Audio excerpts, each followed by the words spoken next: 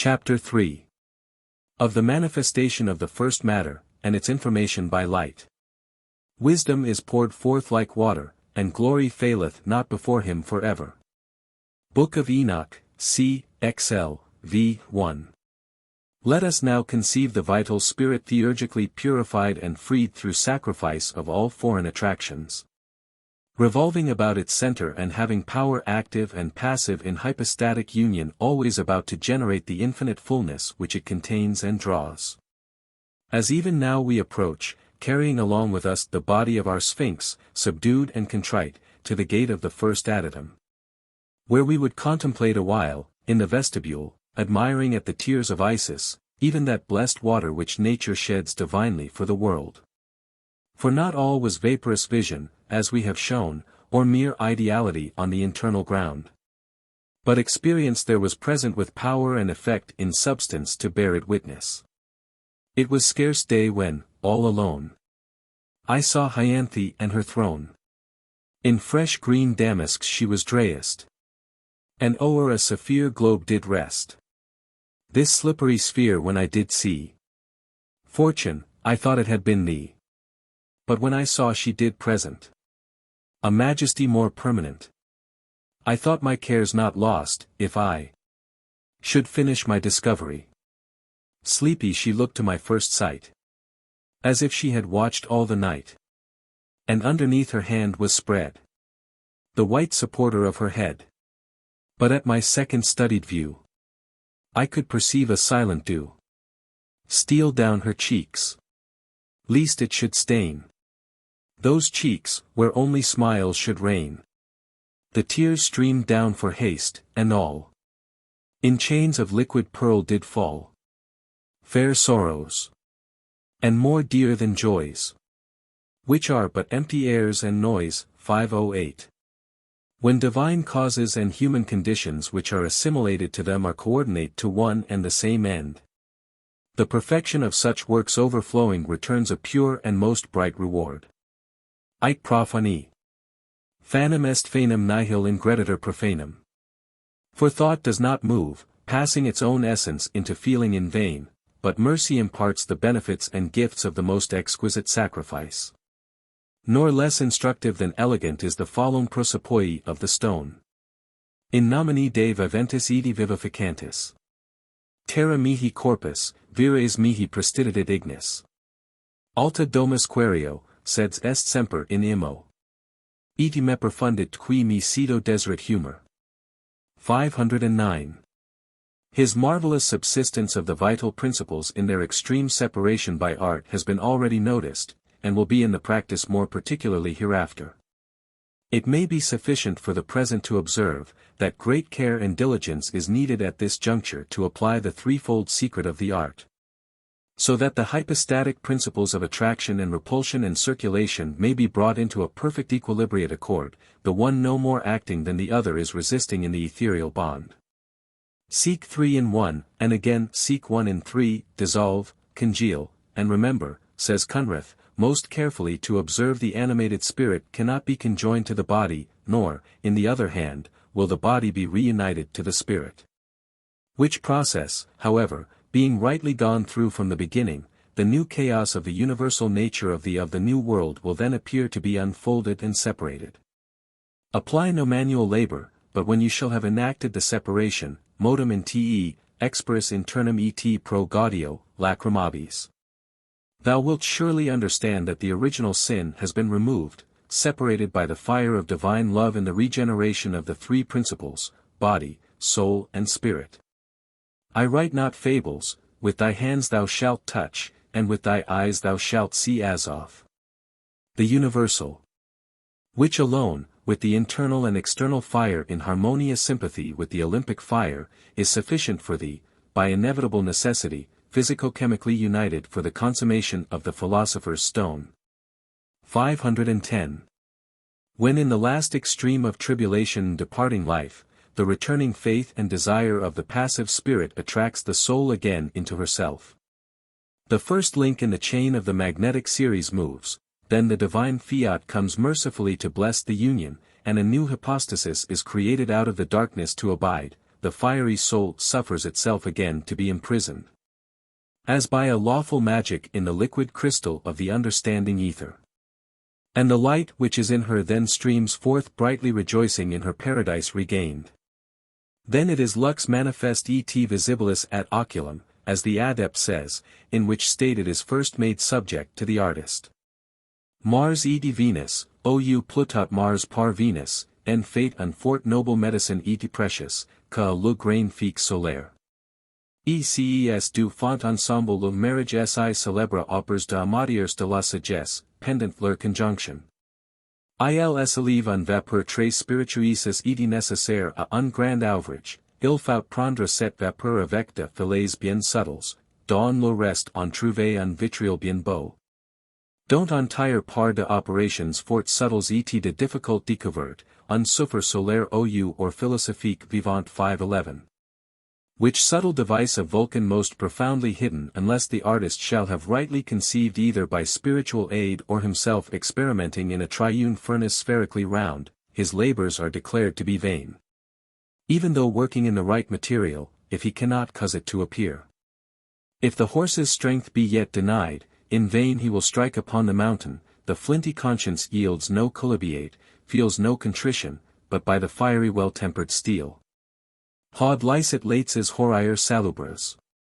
Tue cellarum viru mens moribunda tumit. 512.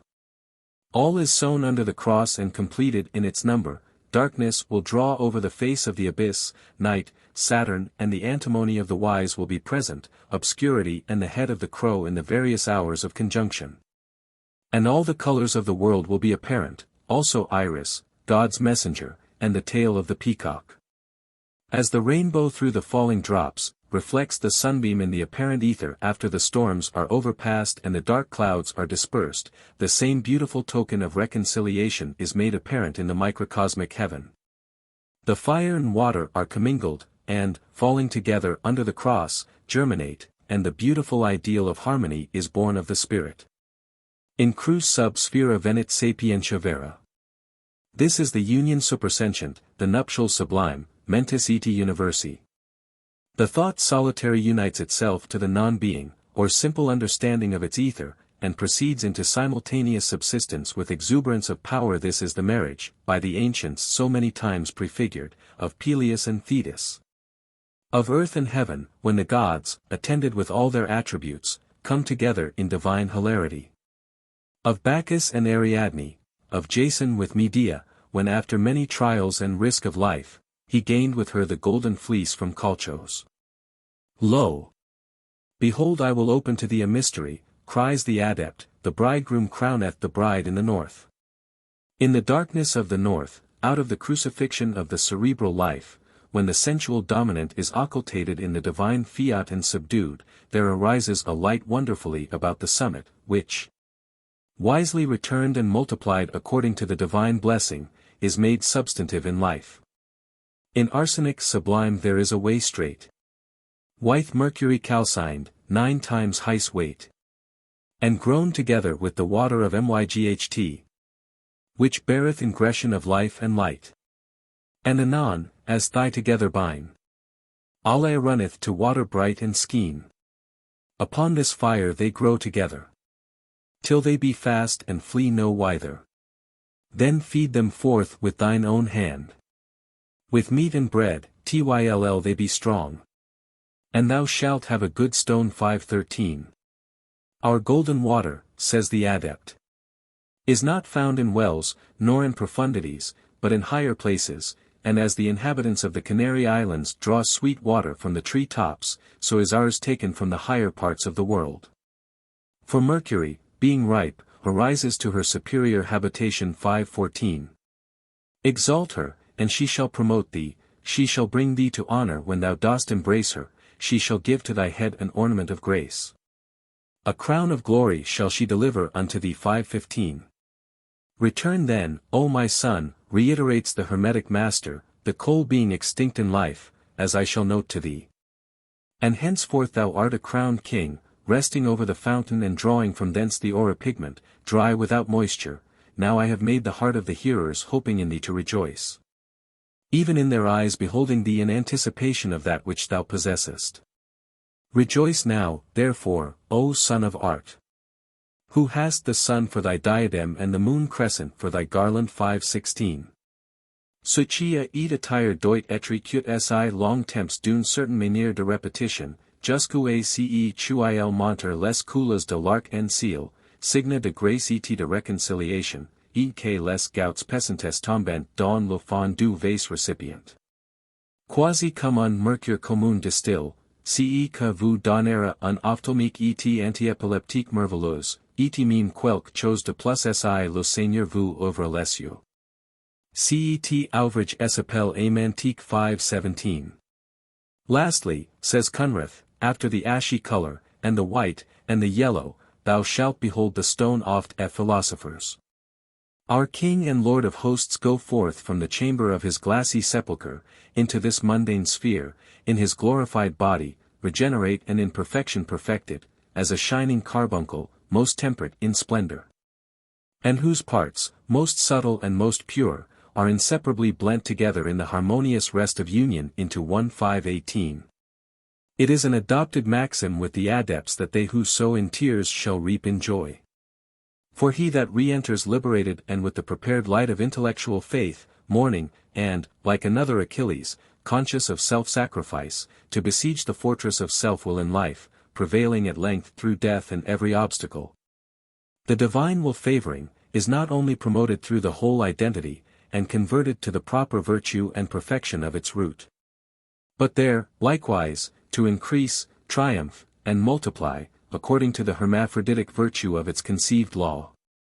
So life is perfected in wisdom, and the will springs up in paradise with fair golden fruits. Corpus salutum est aqua perennis congelans mercurium perpetua congelation. Never grudge, then, that thou hast destroyed thy gold, says Irenaeus, for he that thus destroys laseth it not, but soweth good seed in good earth, from whence he shall receive it again with 100-fold increase. 5:19. Whereas he that saves his gold, that is to say, remains satisfied in the first fruits of his reason, loses his labor, and is deceived, like Midas, and dismayed for want of understanding and faith in the destination of causes. But if any one here demand, how that which is destroyed should be capable of increase, and how the newly implanted motive takes root in life, the Apostle has best answered it. As concerning the mystery of the resurrection, he shows, by the common analogy of nature, the law to be such. Behold, says he, that which is sown is not the body that shall be, but mere grain, as it may be of wheat or any other grain. The germ of all being is indeed corrupted before it is brought forth, and seeds spring up not as seeds merely, but into a perfect semblance of their developed stock. Yet it is not anything the more bettered in its kind, but the process of vital melioration is further exemplified in the fermentive art, where, by a contrition and fretting of their elementary particles, natures are transformed, and their bodies spiritualized and preserved by the assimilating must or leaven. So in man, there is a natural body and a spiritual body.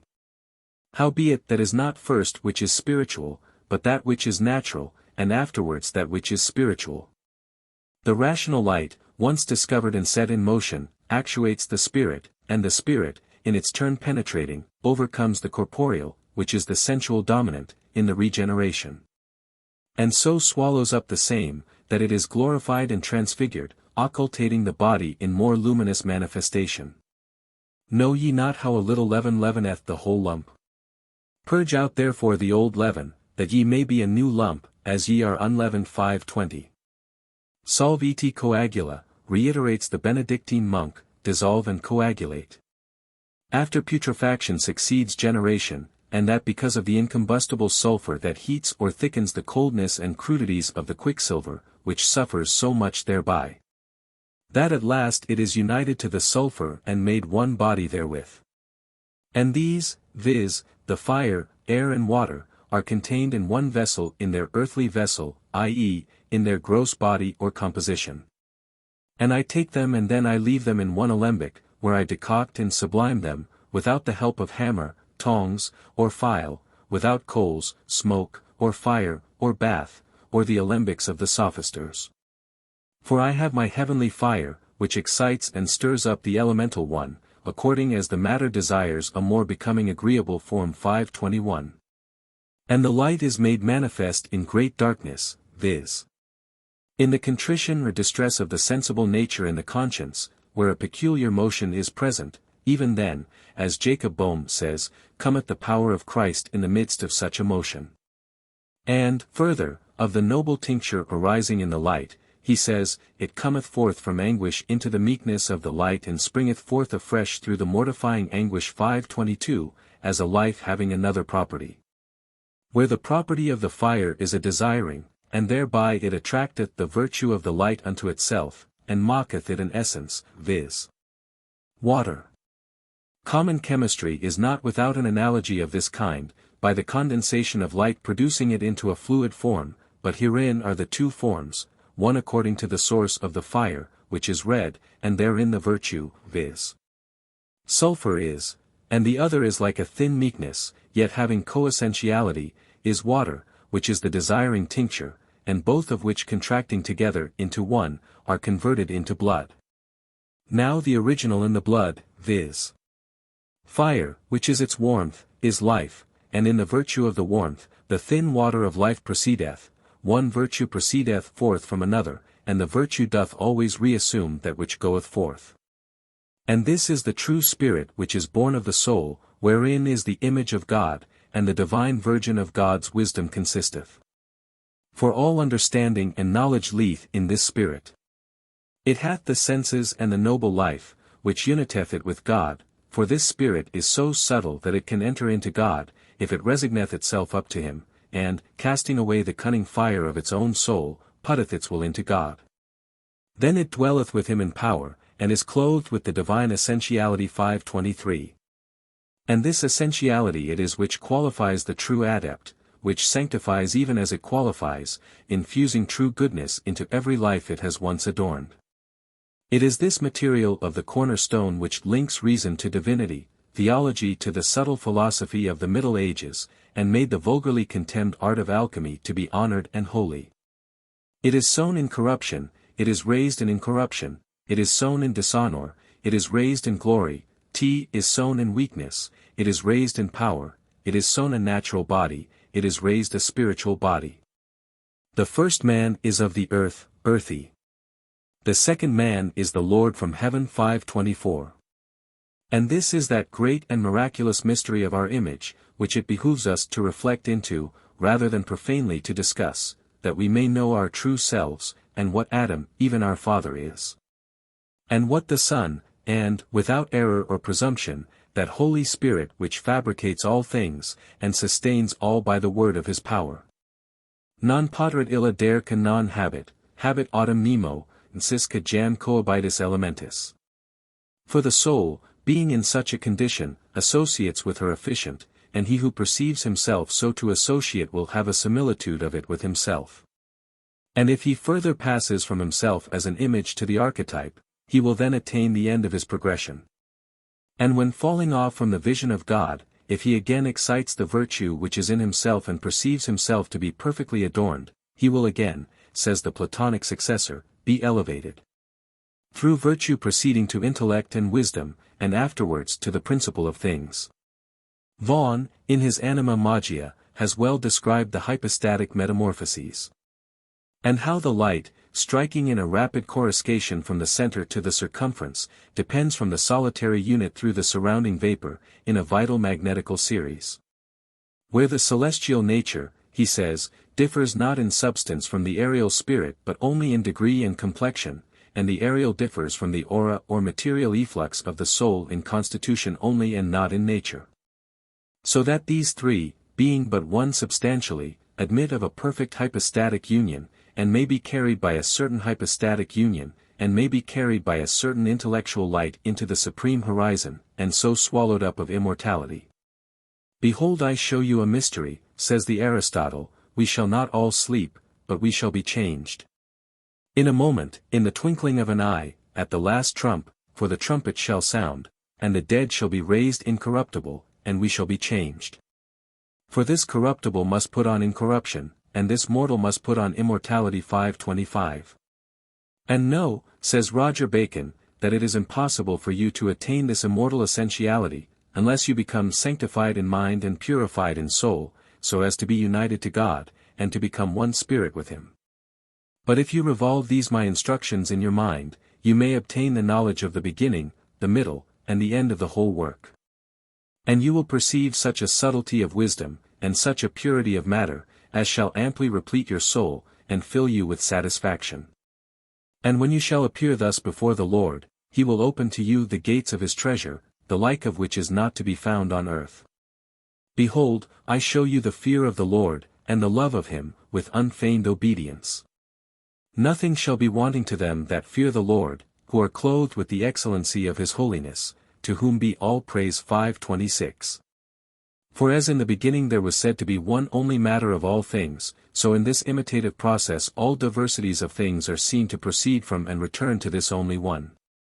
Which is called a conversion of the elements, and a conversion of the elements in this respect is just to make active passive and passive active, the occult becoming manifest and the manifest occult in inverse order of conception. And he, says Sendivogius enigmatically, who knows how to congeal water with heat, and to join a spirit thereto, shall certainly find out a thing more precious than gold, and everything else. Let him therefore cause that the spirit be separated from the water, that it may putrefy and be like a grain. Afterwards, the feces being cast away, let him reduce and bring back the spirit again from the deep into the water and make them be joined again, for that conjunction will generate a branch of unlike shape to its parents. 5:27. In such a process it was that the quadrature of the circle was supernaturally demonstrated, which naturally it cannot be.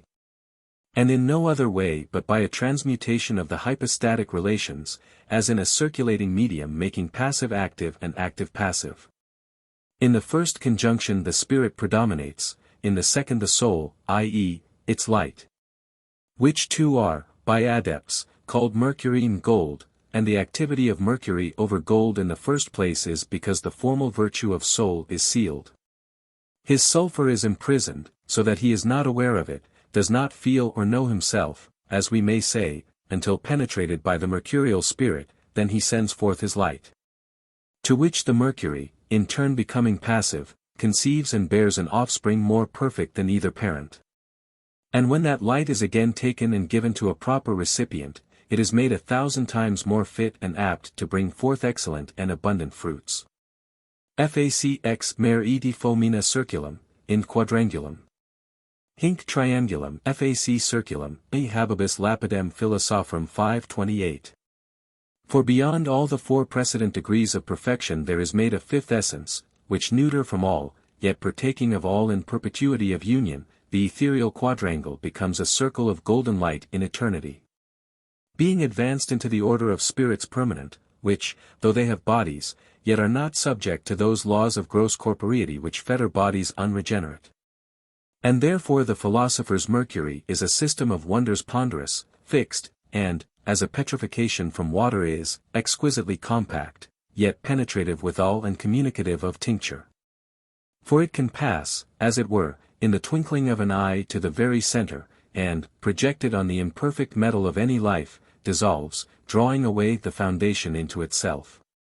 Thus the author of Lucerna Solis describes the gold of the wise to be by no means vulgar gold, but it is a certain water clear and pure, on which is born the lightning of the Lord, and it is from thence that all things receive their life. And this is the reason, continues he, why our gold is become spiritual, by means of the Spirit it passes through the alembic, its earth remaining black, which however did not appear before, but now dissolves itself and becomes a thick water. The which desires a more noble life, to the end it may be able to rejoin itself. By reason of the thirst it has, it dissolves and is dissevered, which benefits it very much.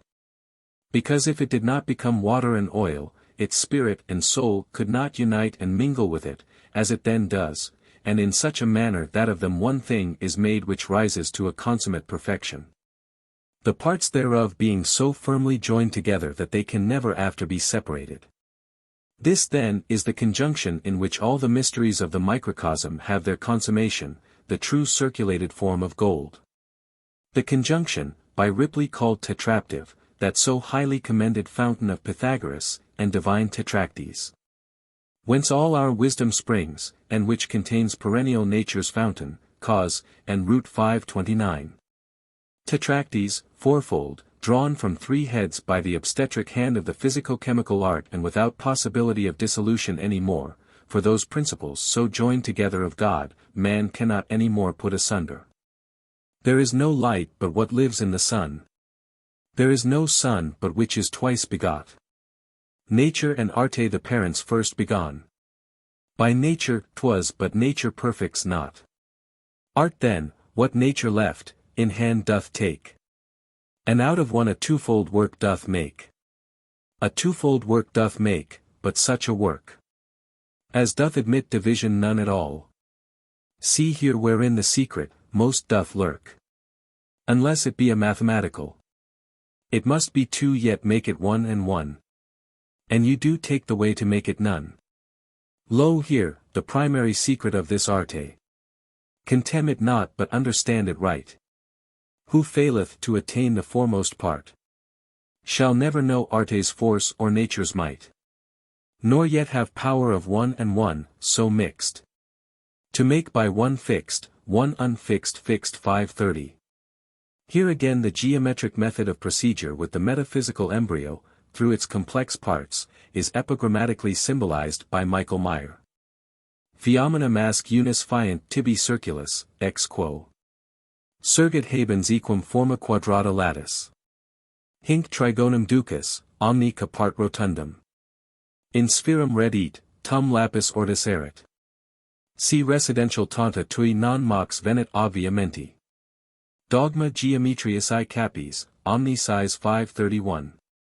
He therefore who discovers the quadrature, and on this ground is able to demonstrate it, will have a reward sufficient without the university patronage or a more laborious proof. For having resolved all sorts and ideas of things, all thoughts, passions, and actions to one and the same principe, he will not alone have that principle, and be able to compose and renumerate every former particular out of the same. But, according to the philosophic report, he will be percipient of the most beautiful and universal mystery of nature. Having before himself, as in a glass, the great archetypal law of light, in which are all things causally ranged in the order in which they were originally distributed and set apart. As, in the Pomander and Book of Wisdom, we read, "The whole world is before thee, O God.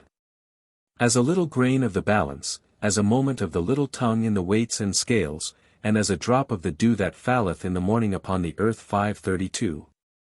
Perfect in the microcosmic unit as in the total deity of the great world.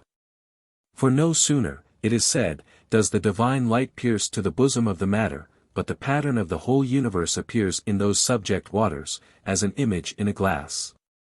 Conceived and divided forth in all the vastness of ideal distinction and effulgence upon that glorious metaphysical height where the archetype shadows the intellectual spheres. Tu cuncta superno. Ducis ab exemplo pulchrum pulcherimus ipsi. Mundum ment gerens, similique in imagine formas. 533. Tell me, ye celestial powers, how first the gods and world were made. The rivers and boundless sea with its raging surge. How the bright shining stars and the wide-stretched heaven above, and all the gods that spring from them, givers of good things. First of all existed chaos, next in order of the broad-bosomed matter. And then love appeared, the most beautiful of the immortals.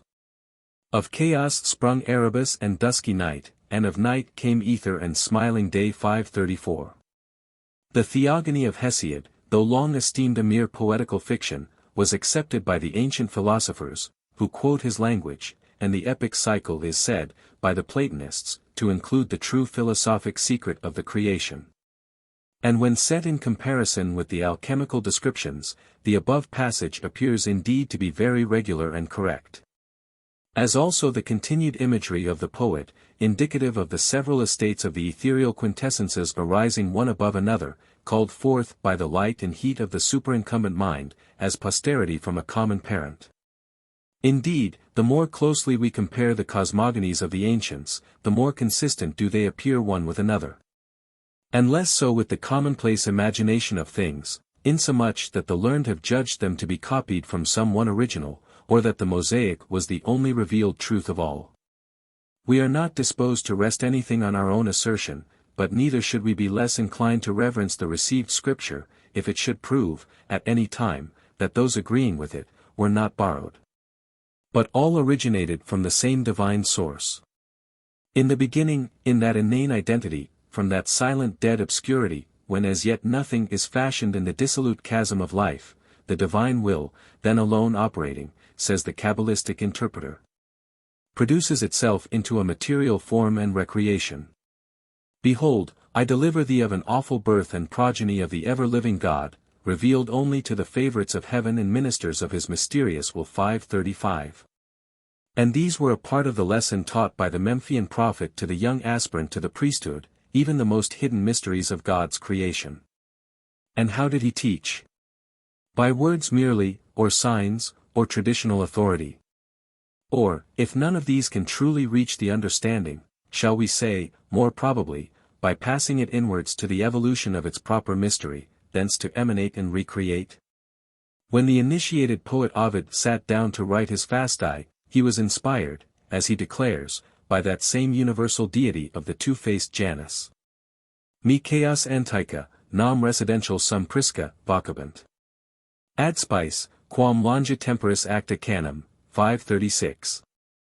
When the primeval parent of chaos, Hori, as the Egyptian figure runs, with unnumbered ages, was first moved by the breath of Erebus, she brought forth her enormous firstborn Hyle, and, at the same portentous birth, the amiable Eros, chief of the immortals. They were no sooner come to light than they produced an infinite offspring, various and undefined at first, but afterwards fountains of being. And know, consecrated youth, adds the Metropolitan of Memphis, that ere this fair universe which thou beholdest appeared, ere the sun mounted on high, or the moon gave her paler light, ere the valleys were stretched out below, or the mountains reared their towering heads, ere the winds began to blow, or plants had sprung forth out of the earth, while the heavens yet lay hid in the mighty mass, or ere a star had darted to its orb. The various parts of which this wondrous frame consists lay mingled and in form, brooding overwhelmed in the abyss of being. There it had lain for ever, if the breath of the tremendous spirit that dwells in the darkness had not gone forth and put the lifeless mass in agitation. Sine hunc divino semine fecit. Al apofex rerum, mundi melioris origo. Siv recens tellus seductic nuperab alto. Ether, cognati retumbat semina celi. Quam satis iapedo mistam fluvialibus undis. Finxit in effigium moderantum cuncta deorum. 537. It was then the congenial parts began to dissever from their heterogeneous associates, and to seek a mutual embrace, matter appeared, and inseparable from it attraction instantly began to operate. Oh! Who can unfold or sufficiently declare the strife ineffable, the unutterable war, that attended their operation? 538. To whom hath the root of wisdom been revealed, or who hath known her wise counsels? Unto whom hath the knowledge of wisdom been made manifest? And who hath understood her great experience? There is one wise and greatly to be feared, the Lord sitting upon his throne. He created her and numbered her, and poured her out upon all his works. She is with all flesh according to his gift, and he hath given her to them that love him. 539. And Solomon, with matchless eloquence and beauty that remains unrivaled, celebrates the revelation of that living light which became known to him, with the mysteries of universal creation. Not by outward teaching or rational inference from effects, but by the conscious intuition, as he relates it, of one only might.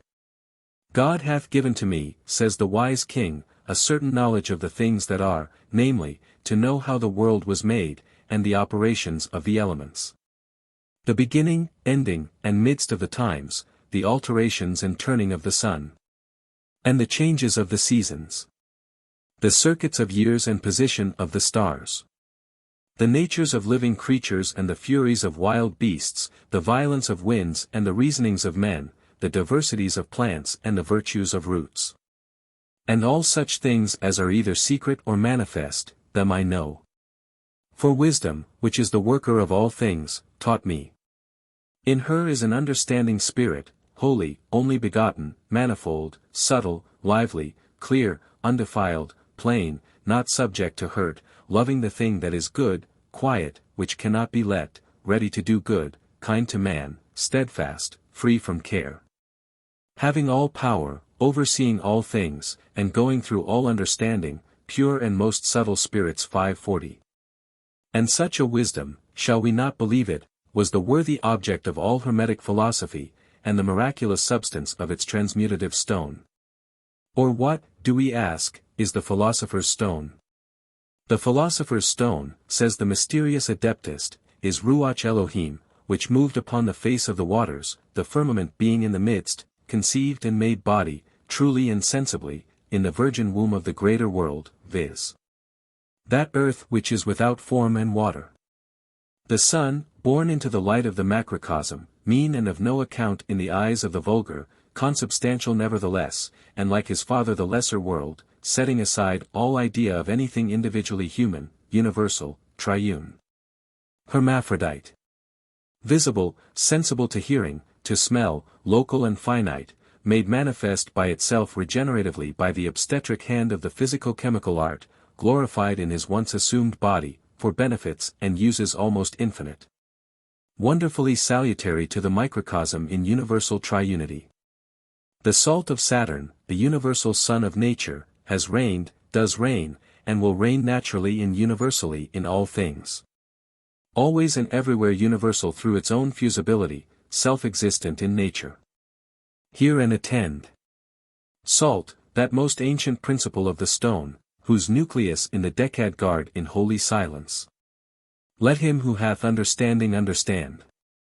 I have spoken it, not without weighty cause has salt been dignified with the name of wisdom, than which, together with the sun, nothing is found more useful. 541. But what explanation is this? It will be objected.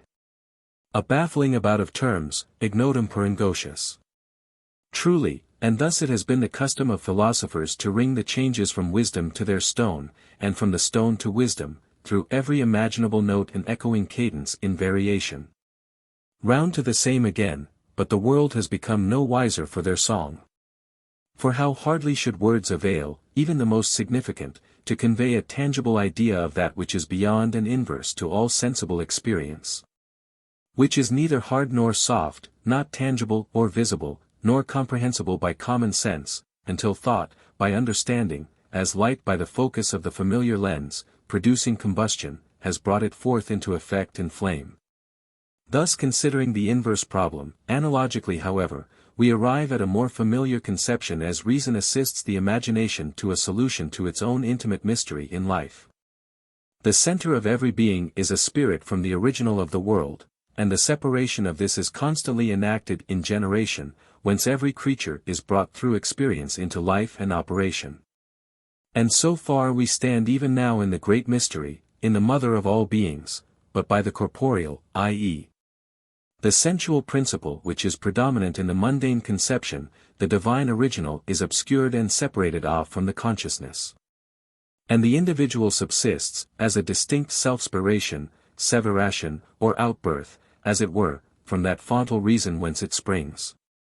But in the regeneration this reason is said to be discovered, as, upon the dissolution of the natural life, it arises through the self-perceivance, with creative attributes and powers. Let us hear the testimony of Hermes concerning his own intimate experience in the divine Pomander, set forth as follows. My thoughts, being once seriously busied about the things that be, and my understanding lifted up. All my bodily senses being entirely holden back. Methought I saw once of an exceeding great stature, an infinite greatness, call me by name, and say to me, What wouldst thou hear and see? And what wouldst thou understand to learn and know? Then said I, Who art thou? I am, quoth he, Pomander, the mind of the great Lord, the most mighty and absolute Emperor. I know what thou wouldst have, and I am always present with thee. Then, said I would learn the things that are, and understand the nature of them, and know God. How? Said he. I answered, that I would gladly hear. Then, said he, have me again in thy mind, and whatsoever thou wouldst learn, I will teach thee. When he thus said, he was changed in his idea or form, and straightway, in the twinkling of an eye, all things were open to me, and I saw an infinite light, all things were become light, both sweet and exceeding pleasant. And I was wonderfully delighted in the beholding it. But after a little while, there was a darkness made in part, coming down obliquely, fearful and hideous, which seemed tome unto me to be changed into a certain moist nature unspeakably troubled, which yielded a smoke, as from fire. And there proceeded a voice unutterable, and very mournful, but articulate, insomuch, that it seemed to have come from the light. Then from that light a certain holy word joined itself unto nature, and out flew the pure and unmixed fire from the moist nature upward on high. It was exceedingly light, sharp, and operative withal, and the air, which was also light, followed the spirit, and mounted up with the fire, from the earth and water created below, insomuch as it seemed to hang and depend on it. And the earth and water stayed by themselves, so mingled together, that the earth could not be seen for the water, but they were moved because of the spiritual word that was carried upon them. Then said Pomander unto me, Dost thou understand this, and what it meaneth? I shall know, said I. Then said he, I am that light, the mind, the God, who am before that moist nature, that appeareth out of the darkness, and that bright and lightful word from the mind is the Son of God. How is that? Quoth I. Thus, replied he, understand it. That which, in thee, seeth and heareth the word of the Lord, and the mind, the Father, God, differ not one from another, and the union of these is life. I thank thee, but first, said Pomander, conceive well the light in thy mind, and know it. And when he had thus said, for a long time, we looked steadfastly one upon the other, insomuch that I trembled at his idea or form, but when he nodded to me, I beheld in my mind the light that is innumerable. And the truly indefinite ornament or world, and that the fire is comprehended or contained in and by a most great power, and constrained to keep its station. These things I understood, seeing the word of Pomander, and when I was mightily amazed, he said again unto me, Hast thou seen that archetypal form, which was before the interminated and infinite beginning?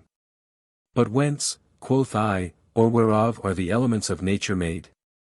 Of the will and counsel of God, he answered, which taking the word and beholding the beautiful world in the archetype thereof, imitated it, and so made this world by the same principles and vital seeds, or soul-like production of itself.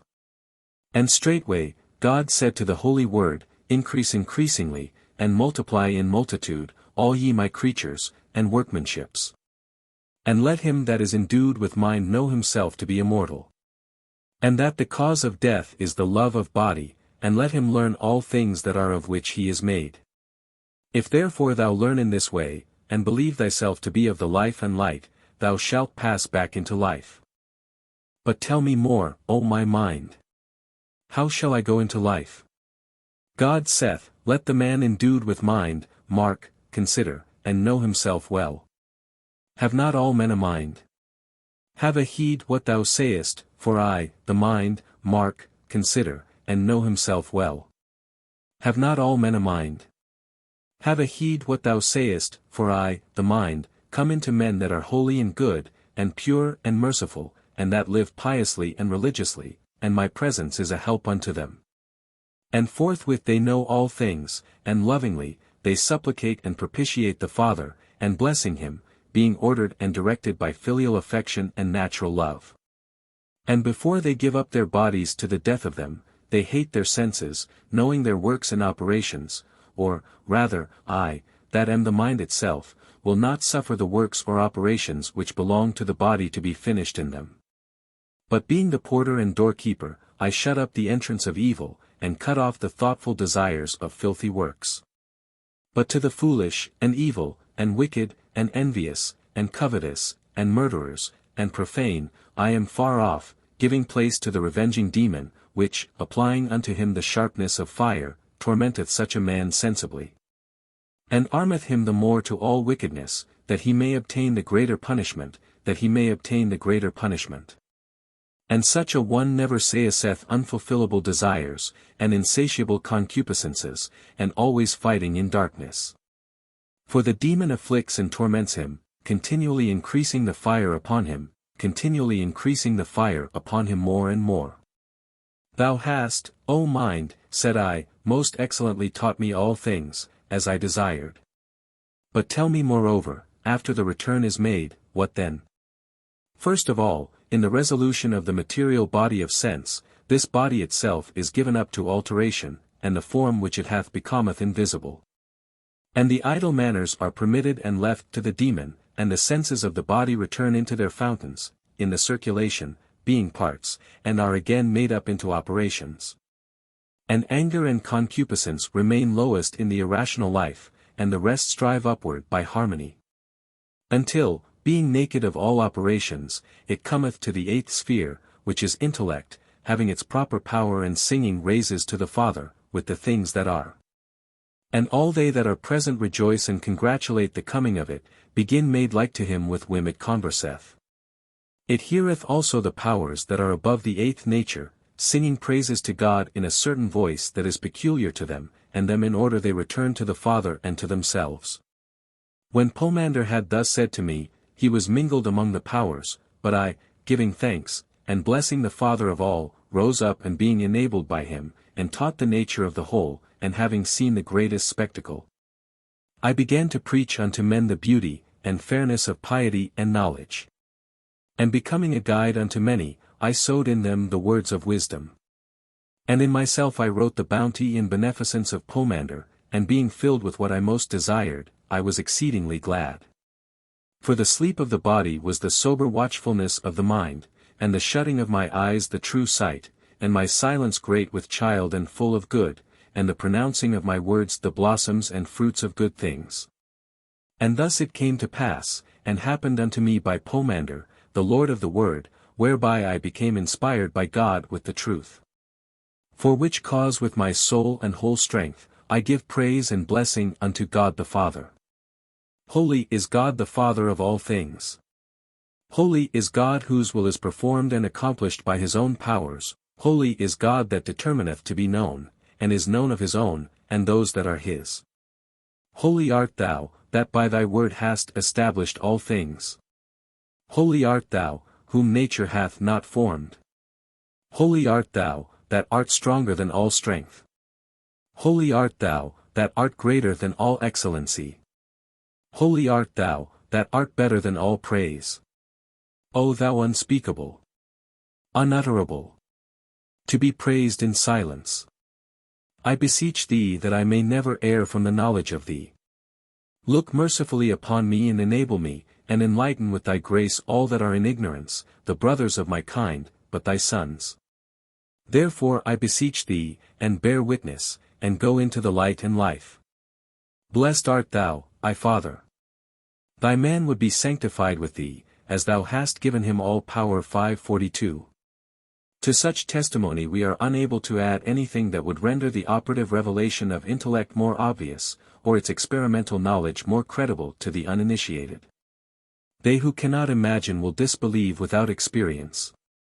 But others there may be, at this day even, in whom the flame of thought burns broad and clear, who having within them a substantial evidence of the thing hoped for, will believe and know too. Long before sensible observation shall have forced the many to a faith which, in the intuition alone, is blessed. But if any one wish to discover the first principle, according to the doctrine of the ancients, he must be theurgically prepared, and pass through many preliminary ordeals, corrosive tests, and fiery solutions and dissolutions refining, in order to raise himself to that which is the most united in nature, and to its flower, and that through which it is deity, by which it is suspended from its proper fountain, and connects and causes the universe to have a sympathetic consent with itself. And if he called them gods unto whom the word of God came, and the scripture cannot be broken, say ye of him whom the Father hath sanctified and sent into the world, thou blasphemest, because I said I am the Son of God. 543. Does not all our unbelief, as the common faith, arise in ignorance? For at present there is no profound understanding of the scriptures, nor does any look, as Agrippa says, under the bark of the law. But even unto this day, when Moses is read, the veil is upon their heart. Nevertheless, when it shall turn to the Lord, says the Apostle, the veil shall be taken away. For the Lord is that Spirit, and where the Spirit of the Lord is, there is liberty. We all, with open face beholding, as in a glass, the glory of the Lord, are changed into the same image from glory to glory, even as by the Spirit of the Lord. 5:44. Unhappy, truly therefore he is said to be, who regards the law as a mere simple recital, or in the light of an ordinary discourse, for, if in truth it were nothing more than this, one could even be composed of this day more worthy of admiration. In order to find such mere words, observes the Kabbalist, we have only to turn to the legislators of this world, who have frequently expressed themselves with more grandeur and grace. It would suffice to imitate them, and make expedient laws after their fashion. But it is not thus. Each word of the law has a meaning and cloaks a mystery entirely sublime. The story of the law is the vestment of the law. Unhappy he, who mistakes the vestment for the law itself. The wise attend not to the outer clothing of things, but to the body which it covers. The sages and servants of the Supreme King, those who dwell on the heights of Sinai, are occupied only about the soul, which is the basis of all rest, which is the law itself. So that they may be prepared at length to contemplate and know that soul which breathes in the law. 5:45. Without which nothing is truly known, whose experience is all. Moreover, says St. Paul, I would not that ye should be ignorant, how that all our fathers were under the cloud, and all passed through the sea, and were all baptized unto Moses in the cloud and in the sea. And did all eat the same spiritual meat, and did all drink the same spiritual drink, for they drank of that spiritual rock that followed them, and that rock was Christ. 5:46. And I advise thee, my son, says the Saint Synesius, to make no account of other things, labor only for that water which burns to blackness, dissolves and congeals. It is that which putrefies and causes germination, and therefore I advise thee that thou wholly employ thyself in the coction of this water, and demur not at the expense of time, otherwise thou shalt gain no advantage. Decoct it gently by little and little, until it have changed its false tincture into a perfect form of light. And have great care at the beginning, that thou burn not its flowers and its vivacity, and make not too much haste to come to an end of thy work. 5:47. Shut thy vessel well that it may not breathe out, so that thou mayest bring it to some effect. 5:48. And not that to dissolve, to calcine, to tinge, to whiten, to renew, to bathe, to wash, to coagulate, to imbibe, to decoct, to fix, to grind, to dry and to distill are all one. And signify no more than to decoct nature until such time as she be perfected. Note further, that to extract the soul, or the spirit, or the body, is nothing else than the aforesaid calcinations. In regard they signify the operation of Venus. It is through the fire of the extraction of the soul that the spirit comes forth gently. Understand me, the same also may be said of the extraction of the soul out of the body, and the reduction of it afterwards upon the same body. Until the whole be drawn to a commixtion of the four elements, and so that which is below, being like that which is above, there are made manifest two luminaries, the one fixed, the other not. Whereof the fixed which is the male remains below, and the volatile remains above, moving itself perpetually, until that which is below rises upon that which is above, and all being substantiated, there then issues forth an incomparable luminary. 5:49. That was the experiment that led our fathers into experience, and illumination in the divine antecedent of all life. And if experience be truly, as it is said to be, the proper test of philosophy, then was not theirs the right and true philosophy with Christian regeneration for its most worthy end? That was the art of Democritus commemorated by Lord Bacon in a passage before quoted, but which, for its value's sake, we take leave to recite, that if any skilful minister of nature shall apply force to matter, and by design torture and vex it in order to its annihilation, it, on the contrary, being brought under this necessity, changes and transforms itself into a strange variety of shapes and appearances. So that at length, running through the whole circle of transformations and completing its period, it restores itself, if the force be continued. And that method of binding, torturing, and detaining will prove the most effectual and expeditious which makes use of manacles and fetters, that is to say, lays hold of and works upon matter in the extremest degrees. 550. That is, in the last exigence of life, when it is about to be born again from out the oblivion of this work and its defilements, by attraction of the recreative light within.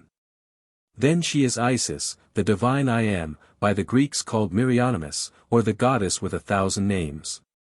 Hereby to denote the capacity with which such a matter is endowed of understanding, and of being converted to all or any of the forms or degrees of specific law, which it may please the Supreme Reason to impress upon her. As respects herself, she is nothing, no one apostate particular, neither animal nor vegetable nor mineral apart, but, pre-existent to them all, she is the mother of all. And her birth, according to the adepts, is singular and not without a miracle.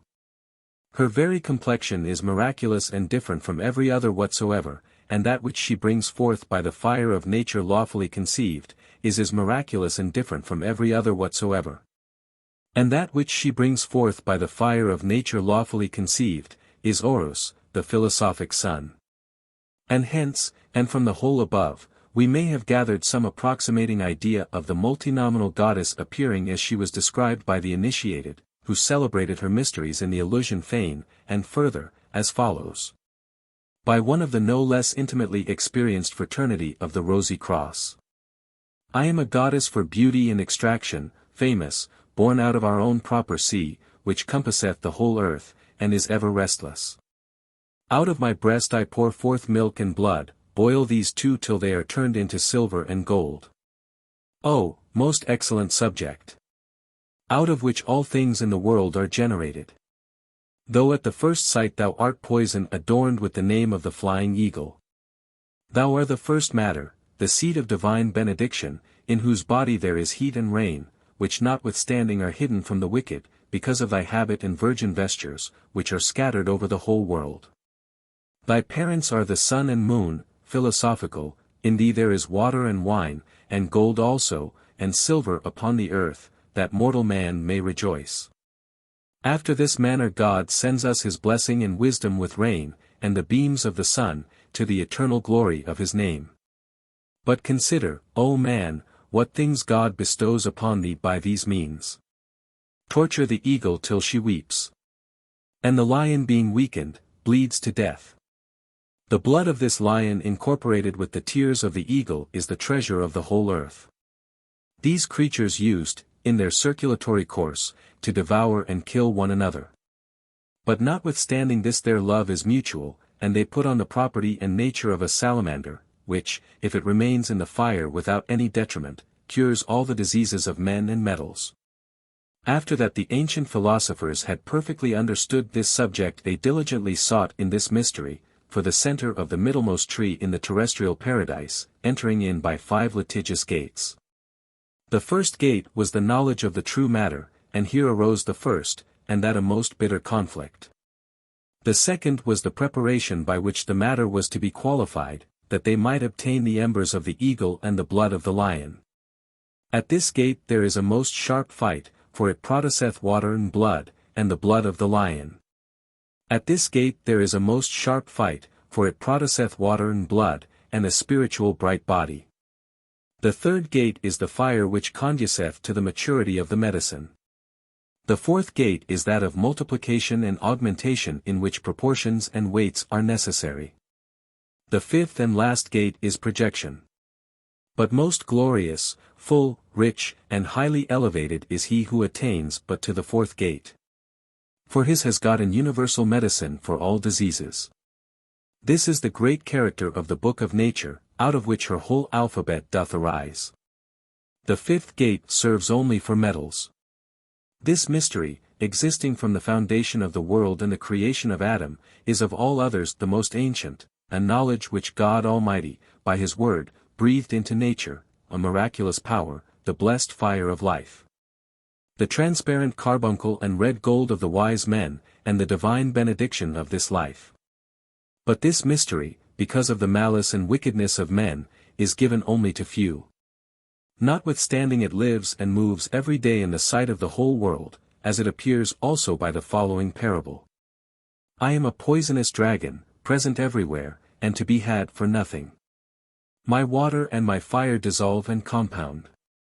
Out of my body thou shalt draw the green and red lion, but if thou dost not exactly know me, thou wilt with my fire destroy thy 5 senses. A most pernicious quick poison comes out of my nostrils, which hath been the destruction of many. Separate, therefore, the thick from the thin artificially, unless thou dost delight in extreme poverty. I give thee faculties both male and female, and the powers both of heaven and earth. The mysteries of my art are to be performed magnanimously and with great courage, if thou wouldst have me overcome the violence of the fire, in which attempt many have lost their labor and their substance. I am the egg of nature, known only to the wise, such as are pious and modest, who make of me a little world. Ordained was I, by the Almighty God, for men.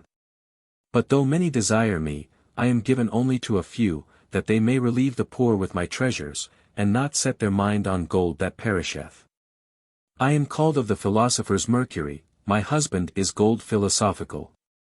I am the old dragon that is present everywhere on the face of the earth.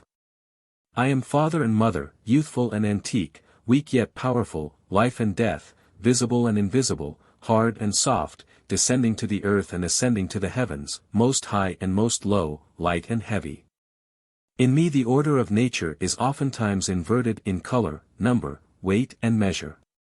I am, within, the light of nature, I am dark and bright, I spring from the earth and I come out of heaven, I am well known and yet a mere nothing. All colors shine in me in all metals, by the beams of the sun, I am the carbuncle of the sun, a most noble clarified earth, by which thou mayest turn copper, iron, tin, and lead into most pure gold. 551. Involve we then our thoughts, if we would intrinsically conceive the wonderful nature that is set before us. And in however small a proportion the grain of faith be naturally allotted, if it be but real, let us believe in it, and nourish and educate, that it may increase with knowledge. And finally prove its own reward in practical experience. Without faith, without the ideal conception, nothing is or can be proven. For is not this, in fact, the leader of all experimental inquiry? The faith we invite is no blind credulity, but such a liberty of thought, as, bearing its own evidence independently of common observation, can glance beyond this boundary into the integral probability of life.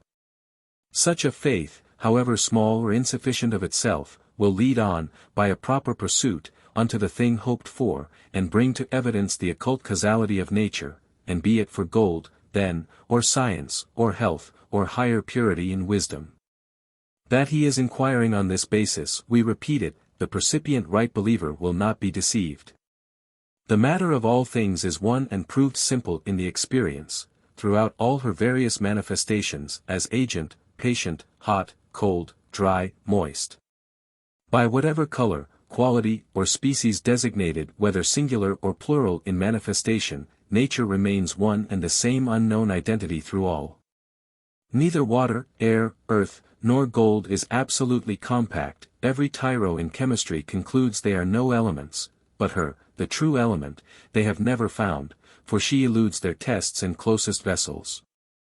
All except those of her own ethereally wise construction, in which she bears her universal offspring, hermetically sealed through the flood and wreck of this dissolute existence to a resurrection always glorious, and immortal at last. Elia Lelia Crispes. No male, nor female, nor hermaphrodite. Nor virgin, woman, young or old. Nor chaste, nor harlot, modest height. But all of them you're told. Not killed by poison, famine, sword. But each one had its share. Not in heaven, earth, or water broad. It lies, but everywhere. Lucius Agatho Priscus. No husband, lover, kinsman, friend. Rejoicing, sorrowing at life's end. Knows or knows not, for whom is placed. This, what? This pyramid, so raised and graced.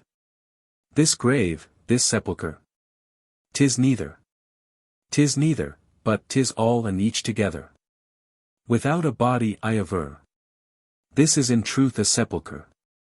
But notwithstanding, I proclaim. Both corpse and sepulchre the same. All is identical, need we repeat it? In the universal identity, and every possible assertion of it will be true, and the reverse in annihilation. All life, body, soul, and spirit, the three hypostatic relations, are born in it, one out of another, conjoin, die, and are mortified, one within the other, are fortified and increased, the one by the other. Differing only, in respect one from the other, as agent, patient, and that universal offspring which is the all in all, without foreign admixture, as it is written, Thou hast disposed all things, in number, weight, and measure. For these are the length, and breadth, and profundity of nature, which the Spirit in her emanative law displays. From the point proceeding into the line, from the root into the square superficies, and from the square by multiplication into that cubic form which is the supernatural foundation of the new physical whole. The battles fought, the conquest won. The lion dead revived. The eagles dead which did him slay. And both of sense deprived. The showers cease, the dews, which fell for 6 weeks, do not rise. The ugly toad, that did so swell, with swelling, bursts and dies. The argent field with or is stained, with violet intermixed. The sable black is not disdained, which shows the spirits fixed. The compound into atoms turned, the seeds together blended. The flying soul to earth returned. The soaring bird descended. The king and queen contumulate, and joined as one together. That which before was two by fate, is tied, which none can sever. The king is brother to his wife, and she to him is mother. One father is to both, whose life depends upon each other. The one when dead, the other dies. And both are laid in grave. The coffin's one in which both lies. Each doth the other save. Yet each the other doth destroy. And yet both are amended. One without other hath no joy. Both one, of one descended. Twice 40 days do come and go, to which twice 5 are added. These do produce a perfect crow, whose blackness cheers hearts sad. Twice 15 more produce a dove, whose wings are bright and tender. Twice 10 more make the soul above, to need no fire defender. For soul and body so combine, the spirit interceding, tincture to give of silver fine. The soul, the body, in leading, also such fixity to add, against the flames prevailing, which may the chymist make full glad.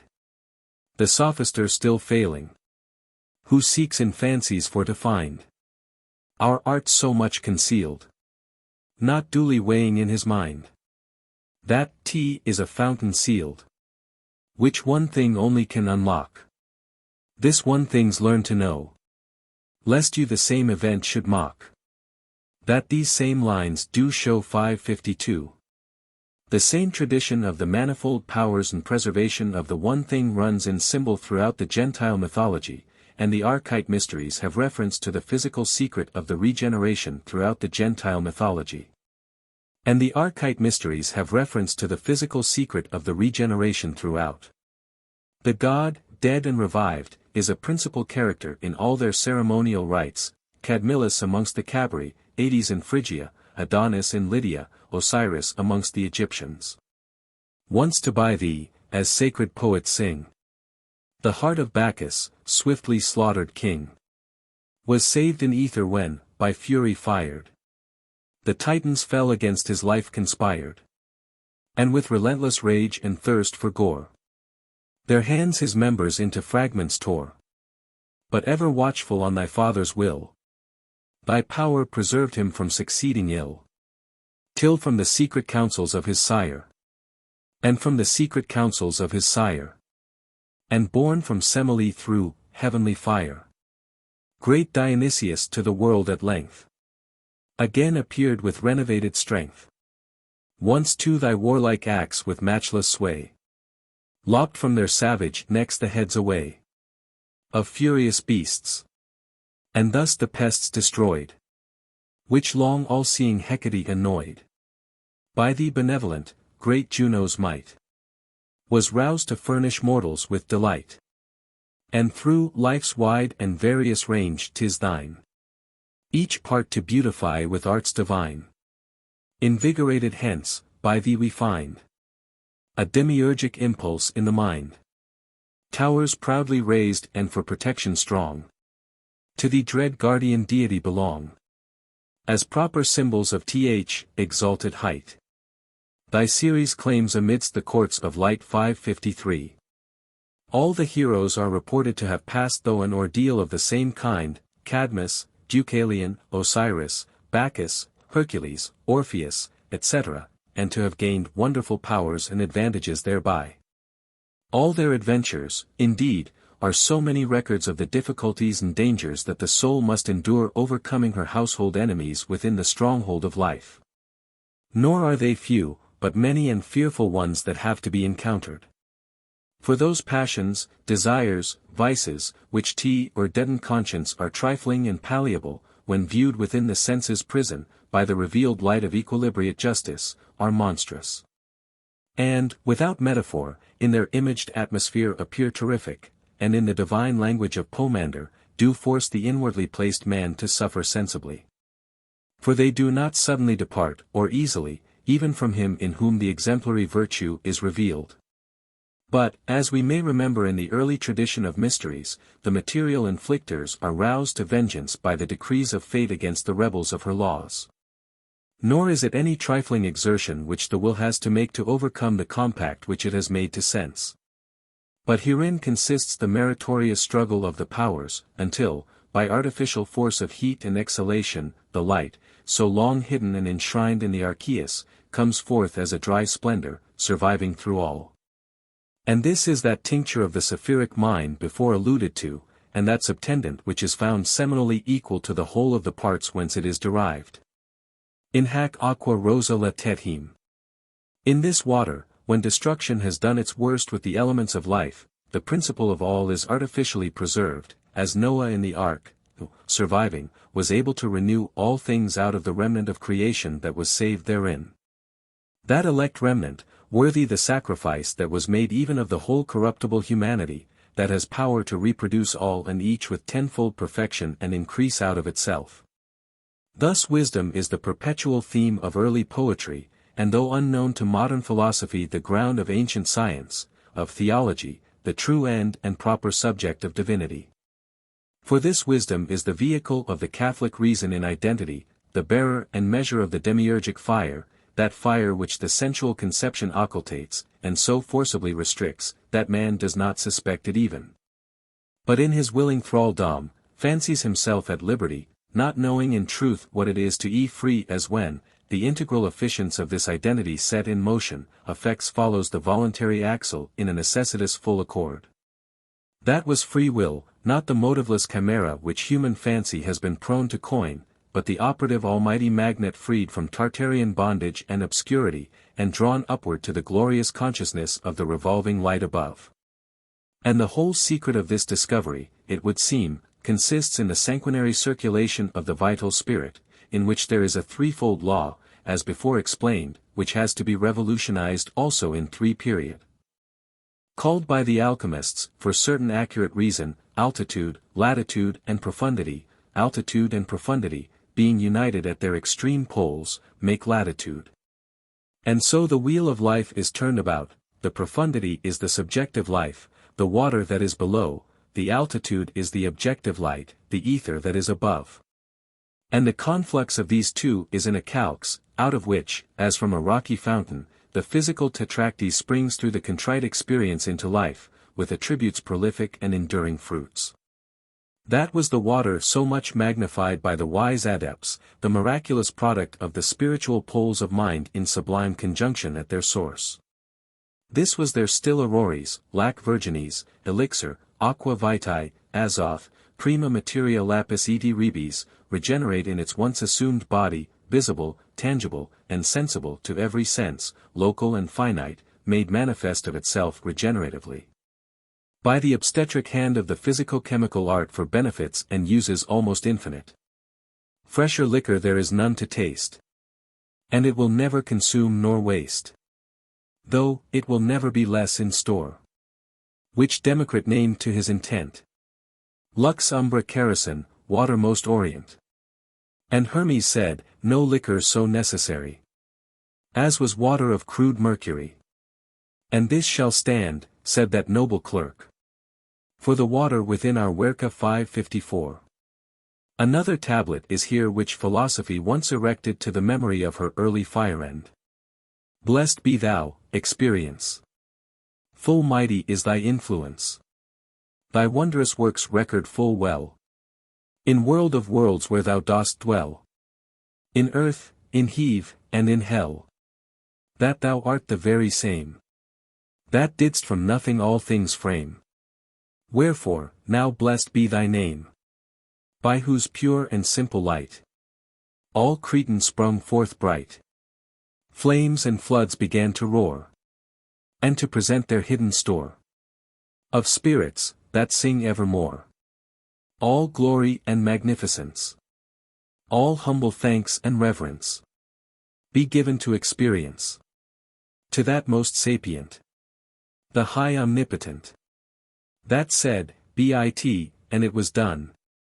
Our earth, our heaven, were begun. I am, quoth she, the most in might. In word, in life, and eke in light. In mercy and in judgment right. He depth is mine, and so is the height. The cold, the hot, the moist, the dry.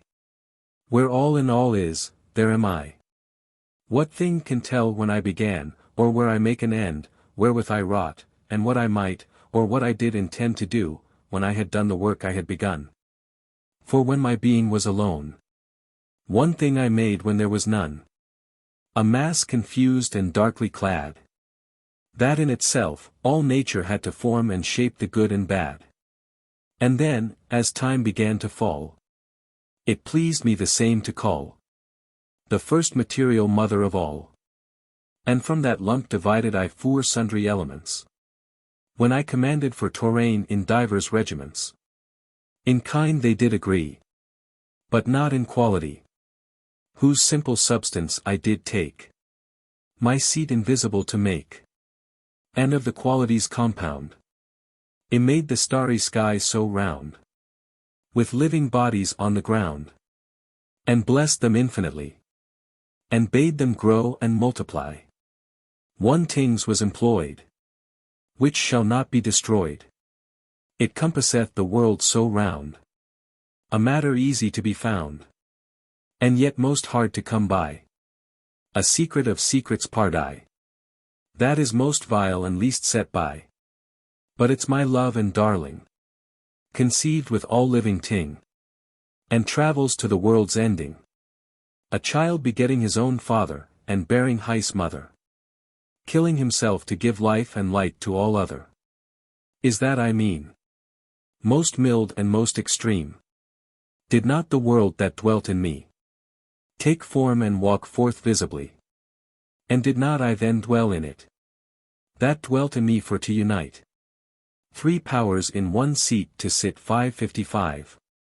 And these are the three continually noted in alchemy, the sulfur and mercury and slat, the active and the passive, and the resulting experience of life. The first, the regeneration, is the word of God independent without all human will, miraculously conceived and confessed divine in the new birth. The second is of the humanity, i.e., of the selfhood, prepared and sanctified. And the result of these two in unison is the bodily substance of things thenceforth created. By a severance from real being, non-being, that is to say s produced. And the sacrifice that is gratefully provided of the material nature in their reunion, as supplying body to the divine, excites the powers to participation, conceives them when they exceed, and consciously unfolds them into visibility in act. And hence we may be enabled to conceive perhaps, in a measure at least, how the microcosmical tradition arose, how the human hypostatus becomes, through a self-perceivance, into universal intelligence, and of its own voluntary resignation. From the nothingness of self-oblivion, to be the all, precedent to that wherein is all. For with the desire of rest and contact, there is a power of accessions, and with accession a sufficience, operative and universal. Come and see, says the Rabbi in Zohar, thought is the principle of all that is. But it is as first unknown and shut up in itself. When the thought begins to develop itself forth, it arrives at that degree when it becomes spirit. Arrived at this estate, it takes the name of intelligence, and is no longer as before it was shut up in itself. The spirit, in its turn, develops itself in the bosom of the mystery with which it was shut up in itself. He spirit, in its turn, develops itself in the bosom of the mystery with which it is surrounded. And there proceeds a voice which is the reunion of the celestial choirs, a voice which rolls forth in distinct utterance articulate, for it comes from the mind. 556. Thought is the principle of all that is. Magnificent, yet impervious assertion, shall we say? Or what conceptive height may struggle to confirm it? What imagination strong or hardy enough to glance into the full faith? To be the understanding of that light, of which all nature is the efflux, to move one with the first mover, and be his will, who is at once the antecedent and final cause of all. We cannot, profanely as we live without the knowledge of ourselves, attain to the divine idea, either to entertain or think it self-actively is impossible. For the thought which is of God creative is the inversion of our thought. And to know him in it is self-annihilation in the life which is eternal. Yet if thou wilt even break the whole, instructs Pomander, and see those things that are without the world, thou mayest. Behold how great power and swiftness thou hast. Consider that which contains all things, and understand that nothing is more capricious than that which is incorporeal, nothing more swift, nothing more powerful, but it is most capacious, most swift, and most strong. And judge of this by thyself, assimilating, for the like is intelligible by the like. Increase thyself into an immeasurable greatness, leaping beyond every body, and transcending time, become eternity, and thou shalt understand God. If thou art able to believe in thyself, that nothing is impossible, but perceivest thyself to be immortal, and that thou canst understand all things, every art, every science, and the manner and custom of every living thing. Become higher than all height, lower than all depth, comprehend in thyself the qualities of all the creatures, of the fire, the water, the dry, and the moist, and conceive likewise that thou canst at once be everywhere, in the sea and in the earth. Thou shalt at once understand thyself, not yet begotten, in the womb, young, old, to be dead, the things after death and all these together, as also times, places, deeds, qualities, or else thou canst not yet understand God. But if thou hast shut up thy soul in the body, to abuse it, and say, I understand nothing, I can do nothing, I am afraid of the sea, I cannot climb up into heaven, I know not who I am, I cannot tell what I shall be, what hast thou to do with God? For thou canst understand none of those fair and good things, and it is the greatest evil not to know God. But to be able to know, and to will, and to hope, is the straight way and the divine way proper to the good. And it will meet thee everywhere thereafter and everywhere be seen of thee, plain and easy, even when thou dost no longer expect or look for it. It will meet the waking, sleeping, sailing, traveling by night and by day, when thou speakest and when thou keepest silence. For there is nothing which is not the image of God. 557. But the exemplary Logos is hidden, slain from the foundation in the exterminating fiat of our identity, and the occultation of this does not take place therefore, but in two poles or principles diametrically reverse. We must pass the eternal wheel of the vicissitudes of things, from the manifest created individuality, back into the initial germ. Through all ages, all revolutions and the infinitude of soul experience, until life, as an ocean tide flowing to its extreme boundary, returns to refund its treasury again its first source. Most mighty and surpassing magic of reflection. And thou august mother of all things, divine experience. Thought emanating light, as by intelligence excruciated, life springs forth with motion, feeling itself to be. In the which affirmation, in the divine I Am, is by the Kabbalah signified the substant unity of all that is. The fountain of universal nature and her exemplary law, the source of so many miracles and magical accordances, as of every natural and supernatural increase, where experience is present with power. An effect in substance to bear them witness, where wisdom is poured forth like water and glory faileth not before him forever. For visibles here are said verily to spring out of that which is invisible, as from the precedent nothingness something is produced. And thus the recreation was seen to be a stupendous metaphysical birth out of the infinite into light, according to that notable saying of the Sibyl in Boissard. Verbum invisible fiat palpable et germinabit ut radix. Ought we not therefore to take that which is impalpable and imperfectly conceived at first, and work faithfully, as the philosopher tells us, until it be the divine pleasure to make it appear? To dissolve, coagulate, resolve, refine, and regulate, until reason becoming a bright light in the periphery of her fiery essence remains immortal, and is the mistress of life. Hic est Mercurius nosta nobilissimus, e Deus nunquam crevit rem nobiliorem sub scylla praeter animum rationalem. And here the external and internal worlds were seen to blend together in confluent harmony, proving and establishing each other, and leaving reason nothing more to doubt of, or the senses to desire, but a fulfillment under the universal law. Chapter 4. Of the mental requisites and impediments incidental to individuals either as masters or students in the Hermetic art. Querent alchemium falsi quoque recti. Falsi sine numero, sed hi sunt recidi. Edi cupiditatibus, hu. Tot sunt infecti. Quat inter milia, vic sunt tres electi. Istum ad scientiam. Norton's ordinal, proheme. To those whom inclination has led thus far, with a benevolent spirit, to the inquiry, it may appear no trifling object that we are in pursuit of, or irrational. If we may help to recover the ancient experiment of nature into her causal light, nor, let us be assured, will a few short years of study or idle handling of the matter, be sufficient to admit a man to the arcane of Hermetic science. Neither does it follow, and which is more to be regretted, that because all men have the material and live by it, that every one is therefore fitted to handle the same, or able to improve, promote and profit by it in the manner here proposed. Few, we fear, judging by our own observation, and very few according to the testimony of more experienced observers, are endowed with a disposition naturally adapted towards this peculiar research.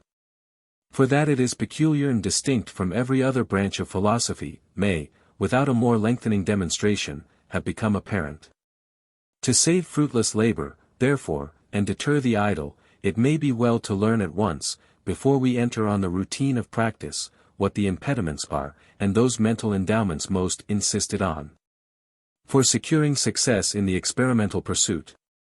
Geber, who, in his Sum of Perfection, writes at length, and better than many, on this head, excludes several classes, which may serve as a foundation for developing the defects of each. Natural impotency, he asserts, is manifold, and may proceed partly from the physical defects of the artist, and partly from his soul. For either the organ may be weak or wholly corrupted, or the soul in the organ having nothing of rectitude or reason in itself. Or because it is fantastical, unduly susceptive of the contrary of forms, and suddenly extensive from one thing knowable to its opposite, without discrimination. If a man have his faculties therefore so incomplete, he cannot come to the completion of this work. No more either than if he were sick, or blind, or wanting in his limbs, because he is helped by those members, by mediation of which likewise, as ministering to nature, this art is perfected. And further on, respecting the impediments of mind, the Arabian continues, he that hath not a natural sagacity in soul, searching subtly, and scrutinizing natural principles, the fundamentals of nature. And artifices which can follow nature in the properties of her action, cannot find the true radix of this most precious science.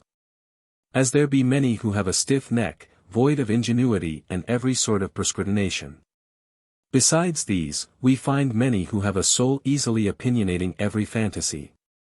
But that which they believe to be truth is all imagination, deviating from reason, full of error, and remote from natural law, because there is replete with fumosities, it cannot receive the true intention of natural things.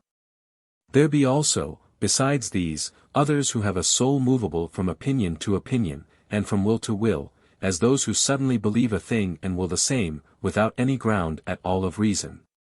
And a little after do believe another thing, and accordingly will another. And these, being so changeable, can ill accomplish the least of what they intend, but rather leave it defective. There be, moreover, others who cannot discern any truth at all to look after in natural things, no more than beasts, others again, who condemn this science and believe it not to be. Whom, in like manner and together with the rest, this science contemns and repels from the accomplishment of this most pious work. And there are some besides who are slaves, loving money, who do affirm this to be indeed an admirable science, but are afraid to interposit the necessary charges. Therefore, although they approve, and according to reason have sought the same, yet to the experience of the work they attain not, through covetousness of money. Therefore our science comes not to them. For how can he who is ignorant or negligent in the pursuit of truth, otherwise attain it? 558. Now, if some of these should appear forced, or rather fanciful obstacles to the pursuit of science, we pray the reader to consider their application more closely, and whether, by particularizing, we may be able to discover their real drift.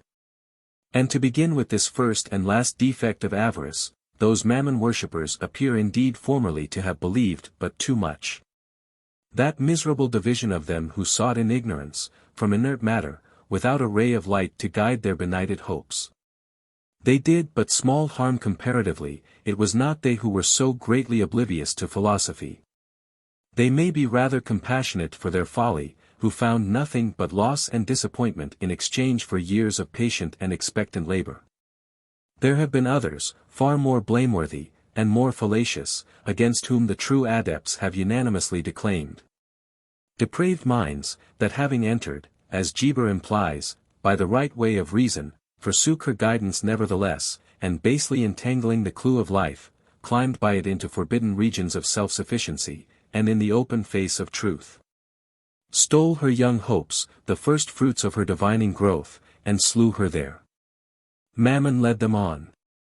Mammon that least erected sprit that fell from heaven, for e'en in heaven his looks and thoughts were always downward bent, admiring more the riches of heaven's pavement-trodden floor than aught divine or holy else enjoyed. In Vision Beatific 559. These are they who have been held in abhorrence by the good in all ages. Who, having succeeded in inducing an exalted energy, have willfully denied the light its true fulfillment, and substituting their own hasty purpose instead of the divine, defiled it, compelling the spirit to their private ends. And what will not the subject soul suffer when pressed by so execrable an evil? For such is the constitution of things, that it must either be filled with a superior or inferior power.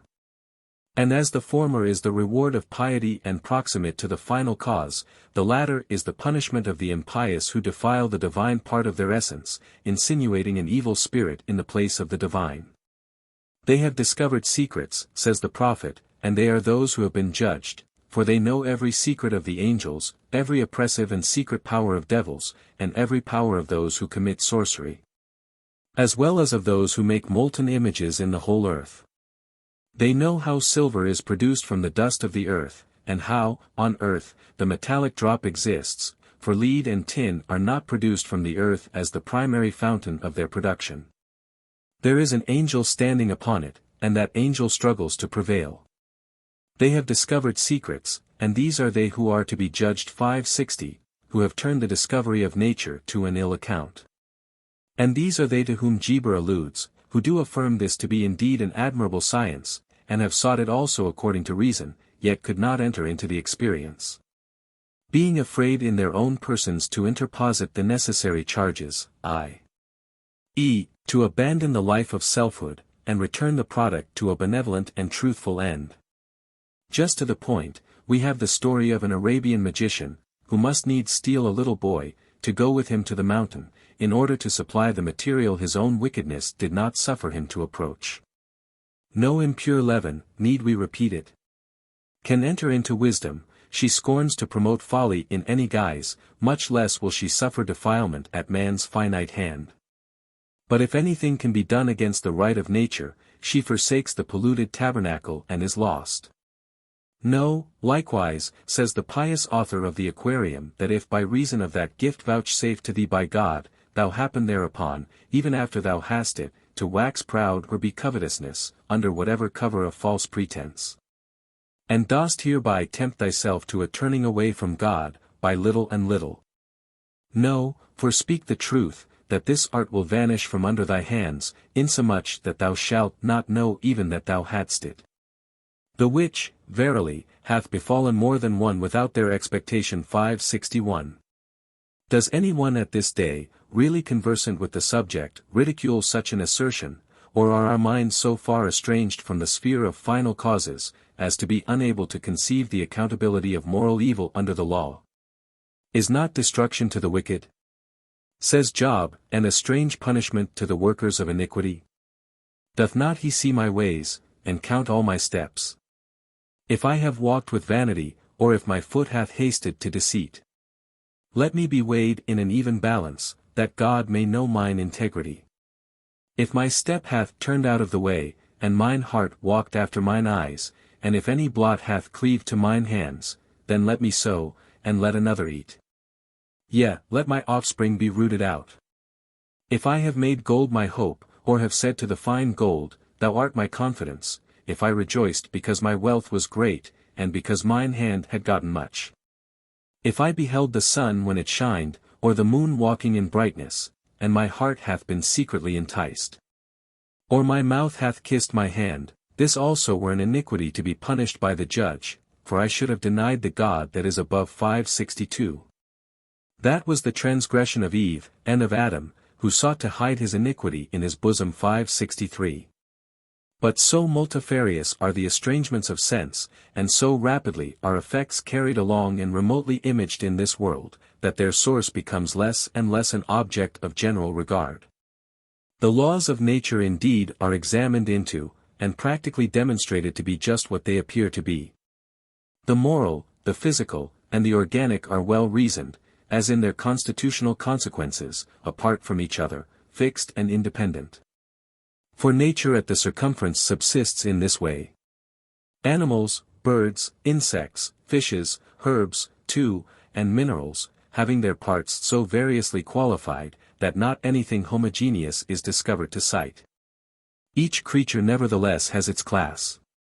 And a kingdom in common belongs to each specific variety. As a tree, with its flowers, leaves and branches, in plural manifestation, is at the root one. And as the flower may die and the leaves still survive, or the trunk without either live to endure the winter's blast, so with respect to the natural laws, and in such a respect are they seen, independent and apart from each other. Neither more nor less, for in their root are they not also one?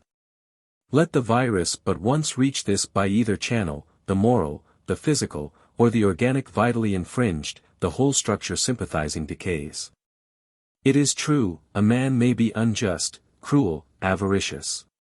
May indulge in many vices without suffering in health, provided the structural laws be well conditioned and obeyed. Contrariwise, also, the best men may suffer from physical defects and infringement of the organic law.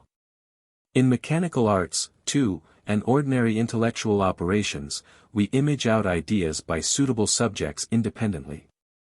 So that, whether it be for the sake of gain, fame or object of whatever kind, whether the work be undertaken with a benevolent, malicious, or other uncertain intent, the thing resulting may be the same, and remain to image. Not the motive instigatory, but the idea. It is either well or ill done, beautiful or deformed, according to the pattern and skill that have been exercised, irrespective of the individual intention which gave it birth. The pictures of Holbein are not less beautiful for all the covetous spirit that reigned with their conception. The deformity of the artist's soul was, as the laws of nature, apart, nor ever manifested in his produced work. The motive springs of humanity are very generally made occult, and like the armament within the Trojan horse, are often admitted under other pretext, to develop their force securely, whether good or evil, in the world. And whilst yet they are borne along in outward consequence far from their originating source, the many are slow to perceive it, though they should retain all the while possibly, in the abiding purpose, the conscious regards of its own kind. But in alchemy, where the nature of things is altogether altered and ultimately reversed, final causes are of all things most manifestly revealed, and that in their immediate act and operation no less than in the effect. Here is no gathering of grapes from thorns, or figs from thistles, as in this life is attempted, but the intention is received back according to its kind most exactly. Where the subject, object, and result, through every phase of life agree together, where the end is determinate from the beginning, as the beginning is by the end made manifest. Without intervention or concealment in the ministering spirit throughout. Springing directly from ourselves, this highly effective agent, even in the natural state, inclines, as the will directs, to image the conceived idea. How much more, when promoted through a second to a third of concentration, does it become fortified, and further multiplying in the conjunction, impose and sure consequences on him who wields it the inherent accountability. An eye for an eye, a tooth for a tooth, so does the law of justice exact retribution in those spheres, hence so much caution and secrecy, that the power might only be discovered through the long labor of an experienced and upright mind. Hence so much continued warning off the profane, lest, deviating, they should either break or become broken necessitiously upon the wheel of life. Sons of science. For this reason are the philosophers said to be envious, declares Hermes, not that they grudged the truth to religious or just men, but to fools, ignorant and vicious, who are without self-control and beneficence. Lest they should be made powerful and able to perpetuate sinful things, for of such the philosophers are made accountable to God, and evil men are not accounted worthy of this wisdom. 564. Maize trifle, merveillus, and archimistire. Is the tincture of holy alchemy. A wonderful science, and secret philosophy. A singular grace and gift of the Almighty. Which never was found, as witness we can. Nor ths science was ever taught to man. But he were proved perfectly with space. Whether he were able to receive this grace. For his truth, virtue and for his stable wit. Which, if he fail, he shall never have it. Also no man should this science teach. For it is so wonderful, and so selcouth. That it must needs be taught fro mouth to mouth. Also he must, if he be never so loath, receive it with a most sacred oath. That, as we refuse great dignity and fame, so he must needly refuse the same. And this science must ever secret be. The cause whereof is this, as ye may see. If one evil man had hereof all his will, all Christian peace he might easily spill. And with his pride he might pull down rightful kings and princes of renown. Wherefore the sentence of peril and jeopardy upon the teacher resteth dreadfully. So that for doubt of such pride and wealth, he must beware, that will this science teach. No man therefore may reach this great present. But he hath virtues excellent. So though men ween possessors not to aid, to hallow this science, as before is said, neither seem not blessed effectually. Yet, in her order, this science is holy. And forasmuch as no man may her find, but only by grace, she is holy in her kind. Also it is a work and cure divine. Foul copper to make gold and silver fine. No man may find such change by his thought. Of divers kinds which God's hands have wrought. For God's conjunctions man might not undo. But if his grace fully consent thereto, by help of this science, which our Lord above has given to such men as he doth love. Wherefore old fathers, conveniently, called this science holy alchemy. 565. None ever truly attain to the fruits of this philosophy, as the wise declare, without rectitude of intention and the blessing of God on a well-tried experience, and it is the reiterated assertion of this grateful truth that has encouraged us, by a natural faith, to pursue the inquiry and recommend it to others who are desirous of instruction. To say that the pursuit is without danger to the ill-informed would be presuming too much on late acquaintanceship and contrary to the credible assertion of adepts. But there are many degrees of success in the legitimate path, and every step is progressive where the rule of reason is pursued. Avarice, or ambition, or a curious hope, may long to prove the golden promise of alchemy. But neither will be found to be the true form of gold, reason alone can enter into it, mammon may draw the dead metal in heaps about its sordid circumference, but it cannot quicken the orific seed in life.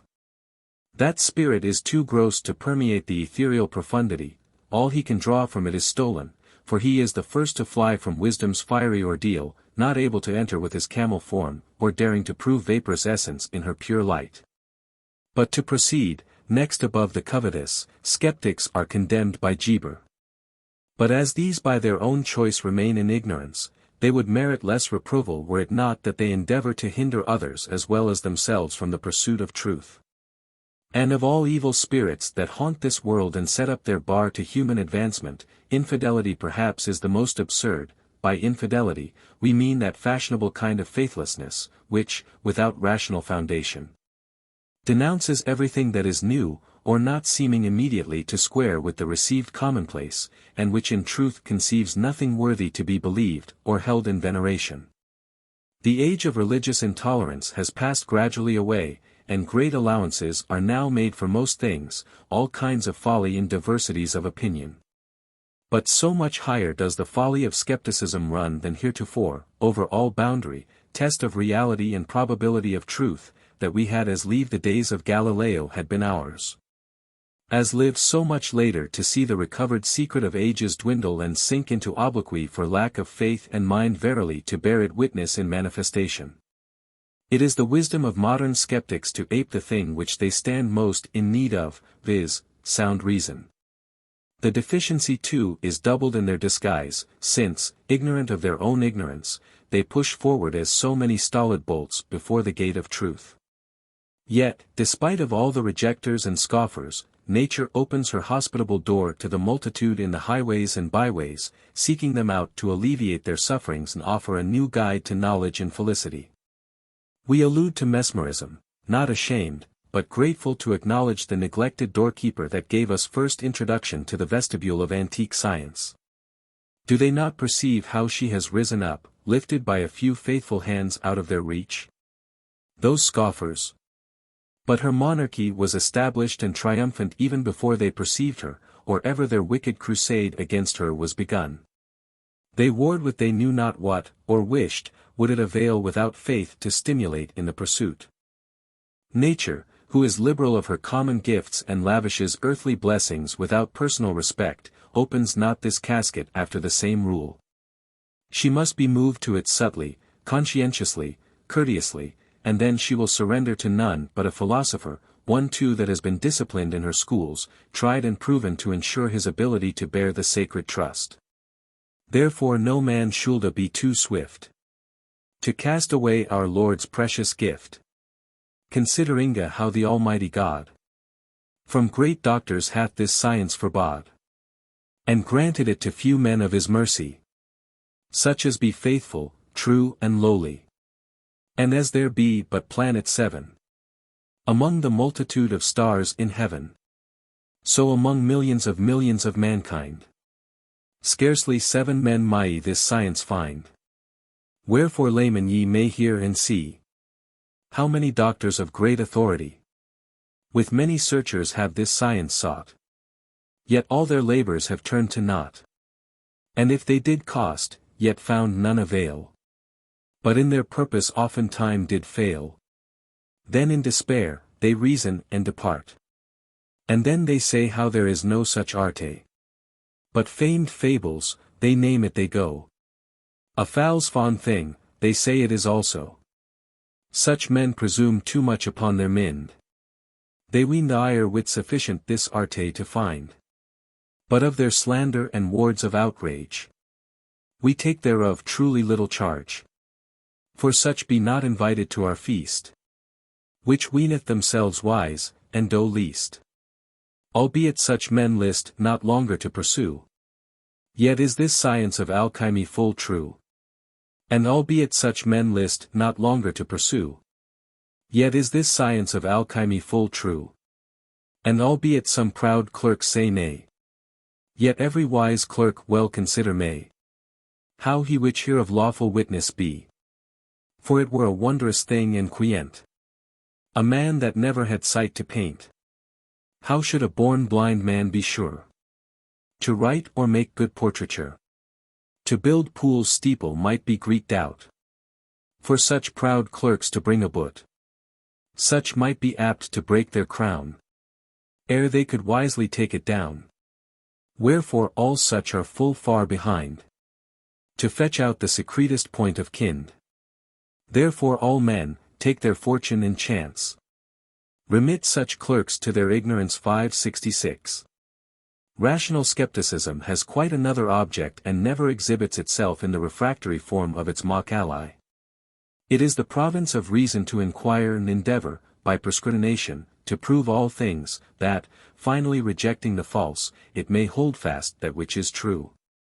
Such skepticism, more properly perhaps called discrimination, is as much required by the Hermetic student as the other is obnoxious. For this kind of analytic exercise helps to corroborate the mind, and cultivate that distinctive supremacy of truth in the understanding spirit which is so essential to success in the practical research, but which is very rarely to be met with in uneducated minds. And, being without it, need we wonder that so many are now, as in Jeber's and Norton's time, opinionative, unstable in purpose, willful and dissimulating? Or that they who have never entertained the true ideal should fail to recognize the image when represented before their eyes?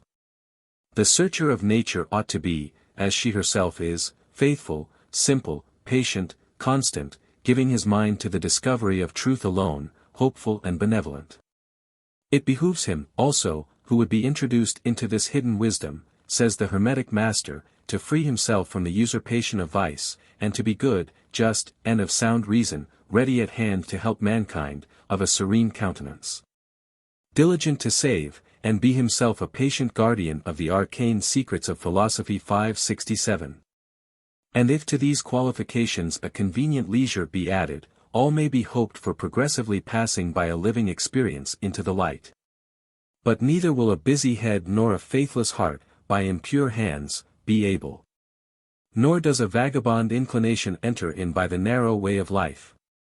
With respect to the impediments of body mentioned by Geber, these are less numerous and more commonly supplied. Hands and eyes are to be had in abundance, and where these are conjoined with the foregoing conditions, other hindrances with respect to the artist, for the occasion, be passed by. Then for the student, he should, as a matter of course, be possessed, or learn, at least, to cultivate the incipient qualifications he intends afterwards to bring to practice. The same patient hope and free perspicuity of thought and imagination also will be called for, in acquiring the Hermetic doctrine, by perusal, as is afterwards needed for the experimental proof. Reading was not formerly adapted to the million, as it now is, in thought, language, and reference, familiarized and made easy to the understanding of all. No such alluring baits to idleness are to be found on the title pages of the Middle Age school of philosophy. No such simplifications of science, as we now hear of, are belonging to alchemy. It is true, there are revelations, open entrances, new lights and true lights, sunshine and moonshine, and other auroras, and pictured dawns, manuals, introductory lexicons of obscure terms, with meanings no less obscured. Triumphal chariots also, banners, gates, keys, and guides too without number, all directing on the same royal road when this is found, but useless to most wayfarers. Nothing that we observe at all suited to the means or taste of the millionaire class of readers whose understanding, like that of pampered children, has grown flaccid, and, by excess of object teaching, has forgotten how to think. Very few there will be found to relish the enigmas of the old alchemists.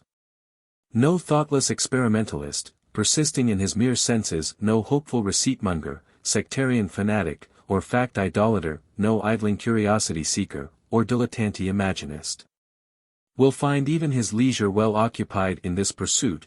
We warn them all, the subject is too abstruse, and too intricately dealt with, for the natural understanding to apprehend at first view. As the adepts indeed foretold, their records have proved like a curious two-edged instrument. To some it has cut out dainties, and to others it has only served to cut their fingers, yet are they not altogether to be blamed. It is not for the ignorant to blame the power of that which they do not know how to handle. Or would it not be a ridiculous things, if some child or arrogant rustic were to denounce the language of astronomy, or say that chemistry was a vain science, and merely because the terms are not comprehensible without instruction? In almost all the records of alchemy, the inner sense is held aloof from the literal, and if, by hazard or benevolent design, the truth has escaped in plain discourse, it has been either slighted over or disbelieved. Thus Sendivogius relates it had frequently happened to him, that having intimated the art to some friends, word by word explaining it, they could by no means understand him, not believing, as he quaintly expresses it, that there was any water in our sea. And yet, says he, they would be accounted philosophers. Other instances of the same kind are given, amongst whom, Irenaeus, in the run of his allegory relates, there were a multitude of men, seeing my light in my hand, which they could not discern well, they being in that darkness which would not be enlightened. But, as through a thick cloud beholding my candle, judged it ominous, and left their stations. For their eyes with darkness and smoke were made so tender, that my candle overpowered them, and they could not bear its luster.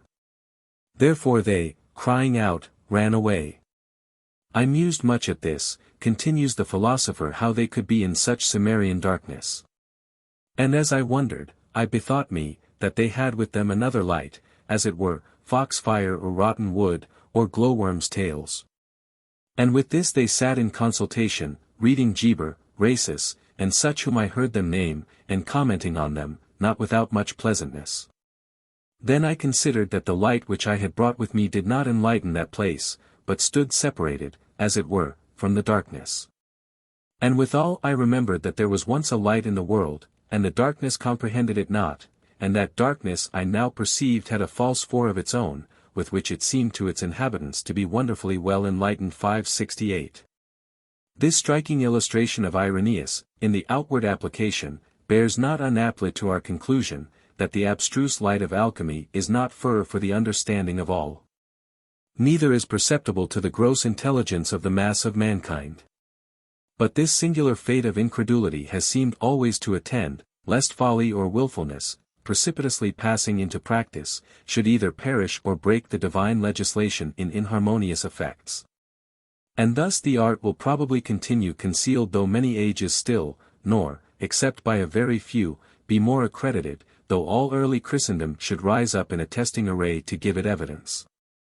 For what is truth to triflers, or light to the indifferent worldling, who cares not to be undeceived? How enlist him in a search so arduous, so uninteresting to his affection, and inimical to his self-love? No. Wise in his generation, rather let him sleep on, for what would it profit him to learn to believe without the power of realizing any good? Without a stable theory, and the desire of truth absolutely leading, all is mere vanity and a vexation of the spirit. It were much better for such to cease, than for this art to put them in presa. Let such like butterflies wonder and pass. Or learn this lesson both now and lasse. Following the sentence of this holy letter. Attingens a fine usque ad finem fortiter. Disponens omnia suaviter. That is proceed mightily to th end. From the beginning maugre the fiend. All things disposing, in the mean space. With great suavity that cometh of grace. All short-witted men and mutable. Such must needs be variable. And some do every man believe. Such credence doth their coffers grieve. To every new tale of them told. They give credence and leave the old.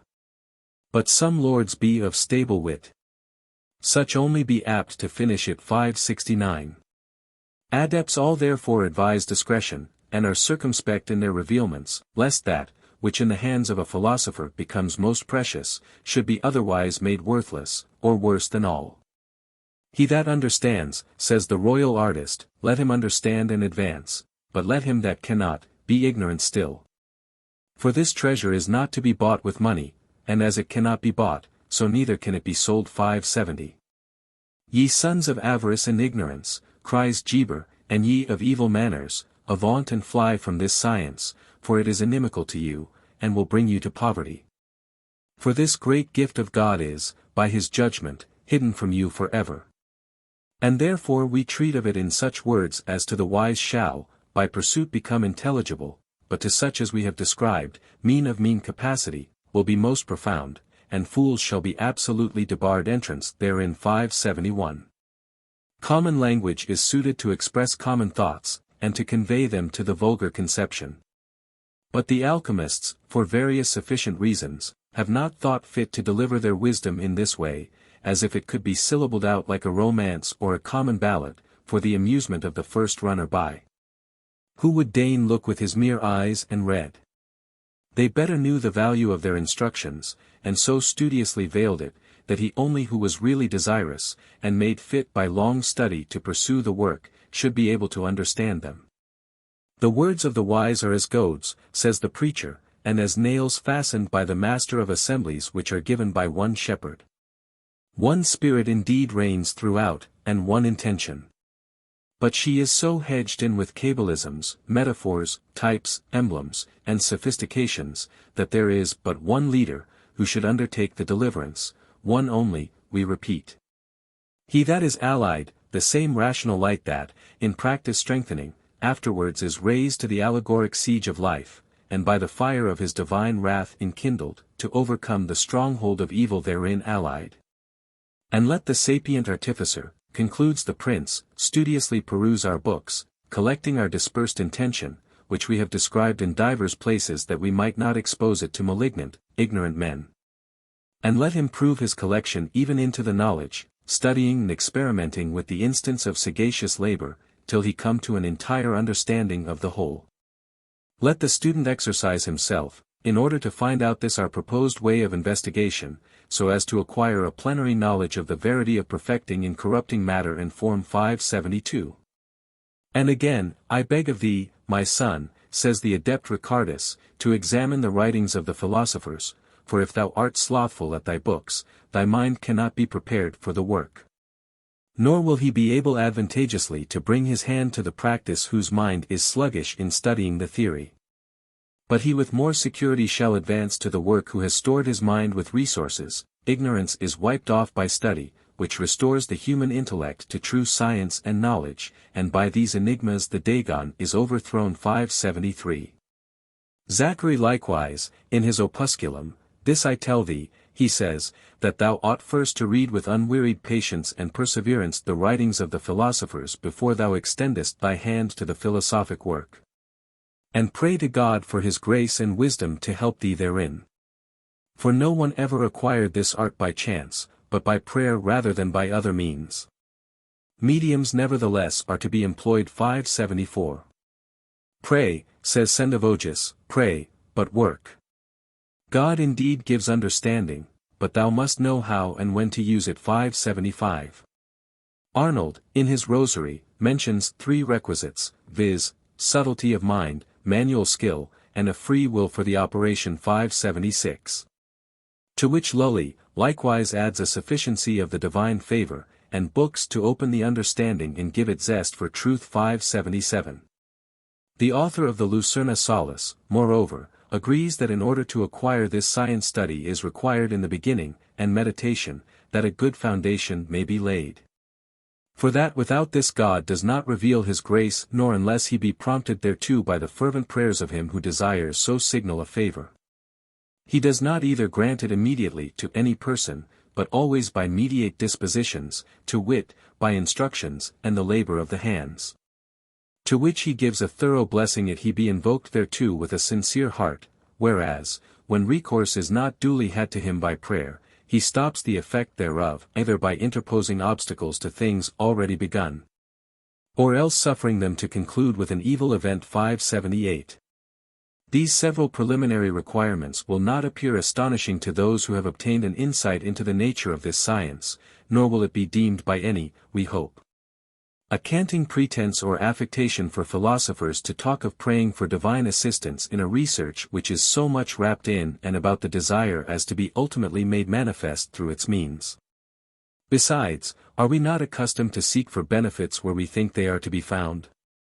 If we go to the musician to learn music, the chemist to procure instruction in his art, to the astronomers, builder, or other mechanist to learn their several acquirements, how much more ought we not to apply to the causal fountain for wisdom, which is his alone and voluntarily to bestow. And as the learned of this world must be won by some means to impart their knowledge, shall we not by the same parallel endeavor to move the divine nature by prayers, who has promised all things to those humbly and early seeking him?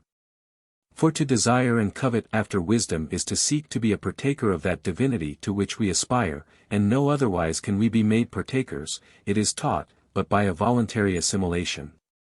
My son, instructs the wise Hermes, I admonish thee to love God, in whom is the strength of thy undertaking and the bond of whatsoever thou meditatest to unloose. And this science I have obtained by the sole gift of the living God inspiring me. 579.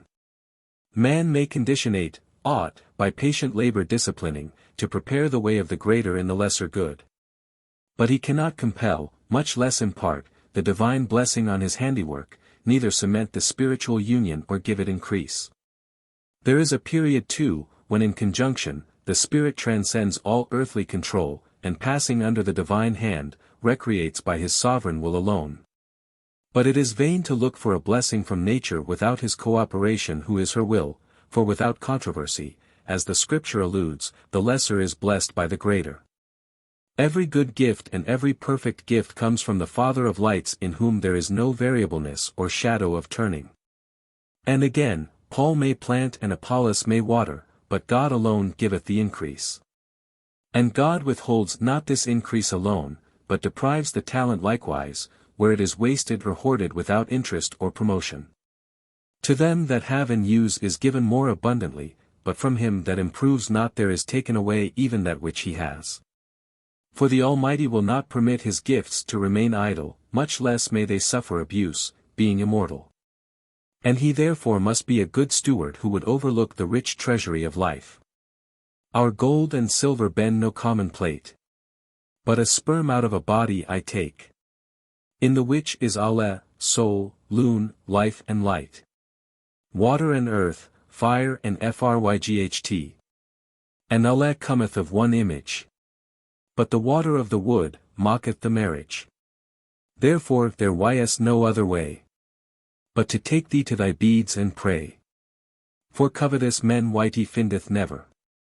Though they seek wighty once and ever. Set not your hearts in these thing. But only to God and good livenge. And he that will come thereby.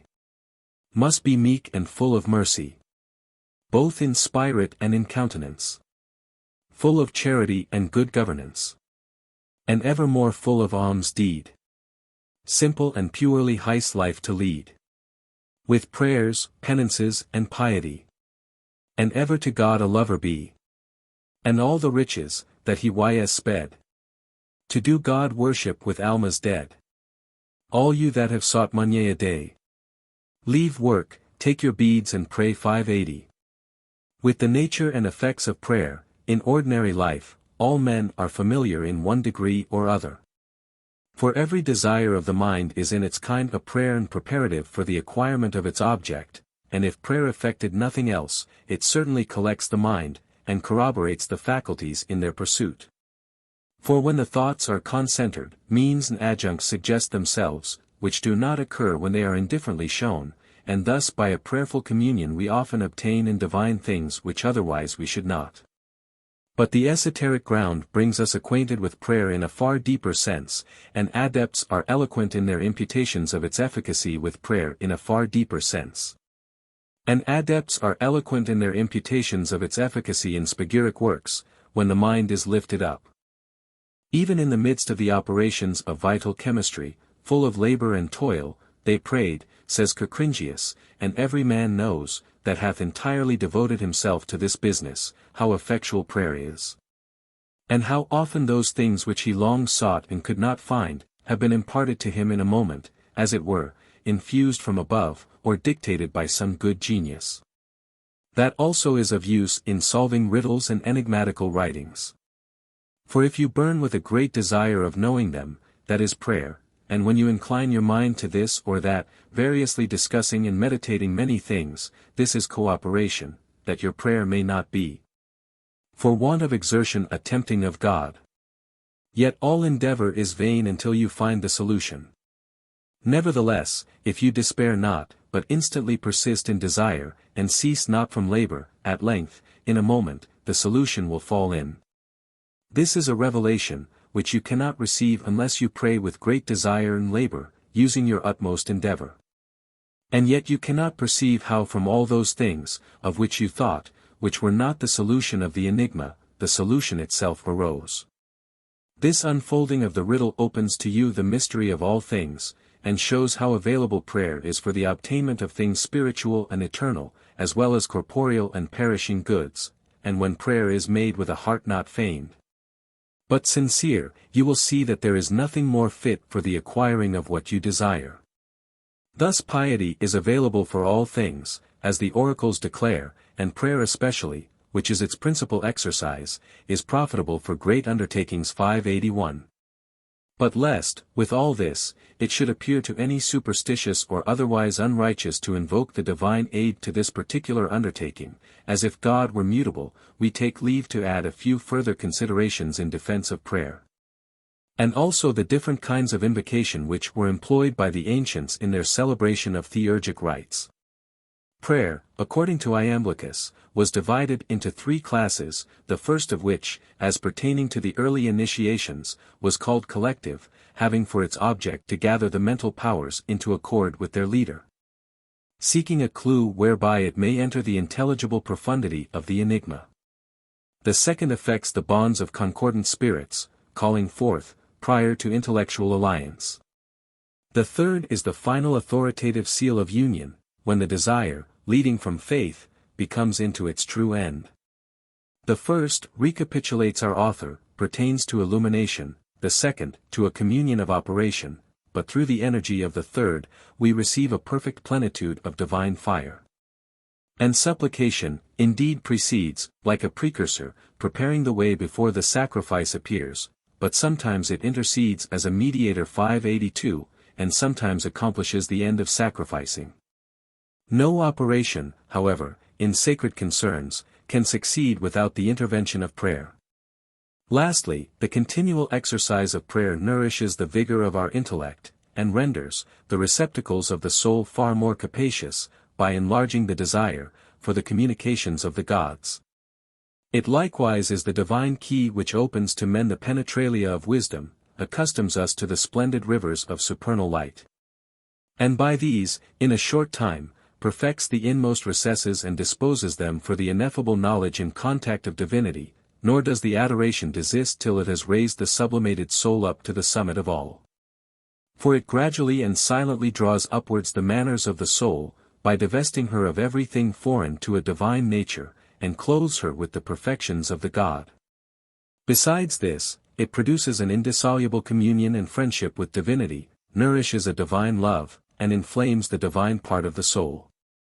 Whatever is of an opposive and contrary nature it helps to expiate and purify, expels whatever is prone to generation, and retains nothing of the dregs of mortality in its ethereal and splendid spirit.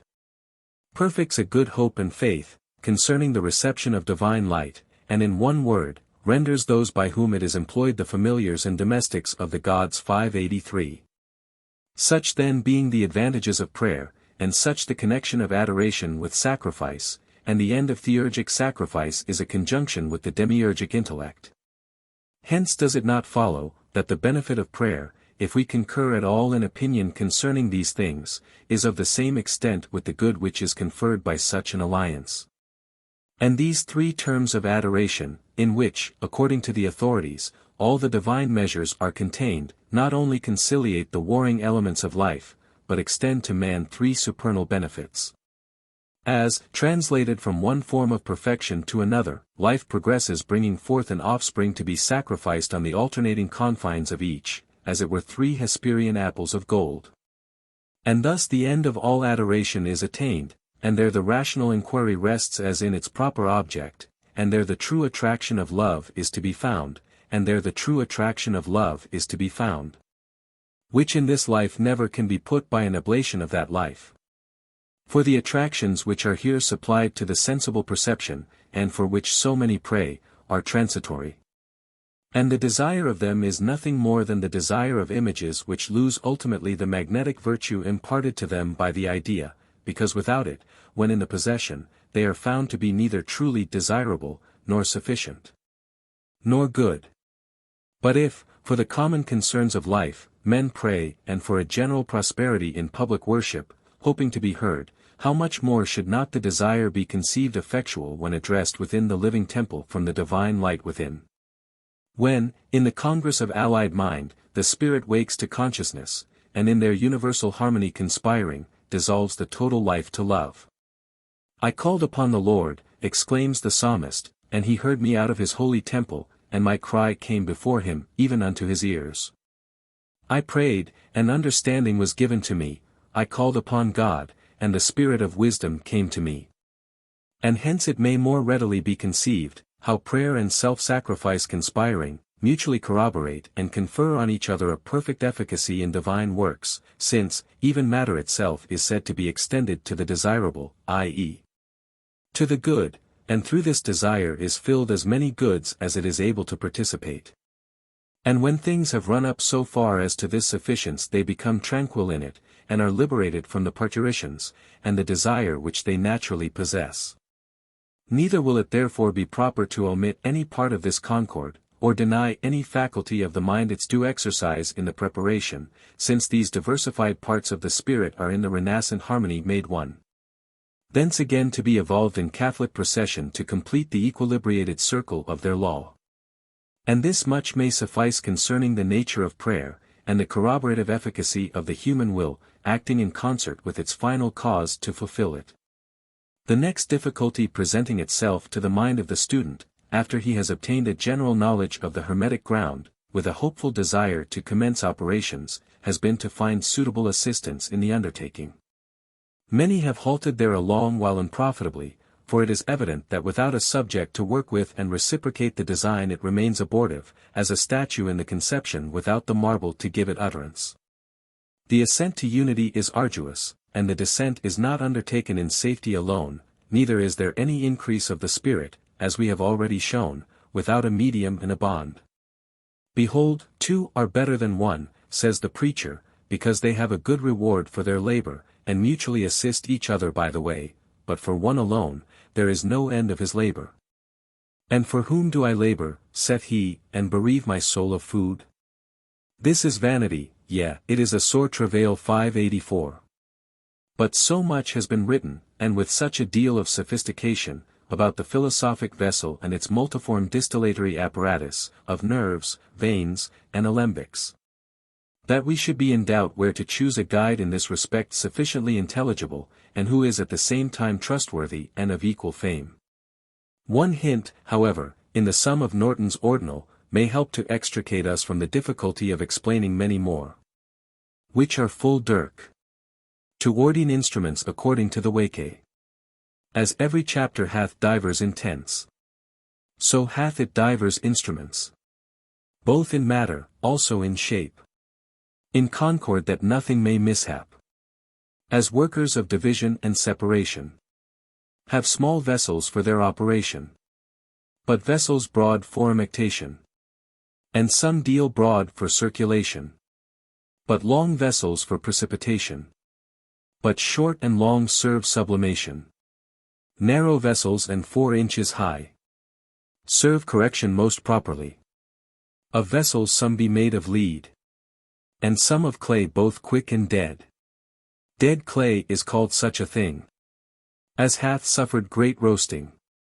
Such mettled in powder with good raw clay will fear abide and not go away. But many clays will leap in fear. Such for vessels do not desire. Other vessels be made of stone. For fear sufficient, but few or none. Among workmen, as yet is found. In any county of English ground. Which of water nothing drink shall. And yet abide dry fear withal. Such stones, large for our intent, were a precious instrument. But other vessels be made of glass. That spiritual matters should not outpasse. Of ashes, of urine in this laund every each one be made, but elsewhere be of stone. Of our glasses, the better kind. The morning stuff ye shall it find. Which was osses the night before. Standing in heat, all night and more. The harder stuff is called freeton. Of clipping of other glasses it come. Tincture with annealing of glacers. Will not purse him as they rehearse. By this doctrine choose or refuse. Take that which you will unto your use. For in figures of vessels kind, every man followeth his own mind. The best fashion is ye may be sure. She that concordeth with vessel of nature. And figure that best concordeth with quantity. And with all circumstances to matter best is she. And this sheweth best Albertus Magnus. In his Book de Mineralibus. Hereof a secreate disclosed was. By my good master, to more or less. Saying, si Deus non didicit nobis vas nihil didicit, and that is Glass 585. The spirit finally constructs its own vessel and vitrifies it. And since the artist is at liberty to make choice according to convenience of his instruments in the beginning, and each one would be likely to vary in his preference, we avoid a superfluity of description. Besides, of the many that may be called together, at first, few, it will be understood, are chosen to proceed beyond the exigencies of the preliminary gross work. And them, will they not speak for themselves? Those philosophic vessels, like the planks of Argo, on occasion, are still oracular, being felled for the self-same ground too, in the same classic grove, made vocal by Apollo. And methinks few potters within this realm have made at any time such cunning ware as we, for our science, do fashion and prepare. Few ever formed such, nor the like of them. Yet they are plain without wrinkle or hem. One within another, it is a pretty feat. The third without them to guide up the heat. First then with the potter thou must begin, which cannot make what he hath never seen. In order that thy vessels be made to thy mind stand by while he worketh more surety to find and shew him what to do by some sign or similitude. And if his wits be not too dull and rude, he will understand what thou dost mean. 586. A humorous story is related in continuation, by this author, of the difficulties he met with in the practice from indifferent assistants. And how, after so much vexation and loss of time, he was obliged to take the whole of the manual labor upon himself. For servants do not passe, how our work to frame, but have more delight to play and to game. A good servant, saith Solomon, let him be unto thee, as thine own Herut in each degree. For it is precious a faithful servant to find, not reckless, but sober, wise and quiet. Such a one were even for my diet. 587. The value of such assistance may be better appreciated when we come to speak of the preparatory practice which Norton, naively, and without much envy, describes. Enumerating also the needful qualification and numbers of individuals employed about the gross work, as follows. The second concord with this arte is, when ye can find apt ministers. No minister is apt to this intent. But he is sober, wise, and diligent, true, and watchful, and also timorous. Close of tongue, of body not vicious. Cleanly of hands, in touching curious. Not disobedient, neither presumptuous. Such servants may your works of charge minister, and save from all outrage. But trust me that 2 such servants or 3 may not sufficient for your work be. If your matter be of quantity reasonable, then 8 such servants be convenable. But upon little quantity, find ye shall. For men able to perform alle, then 1/2 of them must werke, while the other half sleepeth or goeth to kirk. For of this arte ye shall not have prey, but it be ministered as well by night as day, continually, except the holy Sunday alone. From evensong begin till evensong be done. And while they work they must needs eschew all ribaldry, else they shall find this true, that such mishap shall them befall. They shall destroy part of their weeks or all. Therefore all the ministers must be men, or else they must all be women. Set them not occupied with another, though some to you be sister or brother. Yet there must have some good disport, their great labors to recomfort. Then not hinge shall better avance your work than shall this concordance. Yet instruments useful there be more, As be furnaces ordained therefore. Old men imagined for this arte a special furnace for every part. Every each devising after his own thought. But many furnaces of them be not. Some were too broad, some too long. Many of them did nature wrong. Therefore some furnaces may well be used. But many of them must be refused. 588.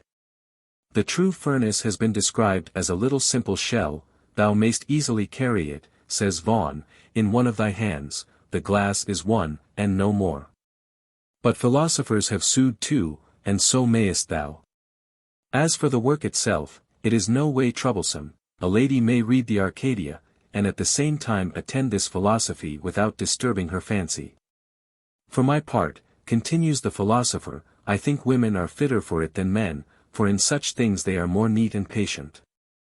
And again, in the Lumen de Lumen, the excitation of the fire is a very trivial, slight, almost a ridiculous thing. Nevertheless, all the secrets of corruption and generation are therein contained. 589. Geber calls this furnace Athanor, and from his example, others have described the same with a misleading subtlety, little commendable or instructive to any. But who knoweth the power, the working, and kind of every furnace, hem I well truth find. But he which thereof dwelleth in ignorance. All his work falleth upon chance. No man is sure to have his intent. Without full concord of arte with high's instrument. Many more instruments occupied ye shall see. Then in this chapter now rehearsed be. Which ye must ordain by good or sad advice. And prove them beforehand, if ye be wise. 590. After showing that indeterminate instruments must be employed in the beginning, until the determinate shall declare themselves as by the Spirit they are proved fit. Norton proceeds in due order to point out the best local and other outward circumstances for carrying on the different hermetic operations, as follows. The fourth concord is full notable between this arte and places convenable. Some places must needs be ever more dry. Close from air and no ways windy. Some must be dark and dim of sight. In which sunbeams none may light. But for some place, the truth so is. They cannot have too much brightness. Some places must needs be moist and cold. For some works as auctors told do. But in our works in very place. Wind will hurt in every case. Therefore for every work in season. Ye must ordain places by reason. Philosophers said, by their engine. How it should be wrought within locks 9. Astrologers said it was a grace. To find a fitting working place. For many things will wondrous do. In some places and elsewhere no so. But contrary wonders be of one thinge. In contrary countries wrought without leasing. Whereof none to her cause may appear. But only contrary places of the sphere. Where two places contrary of the ground. To them concordant and obedient be found. Hereof great evidence and witness full clear.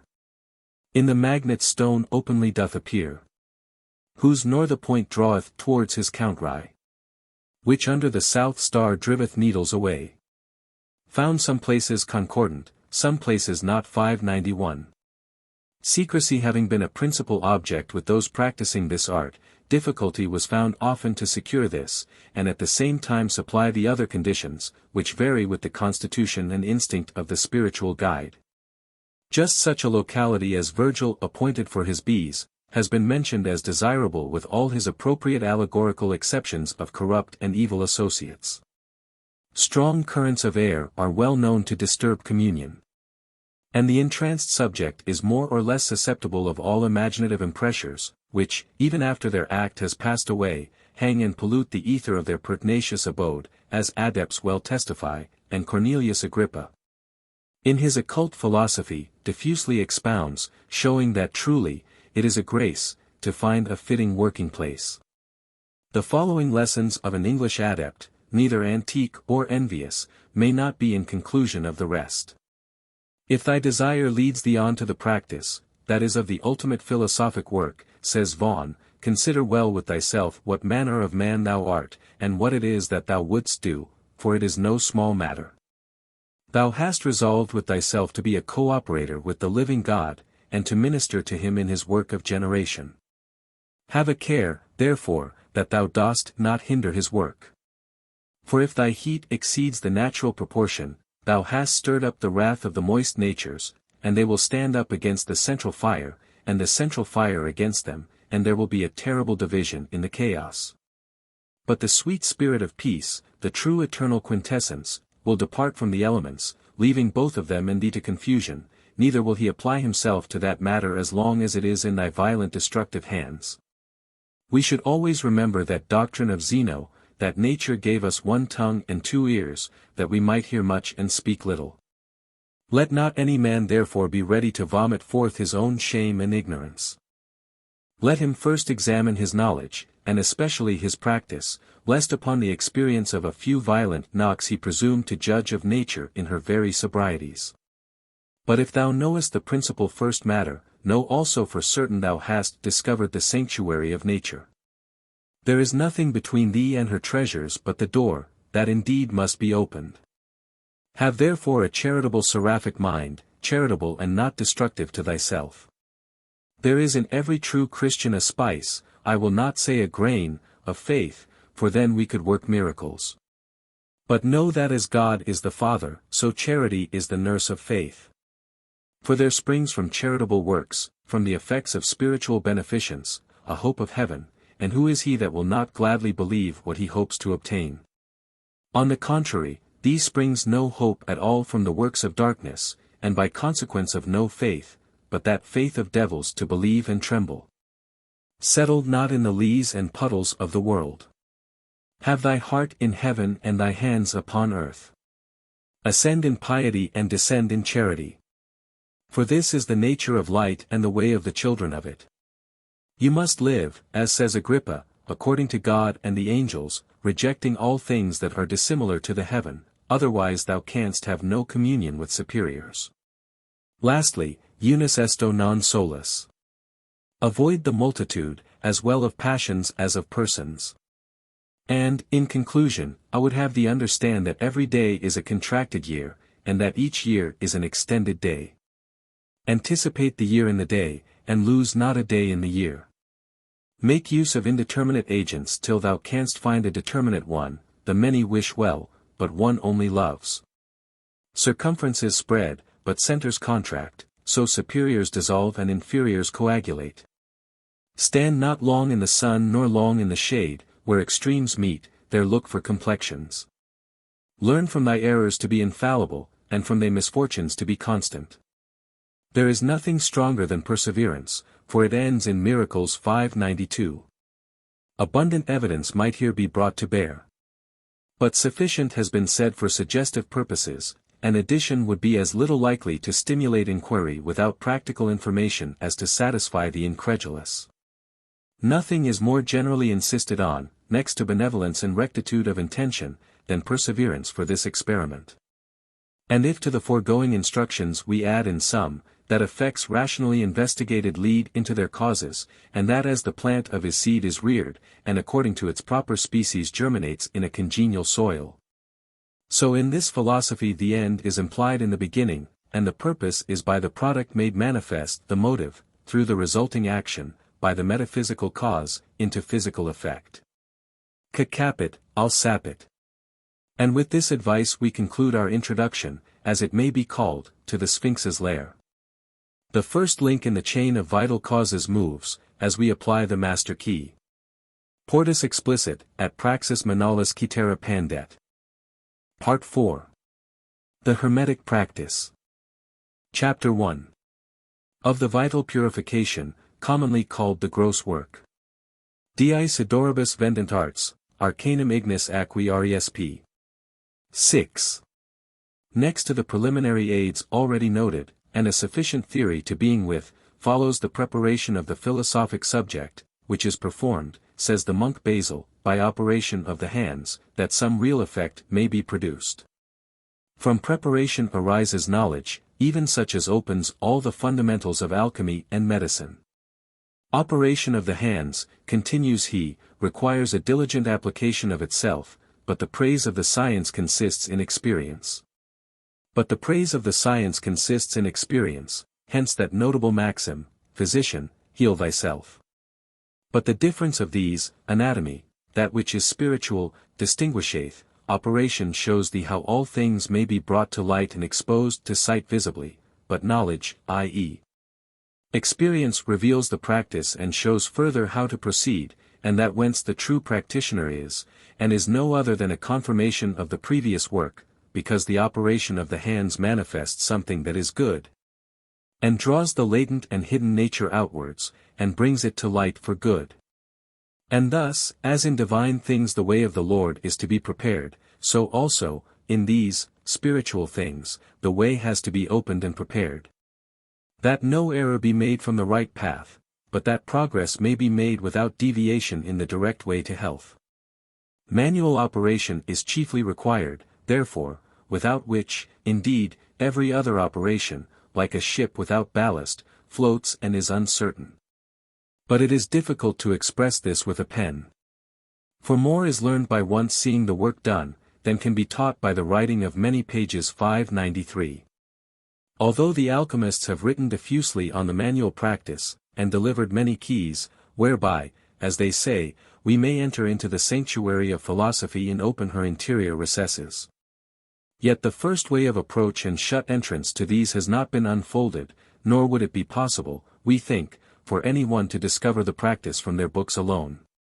For although it is called a play of children, and represented as a very trivial, slight, almost a ridiculous thing, one linear decoction throughout and dissolution by line, yet neither instinct nor reason would probably suggest, without instruction, the tractive artifice now made publicly easy of entrancing the senses in their own medial light.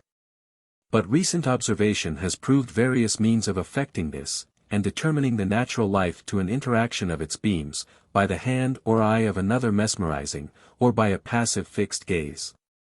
The virtues of ether and chloroform too are familiar, and in these days ignorantly preferred to the former expedients, since their effects are considered analogous and more easily supplied. Which however are very different, as proved by the contrariety of their cause. For, whereas the one, overcoming in light, oxygenates, purifies, and sublimes the arterial blood, and in proportion the intellectual powers, the other contrariwise, by influxion of darkness, drowns the oxygenating spirit, prostrates and confounds the mental powers, and, further overwhelming, often produces syncope and death. But we have no space to dwell here on errors that daily experience promises to remove. The ancients appear to have been acquainted with other analogous means and media of curative repute. Other revolutionary arts, too, by which the human spirit may be involuted and converted to its proper spheres. But to effect this was, as we have repeatedly shown, a beginning only of the Hermetic art. The medium in its natural state is volatile, immanifest, fantastic, irrational, and important, compared with what it subsequently is become. The alchemists, we repeat therefore, did not remain satisfied with a few passes of the hand, or any first phenomena whatever, but they proceeded at once scientifically to purify, depriving the ether of its wild affections and impressures by a dissolution of the circulating body in its own blood. For this is that brazen wall celebrated by antiquity, which surrounds our heaven and must be scaled, and passed through before any one can hope to discern the equilibriate felicity of being within. Take the occult nature, which is our brass, says Albertus, and wash it that it may be pure and clean, dissolve, distill, sublime, increate, calcine, and fix it. The whole of which is nothing else than a successive dissolution and coagulation to make the fixed volatile, and volatile fixed. The beginning of the whole work is a perfect solution. 594. Now, although there are many ways of including the sensible medium and of unfolding the interior light temporarily, yet for the purification we read but of one way, called by the adepts manual, and their linear way, which supersedes all other from beginning to end of the dissolution. And, according to their general testimony, and for other explicable reasons, we judge that the hand was the instrument employed, not only to impart the spirit as a natural gift, but by a continual mechanic trituration, as it were, to dissolve and ultimately obliterate its innate defects. The mercury of the philosophers, says Lully, comes not but by help of ingenuity, and the manual operations of man. And Vaughan says, nature is not moved by theory alone, but by sagacious handicraft and human assistance. Nature cannot of herself enter into the dissolution, says the author of the Philem Ariadne, because she has no hands. The hand, says Van Helmont, is the instrument of instruments, which the soul likewise useth, as a means by which it bears its image into operation. 595. We could bring together a multitude of passages showing the literal application of these, but have a doubt about the utility, since they would prove nothing to unbelievers. And those who are disposed to inquire for themselves, looking to context and probability, may be readily convinced. We are less than ever anxious at this late stage of inquiry to persuade others, or induce trial of the practice where theoretic power is deficient. But leave the incredulous therefore to their incredulity, until faith has independently established the fact over their heads. For neither will the preclude of Hermetic practice be attractive to the idle, but continual labor is exacted throughout the performance, patience, toil, skill, unremitting attention, in the execution, and a free will to the discovery of error. Without discordant slurring or disguise. He that neglects the knowledge, being disheartened by the difficulties thereof, shall never find where the disease lieth, says Crollius, for these chemical secrets will never be fingered by those slothful or sottish despisers of them. By reason of their indisposition and unaptness for manual operation. As also of the profane, lewd, and unworthy, there will be little danger of their apprehending and discerning divine mysteries, because they want the spirit of wisdom, and are not quick of understanding in these things. 596. Some indeed, amongst the ignorant and pseudo-chemists, says Irenaeus, imagine that our work is a mere recreation and amusement from beginning to end, holding indeed the labor of this artifice in light account. In the work which they account so easy, however, we observe they reap an empty harvest for their idling pains. We know next the divine blessing and a good principle to begin with, that it is by assiduity and industry that we accomplish the first work. Nor is the work so easy that it should be considered as a mental recreation either, since a concentrated attention is necessary, but according to the labor we do likewise reckon the reward. As Hermes says, I spared no labor either of mind or body, which also verifies that proverb of Solomon, the desire of the idle shall cause him to perish. Neither is it wonderful that so many chemical students were in former times reduced to poverty, since they spared labor, but no expense. But, continues the same author, we, who know the truth, have worked, and we know beyond doubt that there is no work more tedious than our first operation, concerning which Morian gravely warns King Khalid, saying that many philosophers have been overcome with the fatigue of this work. Neither would I have these things understood figuratively, continues he. I am not speaking here indeed of the commencement of the supernatural work, but of things as we first find them, and to well dispose the matter, this truly is a labor and a work. 597. The work of philosophers, says Arnold, is to dissolve the stone in its own mercury, that it may be reduced into its first matter. Opus namque philosophorum, est dissolvere lapidem in sum mercurium, ut in primum regicator materiam. 598. This labor has, by the author of the Hermetic Secret, Urbigeranus, and some others, been styled a labor of Hercules. For there is such a mass of heterogeneous superfluities adhering to our subject, that nothing short of dissolution can give it rest. And, these adepts say, it will be entirely impossible to accomplish without the theory of their arcanum, in which they show the medium by which the royal diadem may be extracted from our sordid subject. And even when this is known, continual labor is required in the application, lest remaining in any part, of left alone, before the total solution of her enigma, the Sphinx should retrieve her dominion unawares and frustrate the work begun. Tier.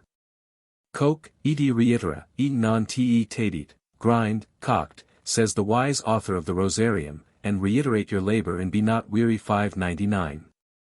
Work not today and be sorry tomorrow, but lay sorrow aside and continue your labor steadfast unto the end, lest peradventure God hoodwink and make open the light, says the Spirit to Dr. D. The labor is equal to the work, and to fight against the powers of darkness requires great force. 600. And let him who would learn, says Van Helmont, by coals and fire, and discover those things which watching successive nights, and expenses, have afforded to philosophers. 601. Kings and powerful princes have not been ashamed to set their hand to work in order to seek out, by their sweat and labors, the secret of nature, which they have faithfully bequeathed. 602. Ardua prima via est. E qua vix main recens enitanter equi. 603. Fresh horses there are verily needed to this celestial plowshare and laborious assistance for a toil that is incessant, to clear the wasted field of human life, and harrow it for a more congenial growth, nor once nor twice. But many times the labor must be repeated, as each dying is renewed into a better life. This the wise poet, in his Georgics, teaches. And this recalls to mind the advice of Norton and his brother adepts about the choice of servants, their capacities and qualifications, which moreover are tried in a double, single manifold, and triply complicated sense. All the operators, says Zachary, supply themselves with 3 or 4, sometimes 10, furnaces or more, as for solution, sublimation, calcinations, and the matter passes through vessels innumerable. But not all would avail without a method in their distribution, one would not advance in effect beyond another, unless the operation were altered. There is indeed but one way of working, in one matter, one linear way throughout, one vessel uniform throughout, except removal. Unicus operandi modu in unico vase, in unica fornacula, praeter emotionem, donec decoctio completer. 604. The preparing spirit dissolves the body of light, and cleanses it from the corrupting causes, and extracts a second spirit subsisting and tinging in the body, and reduces the bodies by dissolution into itself. And these, says the adept, are the advantages of the spirit preparing its body and extracting from it the tinging spirit, for this argent vive was at first gross, unclean, fugitive, being mingled with extraneous sulfurs. But by the operation of art it was cleansed and renewed, and coagulated by its own internal sulfur, red and white, and is double, not viscous, but acidulated, subtle, and very penetrative, resolving the body's mineral. But our evidence runs in advance, as we remark by the way that this argent vive, which is decocted linearly, is generated pontically, as it were by a reciprocal alternation, distributing its advanced virtue by hand to hand.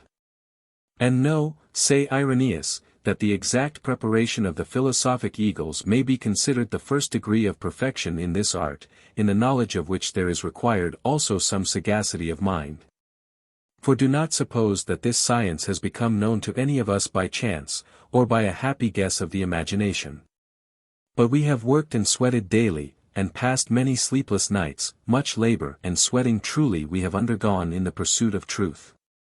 You, therefore, that are but beginning, as a tyro, in this study, be assured that nothing can be achieved in the first operation without sweating and much labor.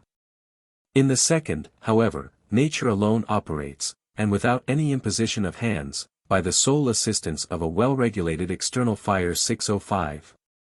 Avicen, in Porta, wrote, if ye remember, how ye should precede perfection the engender. Truly teaching as the pure truth was.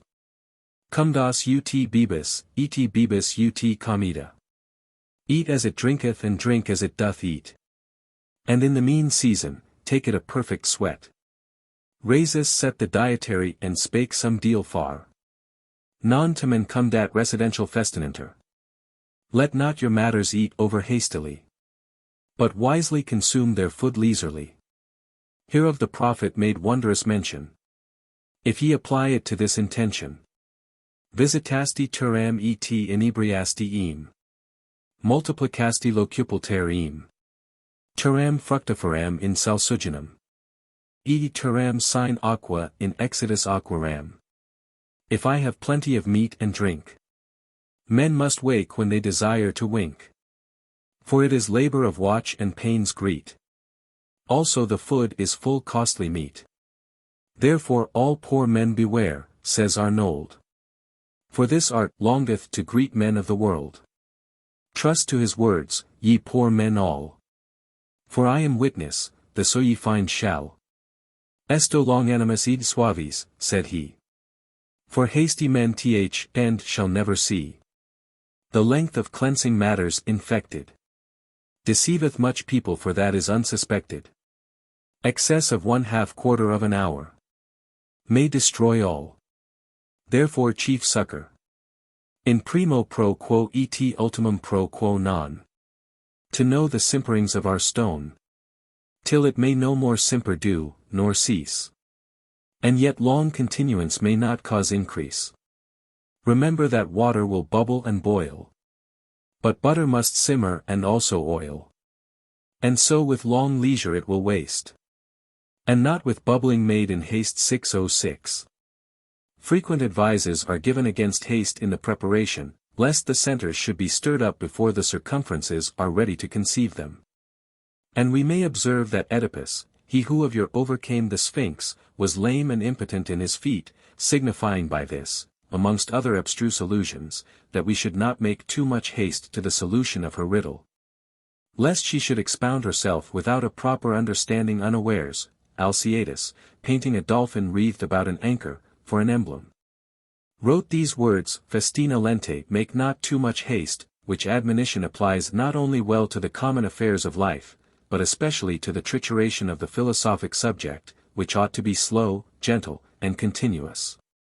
Gutta cavat lapidem non sic sed sep cadendo.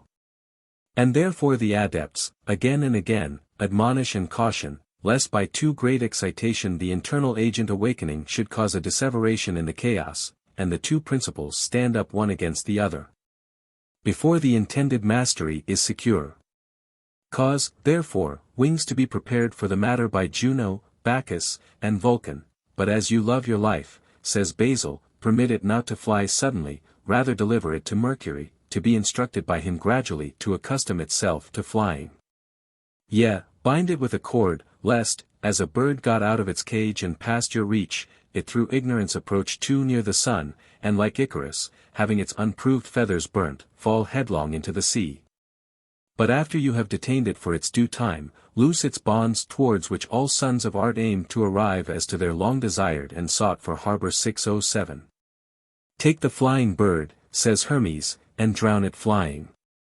And divide and separate it from its redness, which holds it in death, draw it forth and repel it from itself, that it may live and answer thee not by flying away indeed to the region above, but truly by forbearing to fly.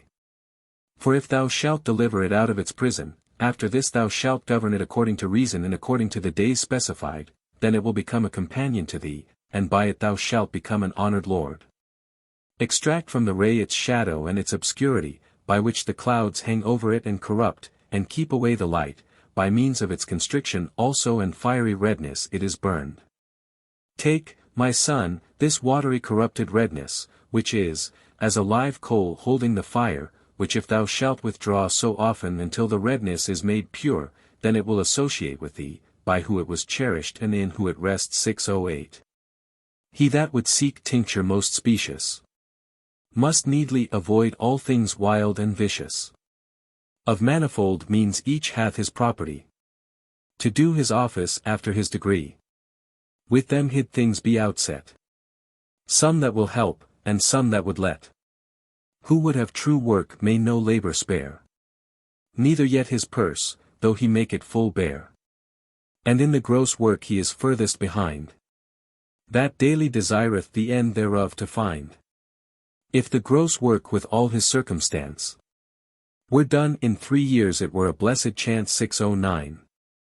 This is meant chiefly in reference to the second operation, and the periods are often to be understood metaphorically with respect to the discovery of the philosophic salt. Some have met the light sooner, some later, and the natural periods are protracted by faulty conditions from the commencement, by the indisposition of patients, as by the ignorance of agents, which things are more or less implied. Years have been employed by some in the preparation, the perplexity of the records have added to the natural difficulty, and to others it has never been vouchsafed. Irenaeus, mentioning his case as remarkably favored, says that in the course of 2 years and a half the whole arcanum was revealed to him. I made, says he, not 5 wrong experiments in it before I found the true way, although in some particular turnings of the encheiresis I erred often. Yet, so that in my error I knew myself a master, and in no less than 2 full years and a half, of a vulgar ignoramus I became a true adept, and have the secret through the goodness of God 6:10. It is to be imagined that the better foundation there is laid in theory from the commencement, other things being equal, the surer, easier, and more rapid would be the result. But from books, general principles only can be gathered, and instruction from particular experience. The working theory, as we long ago suggested, can be obtained through the practice only. For the way develops itself by the practice by rational inquisition of the light within. And this may be a matter of gratulation to students, whilst adepts are so very abstruse and envious in their disguises, to learn that the Hermetic art is not so much the offspring of natural intelligence as of involved thought. Ab actionibus procedit speculatio is a famous maxim of Aristotle's and eminently applies to this philosophy, where each discovery opens into a new field of inquiry. And the fruit of contemplation is evermore sown in order to bring about the solution of its proper dilemma in the explanatory growth of truth. Not all by reading, nor by long sitting still. Nor fond conceit, nor working all by will. But, as I said, by grace it is obtained. Seek grace therefore, let folly be refrained 6:11. Seek grace. And, by importunity of reason, seek for the clue of truth within the spirit's life, if haply she may find it, or we be able to discover whether she have it or not, that which analyzes even must be analyzed. That, returning analytically, it may resolve the separable selfhood and reiterate the same by alternation until it arrives at the inseparable unit of truth. Liber librum explicit, and this is the way of rational permeation, by the understanding of nature, into her causal light.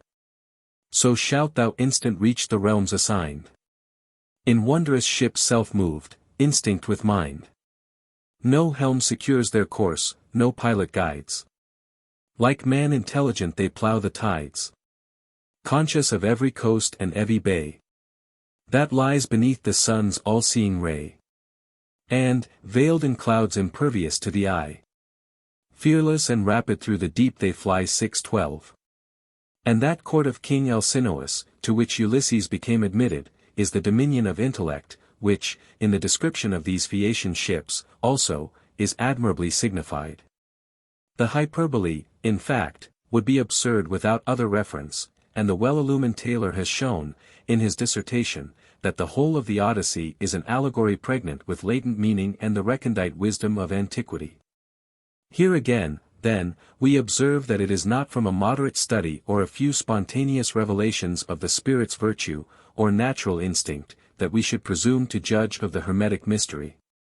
Since brazen walls and adamantine are between, and all the breadth of that vast sea to be passed over before we can hope to set foot upon the royal coast. A sea, huge, horrid, vast, where scarce in safety sails the best-built ship, though Jove inspires the gales 6:13. Even with these advantages, and after the first floodgates and barriers are overpassed, greater obstacles await him, and Herculean labors, who dares, approaching to the nether confines, to make choice of light. No one may hope, without toil and perseverance, to obtain it. Wisdom is the reward of voluntary and arduous research. Perseus passed through dangerous encounters, struggling with monstrous chimeras. And Theseus before Ariadne vouchsafed her love and assistance, Bacchus, Ulysses, Hercules, and the rest. Jason, also, passing through many hopes and fears, and performing dangerous feats and supernatural labors, before Medea led him to the field of Mars. For the gross work is foule in her kind, and full of perils as ye shall find. No man's wit can high so avail, but that sometimes he shall make a fail. As well the layman, so shall the clerk. And all that labor in the gross work. Wherefore Anaxagoras said truly thus, Nemo prima fronte reparator discretus 6:14. They all set forth expectant heroes only in the beginning, content also with the company of their rude deserts, and it is satisfactory to learn with all this prospective discouragement, that he shall end at once for certain, shall never have need to begin again. Much I might write of the nature of minds, which in the gross work be but engines. For in this work find ye nothing shall, but handicraft, called art mechanical, wherein 100 ways and mo Ye may commit a fault as ye therein go. Wherefore believe what old auctors tell. Without experience ye may not do well. Consider all circumstances, and set your delicti. To keep uniformity of all things requisite. Use one manner of vessel in matter and in shape. Beware of commiction that nothing miscape. And hundredth faultes in special. Ye may make under this warning general. Netheless this doctrine will suffice. To him that can in practice be wise. If your ministers be witty and true. Such shall not need your works to renew. 6:15. And here we may bethink ourselves how Flamel learned discretion from his second book, and how Irenaeus promises a guide, and describes him too in his Ripley Revived. And, in Vulcan's labours, says Cunrath, I have worked indefatigably with no small expense, but, thanks to God, my own alone, now in companionship, and now not, both happily sometimes without success. But how should he do well who never has done amiss? What was wrong taught me what was right, from day to day one book throwing light upon another, I was enabled to interpret them. I observed what nature taught me by the ministry of art. O thou edifying cabal of much profit! How hath she not advanced me? Meanwhile, carefully keeping note of conversations, experiments, and conceptions of my own as well as others, when ye, my contemporaries, were idly dozing, I was watching and at work. Meditating earnestly day and night on what I had seen and learnt, sitting, standing, recumbent, by sunshine and moonshine, by banks, in meadows, streams, woods, and mountains. 6:16. And thus we read, in the Hermetical Triumph, how the stone of philosophers, which is a pure petrification of the spirit, is prepared by those who trace nature with the assistance of the lunar Vulcan, as we long ago suggested. Is meant the first prepared subject, which is also called Diana, and the secret natural interior fire of adepts, and because this same lunar caustic is brought into act by an exterior excitation. Sol est fons totius caloris, luna autumn domina humiditatis. The ethereal humidity nourishes the solar light and educates it, and this is that Nemean lion said to be born of her foam. With respect to the rule of investigation, however, having opened thus much, we would add a few remarks, for neither is it said to be expedient to inquire about ends so much as about things pertaining to ends. The artist holding his right intention from the beginning. This principle Aristotle, in his Ethics, astutely argues. For neither, he observes, does a physician consult whether he shall heal the sick, nor a rhetorician whether he shall persuade, nor the politician whether he shall persuade, nor the politician whether he shall establish an equitable legislation. Nor does any one of the remaining characters consult about the end. But, proposing a certain end, they consider how and by what medium it may be obtained. If also it appears that this end is to obtain through many media, they consider through which of them it may be obtained in the easiest and best manner. But if through one medium they consider how it may be accomplished, and through what likewise this may be obtained until they arrive at the first cause which is discovered in the last place. For he who consults, continues the artful moralist, appears to investigate and analyze in the above-mentioned manner, as if her were investigating and analyzing a diagram. 6:17. Even so, in the Hermetic Inquiry, he who consults, the end being proposed which is not immediately in his power, investigates the medium by which he hopes to obtain it. And if this medium be not entirely enlightened, he explores another, and further till he discovers the first medium which is immediately in his power, in the discovery of which inquiry terminates, and the work, beginning from thence, passes into accomplishment. That medium, therefore, which is last in the analysis is first in generation, being proved able to the accomplishment, and of the many called to the consultation of means few are chosen to proceed with the philosophic work. For philosophers were not wont to investigate trifles, but they inquired about such things as tend to purification and the method of perfecting life.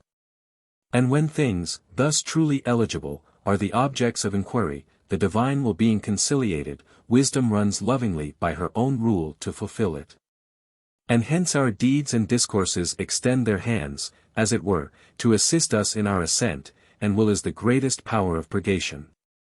And then that which from the first is efficacious returns into its proper efficient, how much more will not those strokes, reverberating, be effectual to overcome? Al pius cheiron justissimus omnes internubigines et magni Dr. Achilles.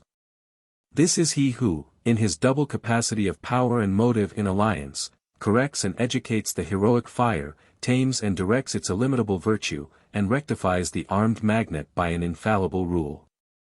And that intellect rides through the abyss of sensual monarchy, secure in its ether. And, as a ship upon the stormy seas is directed by the beacon light, it follows until integrally related, when, center meeting center, the consciousness transcends in revolutionary light. We know that, in common life, the hands perform innumerable offices and image mind about, by material subjects, in a variety of ways. And as the mind more easily retains that which the hand before has noted by its exterior sense, so, in Hermetic works, the hand is found best able to express and impart what the mind has well premeditated, and thence, from its replenished members, thought carries itself by voluntary motion into effect. Such were those dactyli Idei, literally the fingers of Mount Ida, so renowned in fable for their medicinal and magic skill, who worked, it is said, at the foot of the Parnassian mountain to exhibit by their incessant fiery artifice the metallic veins therein embedded. 618. So Pallas is fabled, by the help of Vulcan, to have been brought forth from Jove, for, without the instrumentality of motion, which the lame god personates, the fabricate intellect is not born. But if thereafter it should happen, says the wise adept, that Pluto's palace should be exposed to any one together with Minerva's artifice, or if Vulcan stands together with her at the altar there, the association is ominous. Coexistent namque naturalia opera splendor. Vitifer ignis. Netro incitum cypsum lumen resonant. Fontanum aelium, ca empyreum mudum ducit. Centrum quo omnes, usque quo forte equals furent. 619. To instruct the ignorant is no part of the present object. But to stimulate the inquiry of such as are already enlightened, and to advance the faithful in the pursuit of truth, we conclude with such instruction as may be finally needful concerning this said hyperphysical gross work. The second part of the gross work is described by Vaughan as one of the greatest subtleties of the art. Cornelius Agrippa, he observes, knew the first preparation, and has clearly discovered it. But the difficulty of the second made him almost an enemy to his own profession. By the second work we are to understand, therefore, the solution of the philosophic salt, i.e., the voluntary bond. Which is a secret which Agrippa did not rightly know, as it appears by his practice at Malines, and as he confesses in the first book, of Occult Philosophy, that he could not increase the transmutative virtue. Nor would Natalius teach him for all his frequent and serious entreaties. This was it, adds his disciple, that made his necessities so vigorous and his purse so weak, that I can seldom find him at full fortune. But in this he is not alone. Raymond Lully received not this mystery whither from Arnold, but, in his first practices, he followed the common tedious process which after all is scarcely profitable. Here he met with a drudgery almost invincible. Ripley also labored for new inventions to putrefy this red salt which he enviously calls his gold, and his art was to expose it to alternate fits of heat and cold, but in this he is singular. Faber is so wise that he will not understand him. Let us return then to Raymond Lully, who became so great a master that he performed the solution in 9 days, and this secret he had from God himself, since this is his profession. Nos, says he, de prima illa nigdine apausis cognita enigmum spiritum extrahere affectans, pugnam ignis vincentum, nos victim, licet sensibus corporis multotius palpavimus, idioculus proprius illum vitimus, etc. 620. In the first act of the physico-chemical works, explains Cunrath, by diverse instruments and labors and the various artifice of the hands and of fire, from a drop, which in its proper tongue is called Saturn, i.e. the lead of the wise, our heart of Saturn, the bonds of coagulation being dexterously relaxed, the green dunec and the vitriol of Venus, which are the true matters of the blessed stone, will appear. The green lion, lurking and concealed, is drawn forth from the cavern of his Saturnine hill by attractions and allurements suitable to his nature. All the blood copiously flowing from his wounds, by the acute lance transfixed, is diligently collected Yule and lily. The mud earth, wet, humid, stagnant, impure, partaking of Adam, the first matter of the creation of the greater world of our very selves and of our potent stone, is made manifest, the wine which the wise have called the blood of the earth. Which likewise is the red of lully, so name on account of its tincture which is the color of its virtue, thick, dense, and black, blacker than black, will then be at hand. The bond by which the soul is tied to the body and united together with it into one substance is relaxed and dissolved. The spirit and the soul by degrees depart from the body and are separated step by step. Whilst this takes place the fixed is made volatile, and the impure body, of the spirit, from day to day is consumed, is destroyed, dies, blackens, and goes to ashes. These ashes, my son, deem not of little worth, they are the diadem of thy body. In them lies our pygmy, conquering and subduing giants. In the second operation, which takes place in one circular crystalline vessel justly proportioned to the quality of its contents, also in one theosophic cabalistically sealed furnace of Athenor, and by one fire, the body, spirit and soul. Externally washed and cleansed and purged with the most accurate diligence and Herculean labors, and again compounded, commingle, wrought of themselves and without manual cooperation, by the sole labors of nature, are dissolved, conjoined, and reunited. And thus the fixed becomes volatile wholly. These three principles also are of themselves coagulated, diversifiedly colored, calcined, and fixed, and hence the world arises renovated and new. 621. Here then least the Gordian knot of the Hermetic Mystery, and who is he that is bail to untie it, inquires the philosopher. He who knows the salt and its solution, knows the secret of the ancient sages. And if it be again asked who? We have already named him, and openly, but this light shining everywhere in darkness, how hardly should it be comprehensible without itself. Janua clausa est, va que lamentabilis haec vox. Orsina sed frustra pulsabitis ostia pugnis. Vestre namque manus nequient diffingere feru. What then ought we to be doing, since hands and intellect are here alike incapable, and the truth of this discovery was never yet put to paper, and for this sufficient reason, that it is proper alone, as Lully says, to God to reveal it. Since it is his alone prerogative, and no mortal can communicate it to another unless the divine will be with him. Not every messenger, says Van Helmont, approacheth to the mine of Sens.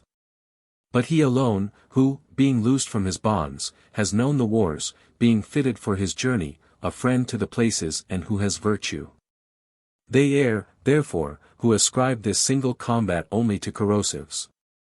To wit, they too much trusting to second qualities, as being ill secure, do sleep thereupon, and through a neglecting of specifical qualities, also appropriated ones, which are only extended on their proper object, being slighted.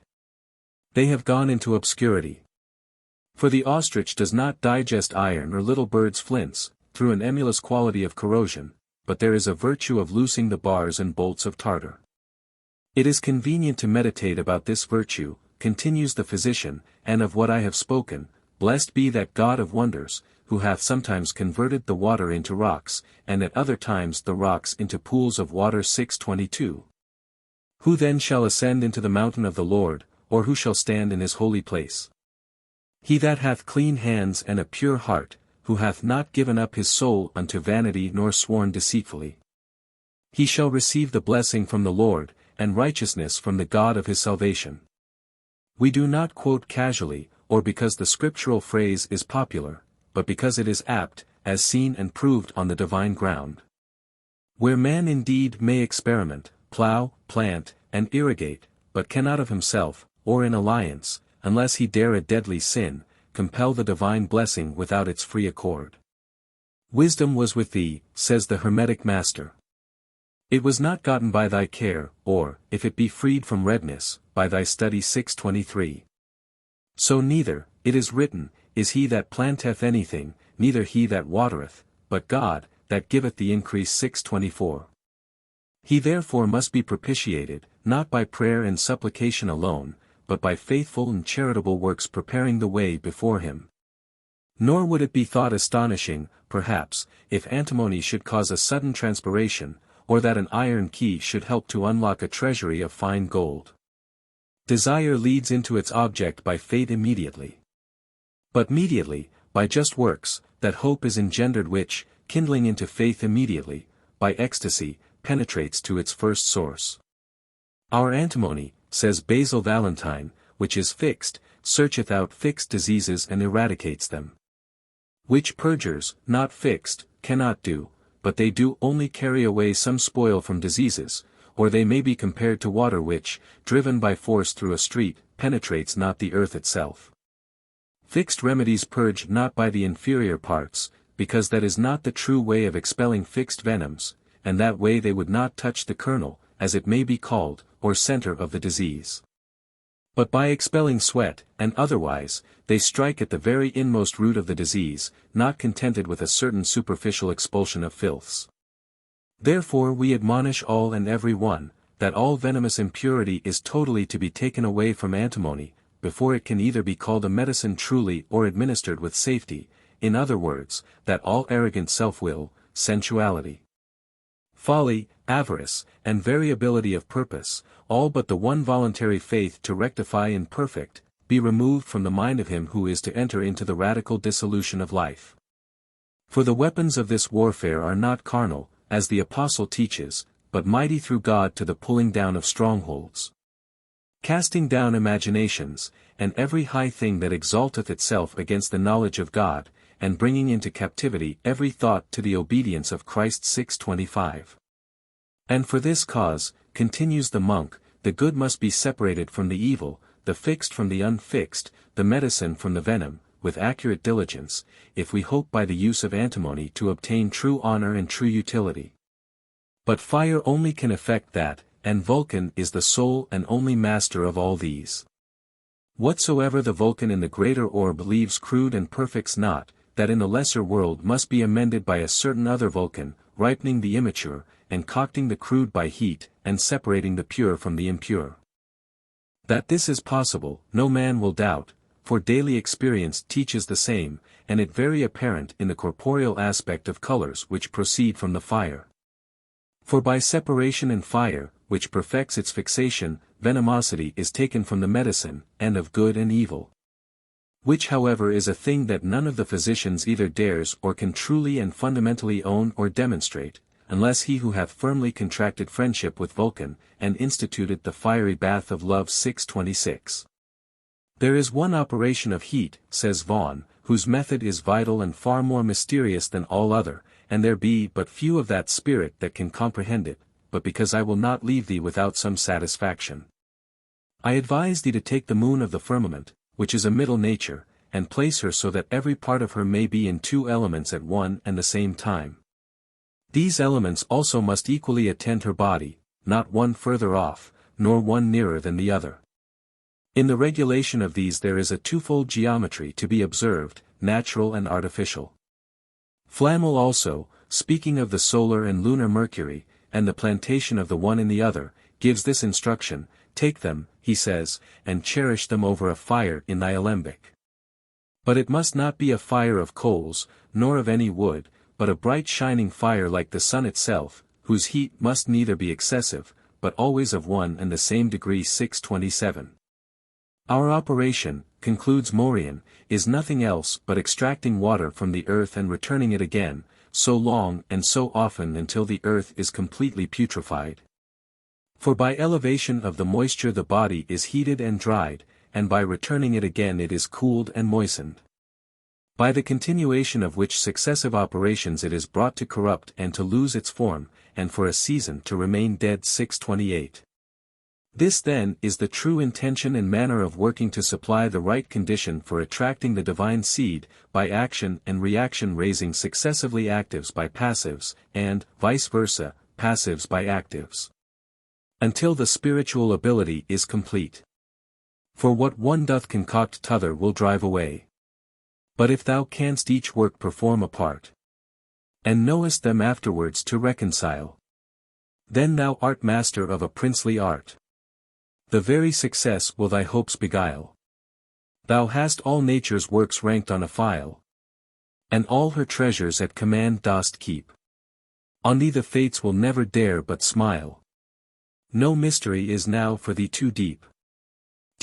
Art nature's darling whether dost wake or sleep. Pardon my plainness, of the art, thou knowest. It was the fruit of my untamed desire. To profit any, and, without a boast. No man above my candor shall aspire. My zeal was kindled by Minerva's fire 629. But for an explanation of the whole difficulty, adds the same author, in his entrance, attend to these instructions, take 4 parts of our fiery dragon, which bears in his belly the magic steel, and conjoin to 9 parts of our lodestone. That by a violent concussion they may be reduced into a mineral water.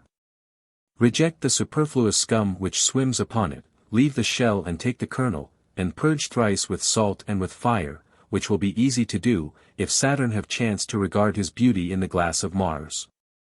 Hence comes the chameleon which is our chaos, in which all the arcana are contained, not in act as yet, but in virtue 630.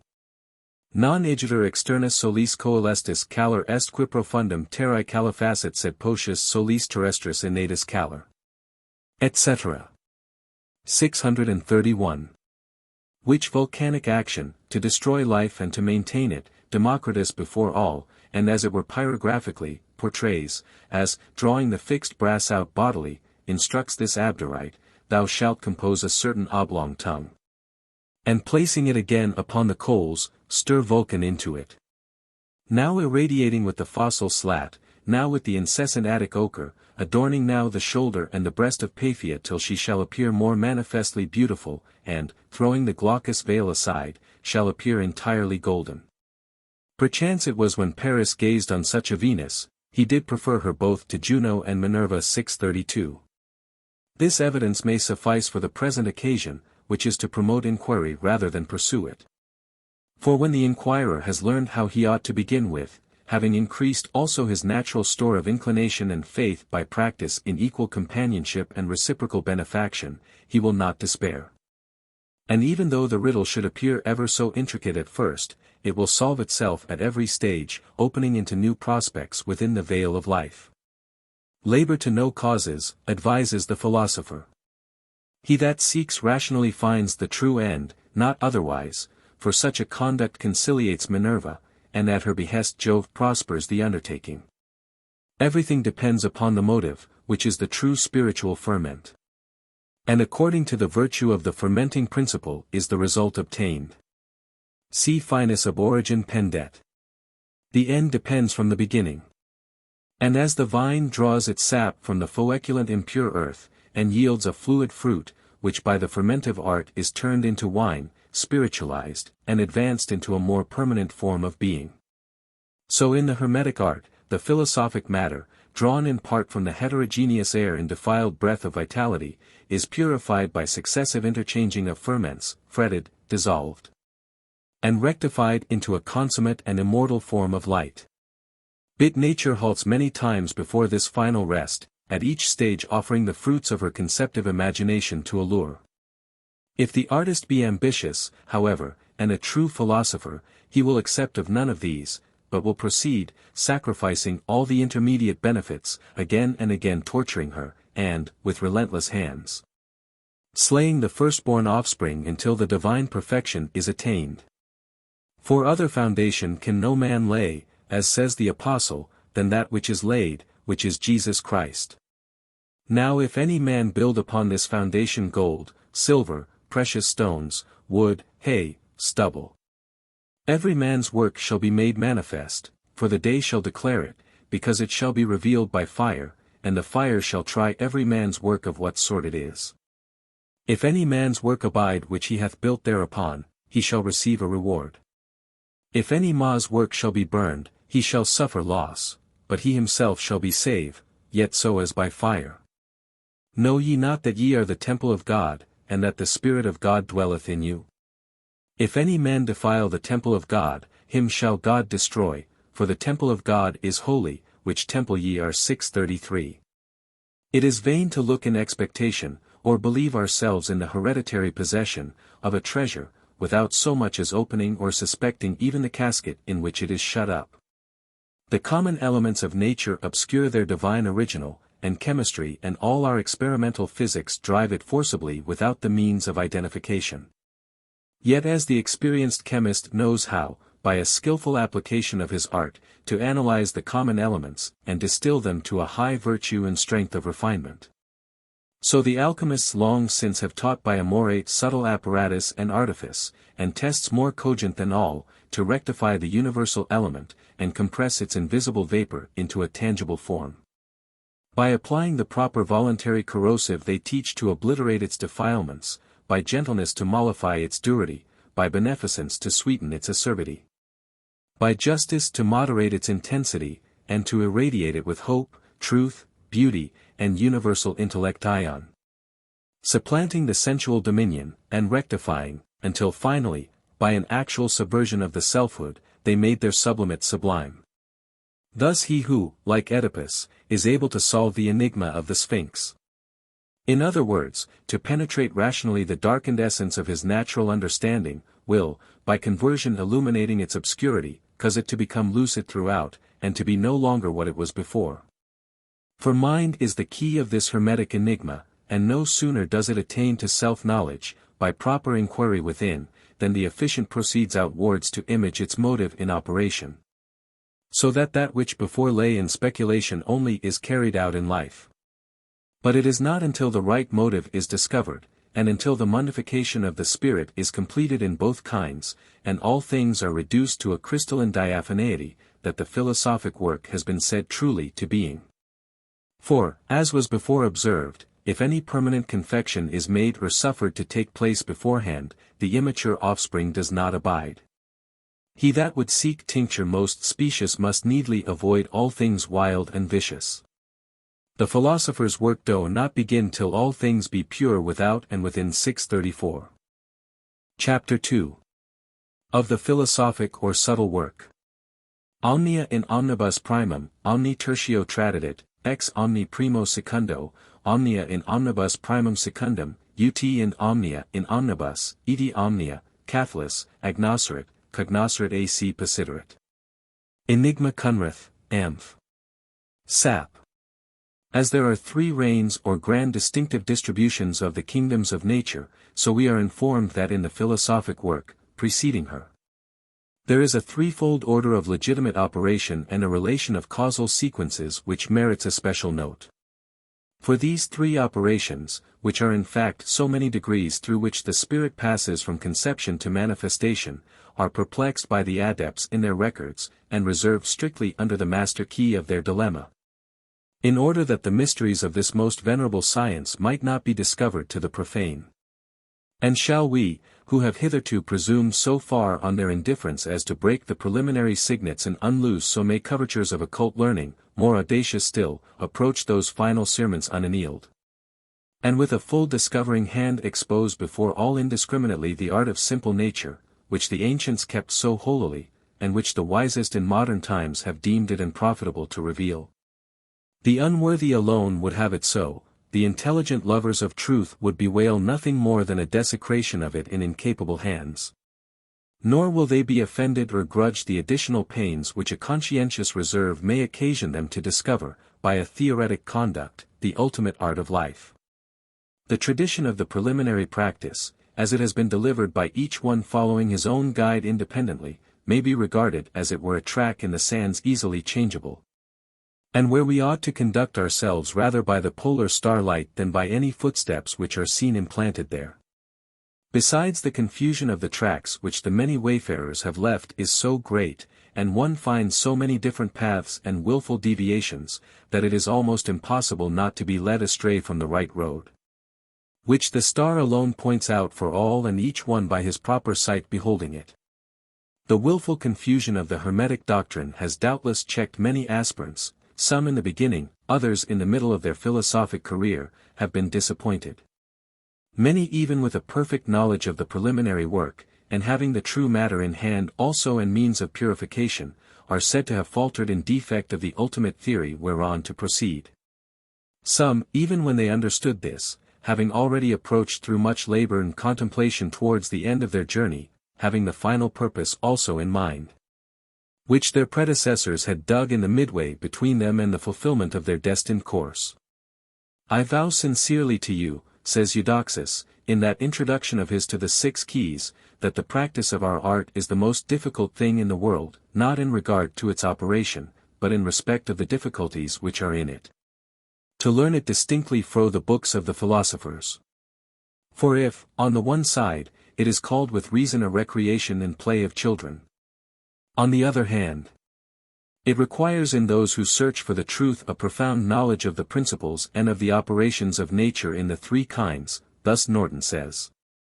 Great need hath he to be a clerk, that would discern this subtil werke.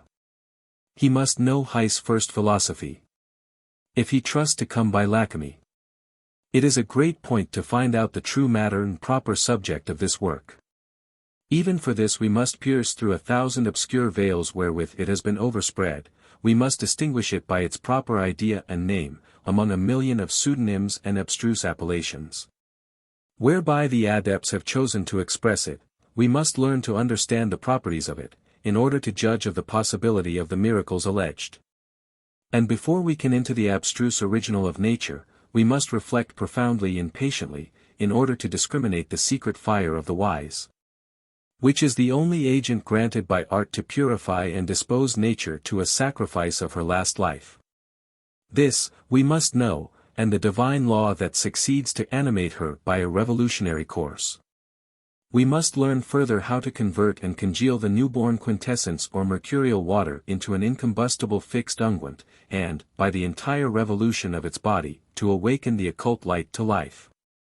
And to effect this, moreover, adds our author of the Triumph, you must make the conversion of the elements, the separation and the reunion of the 3 principles.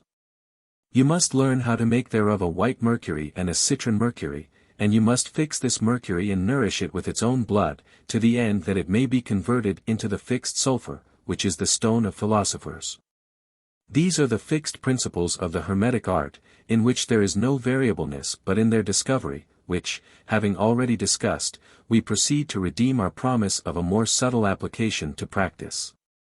And this, without incurring too great a responsibility on ourselves, may we trust be intelligibly conceived from such succeeding evidence as it is expedient only to afford. We read, in the Egyptian fable of Isis and Osiris, that they were sister and brother, and being conjoined in marriage likewise, that their kingdom was cruelly divulsed and usurped by their brother Typhon, who in a malignant and envious spirit killed Osiris, cut his body into pieces and scattered his members to the 4 winds. Isis however, recollecting these, preserved them in a chest which floated on the Nilotic waters in safety until the period arrived for a restitution. When the king was thenceforth resuscitated, and came forth invulnerable from his ashes, and far more powerful than he was before, to the enjoyment of his dominions and rightful throne. Now in this fable, already explained in part, Plutarch, with the adepts also being witnesses, is profoundly couched not only the principiating action of intellect but the methodical art of the same subtle antecedent to bring itself, by begetting a supernatural offspring, into natural effect. And since it is requisite, according to the ancient metaphysics, to consider the doctrine of causes from its principle, and causes are said to subsist in a 4-fold respect, one of which they assert to be essence.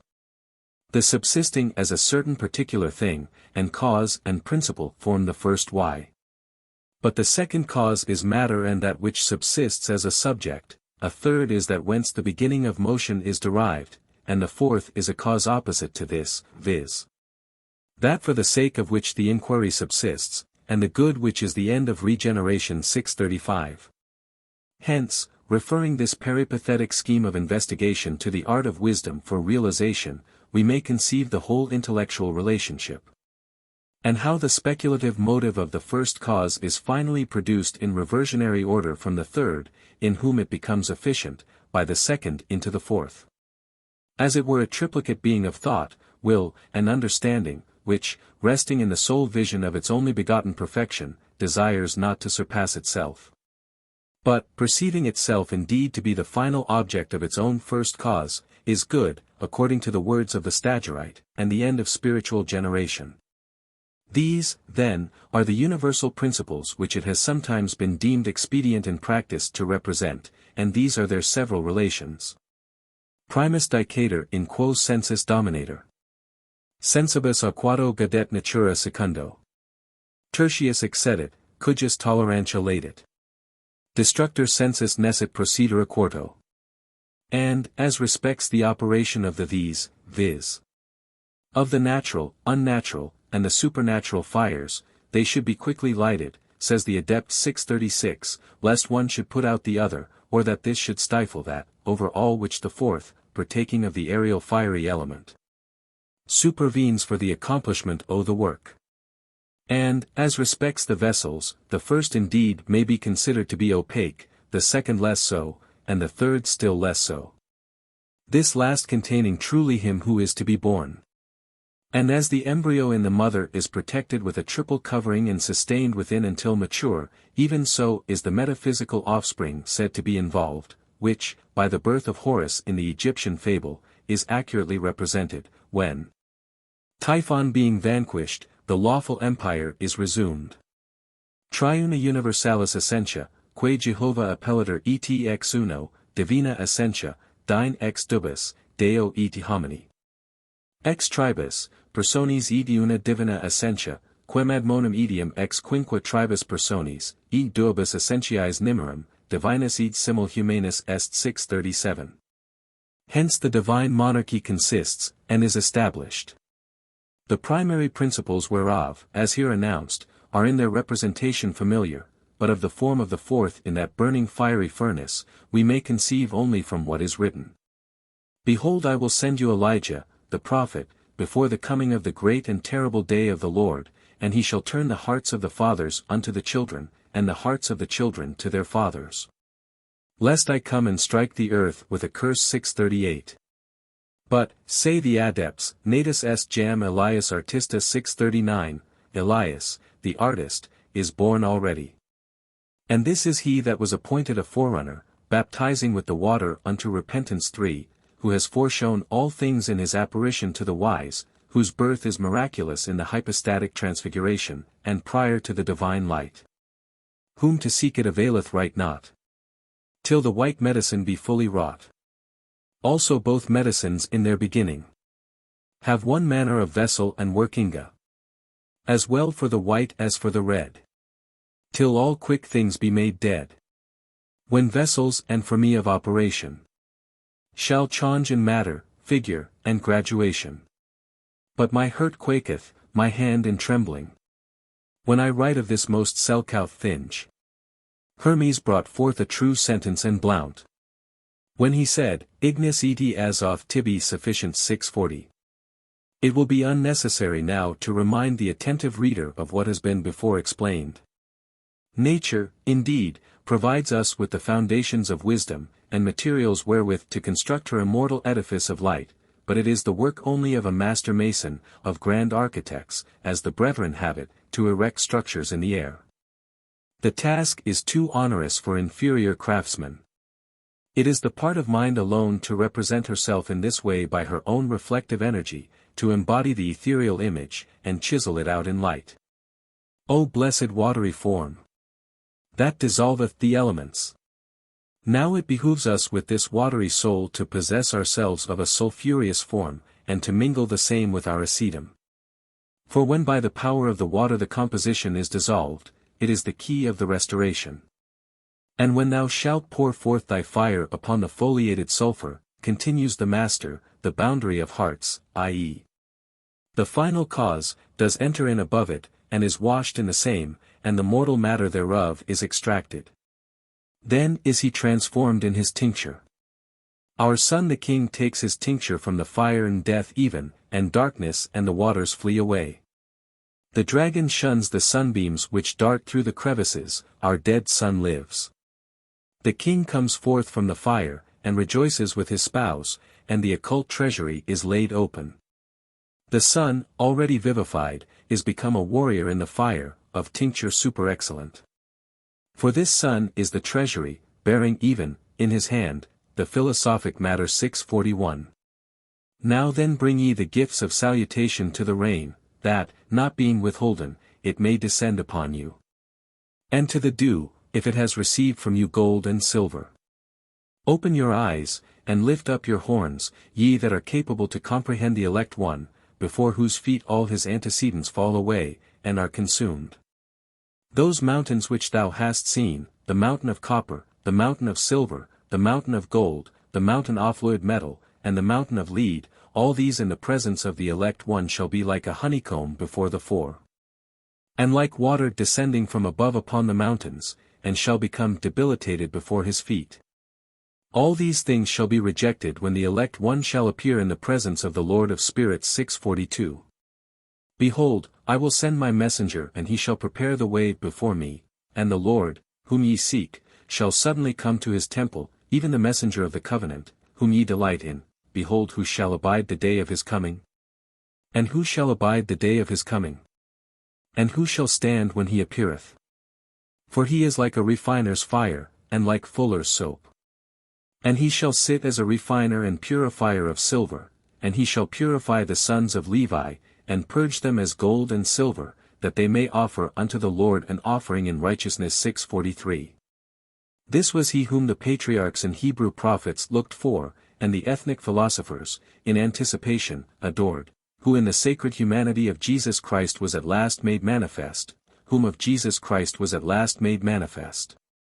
Whom the apostles and early Christian fathers, saints, and martyrs testify of, and with understanding worshipped.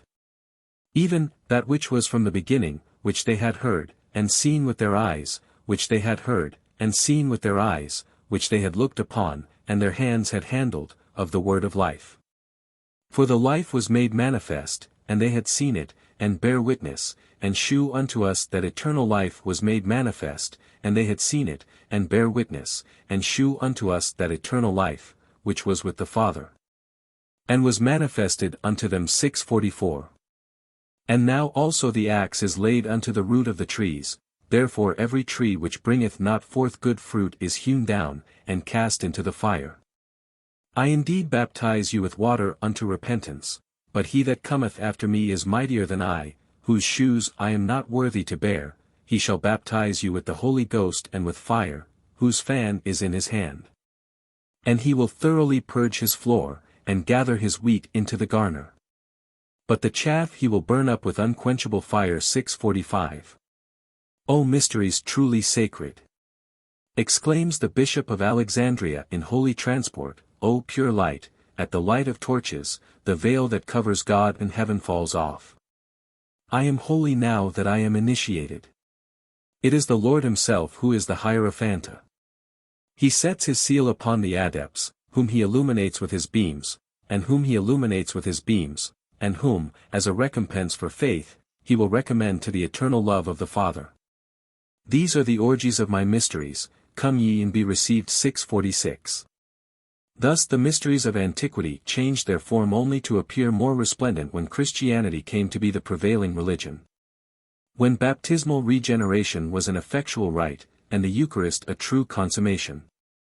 When faith, by humiliation under the exemplar cross of Christ, brought him forth anew in each regenerate life, identically perfect in all things, immortal, and transcending every precedent revelation of the light. As St. Paul, in his epistle to the Hebrew, also bears witness, God, who at sundry times and in divers manners spake in times past unto the fathers by the prophets, hath in these last days spoken unto whose Son, whom he hath appointed heir of all things, by whom also he made the worlds. Who bring the brightness of his glory and the express image of his person, and upholding all things by the word of his power, when he had by himself purged our sins, sat down in the right hand of the Majesty on high. 6:47. Meditate, therefore, says the Theosophist, and study theosophically to reduce the ternary by the quaternary, through the rejection of the binary, to the simplicity of the monad. That thy body, soul, and spirit be gathered to rest in the name of Jesus. 6:48. Learn to unite the principles of our chaos to a new life, and they will be regenerated by water and the Spirit. These two are in all things, and each has in himself, as Trismegistus says, the seed of his own regeneration. 6:49. Proceed then patiently but not manually. The work is performed by an invisible artist. For there is a secret incubation of the Spirit of God upon nature, you must only see that the outward heat fails not, but with the subject itself you have no more to do than the mother with child that is in her womb. The two former principles perform all. The Spirit makes use of the water to purge and wash his body, and he will bring it at last to a celestial immortal constitution. Does any one think this impossible? Further inquires the adept. Remember, that in the incarnation of Jesus Christ, the quaternarius, or four elements, as some call them, were united to their eternal unity in ternarius. 3 and 4 make 7. This sepentary is the true Sabaoth, the rest of God, into which the creature shall enter. This is the best and plainest manuduction that I can give you. In a word, salvation is nothing else but a transmutation 650, of the component principles of life in the circulation. And this is the true metempsychosis which has been the source of many errors in the common acceptancy. But which, in the ancient schools of divinity, signified neither more nor less than a transmigrating of the human identity out of this animal terrene existence through the ethereal elements of its original fundamentals of nature. But in the form alone are found to attain to that supremacy of reason which re-enters to its first cause.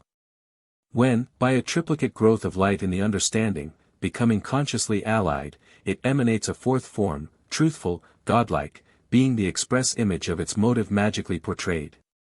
The true light, which lighteth every man that cometh into the world 651, in the Saviour was perfected.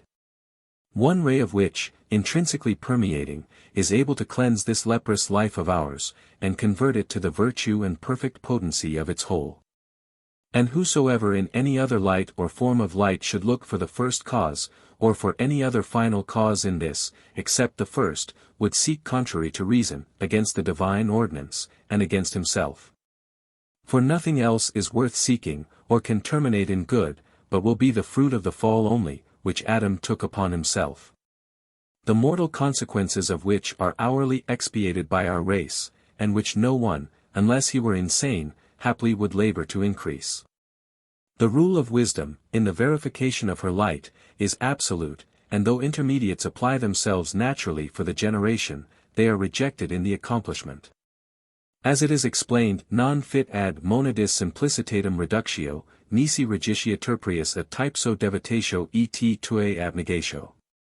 For as the absolute identification in theory is not conceived but by self-ablation and avoidance, so, practically, neither is nature reduced to the monadic simplicity of her element but by rejection of her binary conception.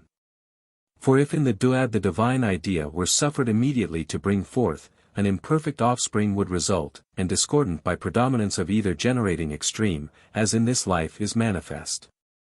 But by carrying the circulation upward through a third principle for reprobation, it is rectified, overcome in its proper volition, and dying, if the divine rule be thenceforth followed, is raised again by reversion.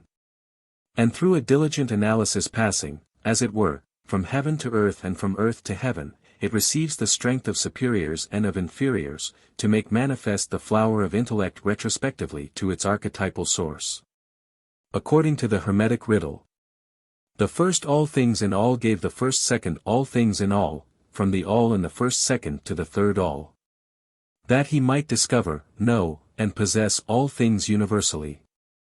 And this, it would seem, is the Catholic art of reason investigating her first source, which the Chaldaic oracle no less orderly pursues.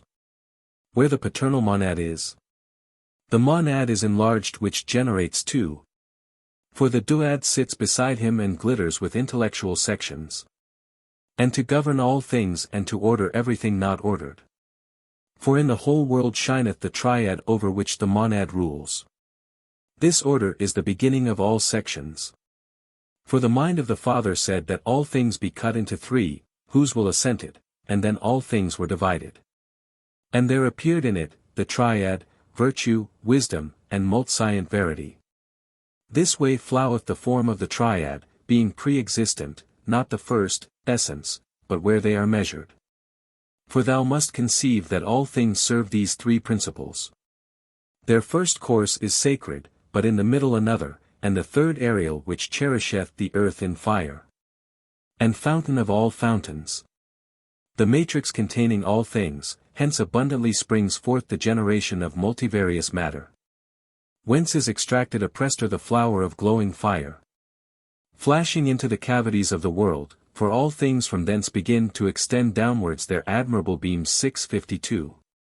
Such is the recreant progress of mind, ascending and descending throughout life, for the investigation of its manifold resources and powers. Where there is an exact machinery to be observed, a method which, though simple, is difficult for common sense to conceive aright, a mainspring exquisitely tempered, an enduring pivot, wheel within wheel revolving vitally, mercury, sulfur, and an immortal salt. And as steel draws the lodestone and the lodestone in like manner turns toward steel, so is it with the separated principles of will and understanding in their freed state. It is true, moreover, that our lodestone contains in its inmost center an abundance of that marvelous salt, which is that menstruum in the sphere of Saturn mentioned by Irenaeus, which can calcine gold. This center turns naturally towards the pole where the virtue of the steel is gradually strengthened. In this pole is the heart of the mercury, which is a true fire, in which its lord rests. And passing through this great sea, guided by the light of that polar star which our magnet exhibits, it arrives at its original destination. The wise will rejoice, adds the adept, but fools and the ignorant will hold it for a small things, nor yet learn wisdom, though they should see the central pole extravasated and bearing the notable sign of omnipotence.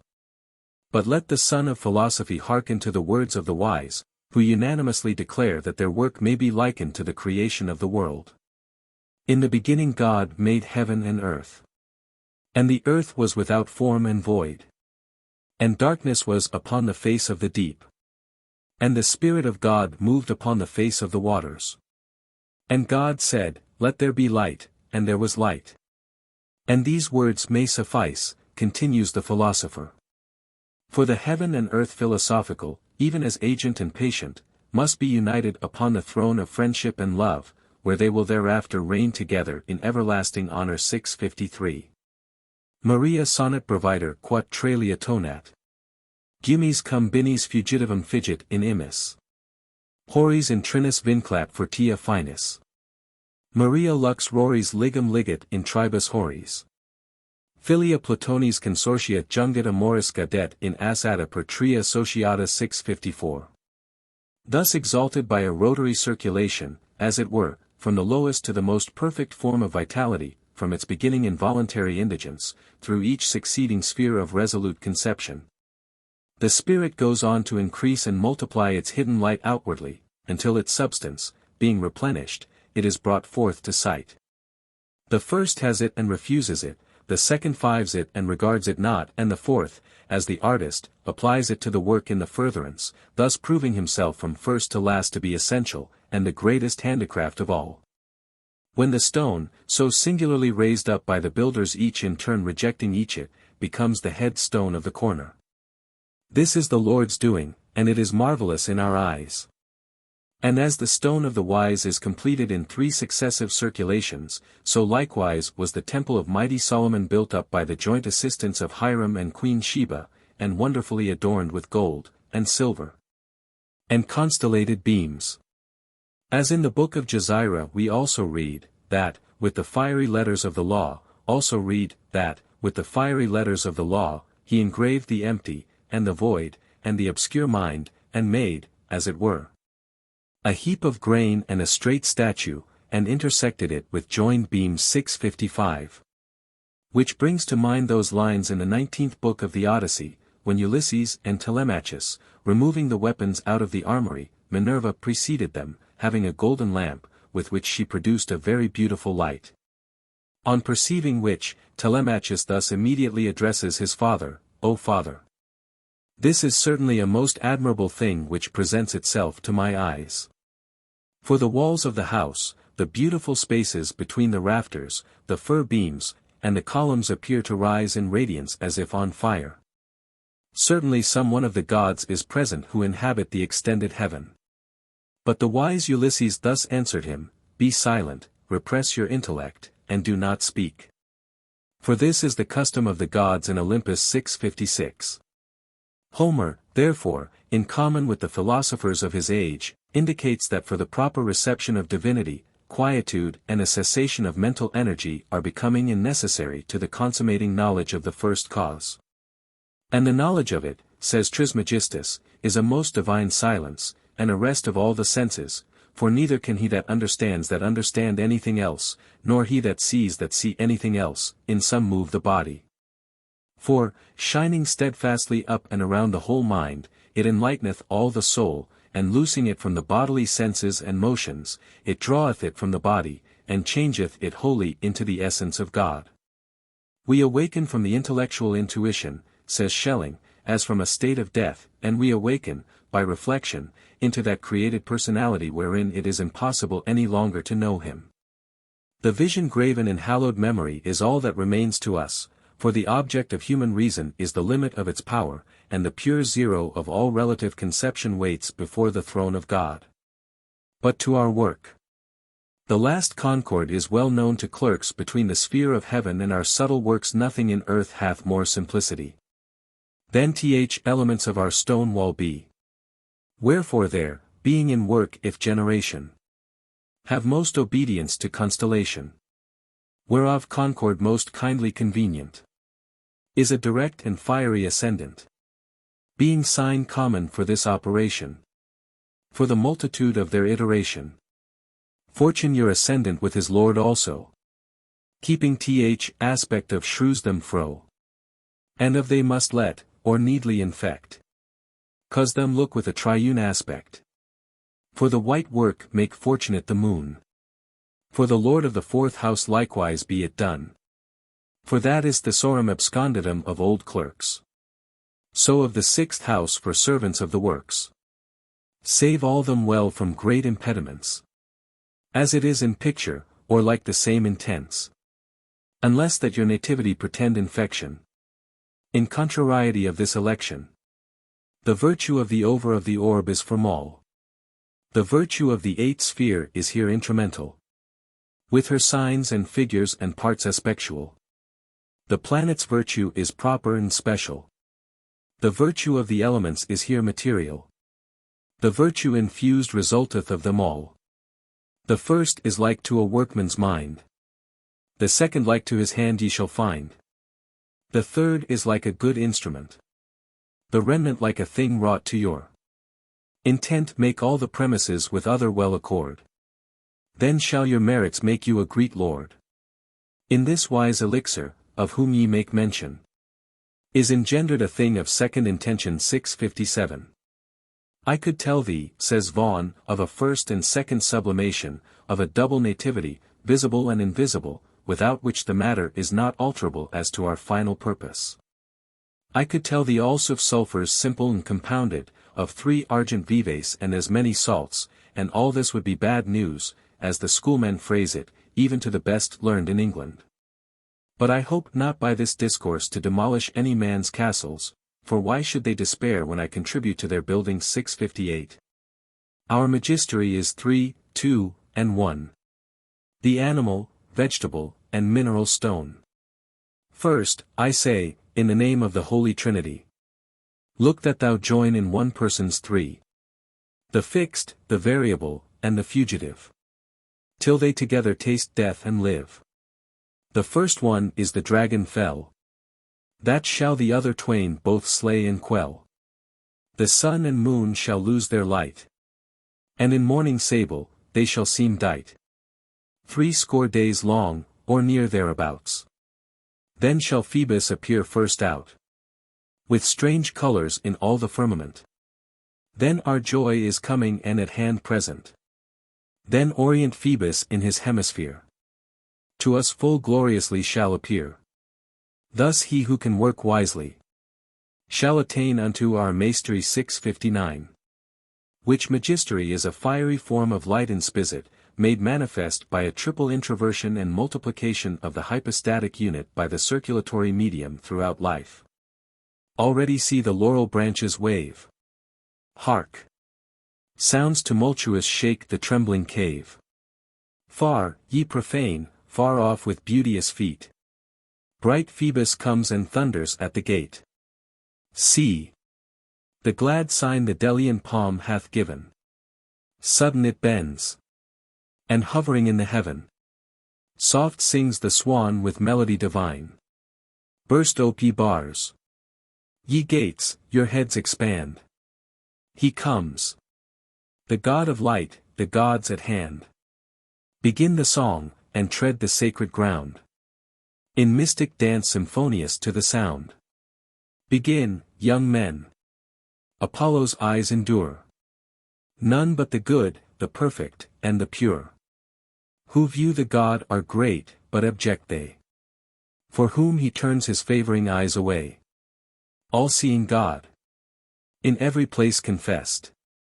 We will prepare, behold thee, and be blessed. He comes, young men. Nor silent should ye stand.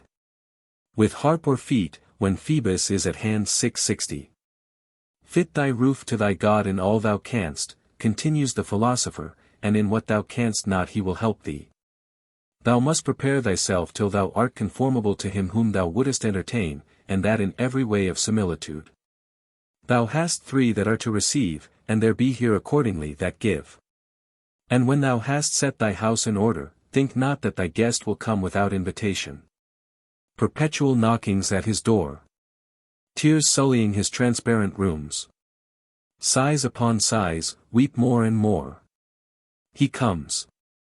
This is the way that thou must walk, in which, if thou dost, thou shalt perceive a sudden illumination.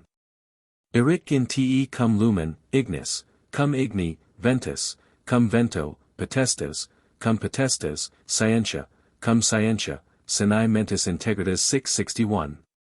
And then it is requisite to believe that we have seen him, says Plotinus, when the soul receives a sudden light.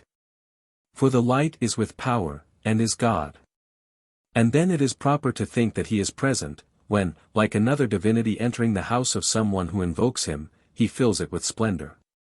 For, unless he entered, he would not illuminate it, and then the soul would be without light, and without the possession of God. 662. But when illuminated, it has that which is sought for, and the thought and understanding are in the experience one. Nec sentire deum nisi capars ipsi de sit. That was the sum of the Hermetic Mystery, and the ultimate object of the alchemical art to accomplish. And by such a subtle analysis and pure synthesis of vital agencies and effects, the word of life would seem to have been sought after by our ancestors, and experimentally found, which their neglected scriptures everywhere testify of. And the Smaragdine tablet yet lives summarily instructing us to reprove. True without error, certain and most true, that which is above is as that which is below, and that which is below is as that which is above, for performing the miracles of the one thing. And as all things were from one, by the mediation of one, so all things proceeded from this one thing by adaptation. The father of it is the sun, the mother of it is the moon, the wind carried it in its belly, the nurse thereof is the earth. This is the father of all perfection and consummation of the whole world. The power of it is integral, if it be turned into earth. Thou shalt separate the earth from the fire, the subtle from the gross, gently, with much sagacity. It ascends from earth to heaven, and again descends to earth, and receives the strength of the superiors and of the inferiors.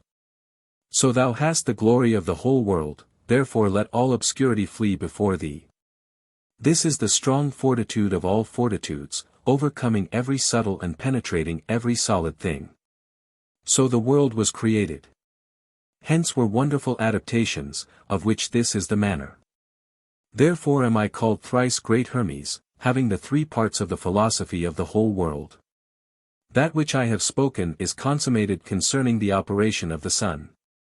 The 6 following keys, delivered into the safe hand of the intelligent inquirer, since they will be useful to none else, may be acceptable.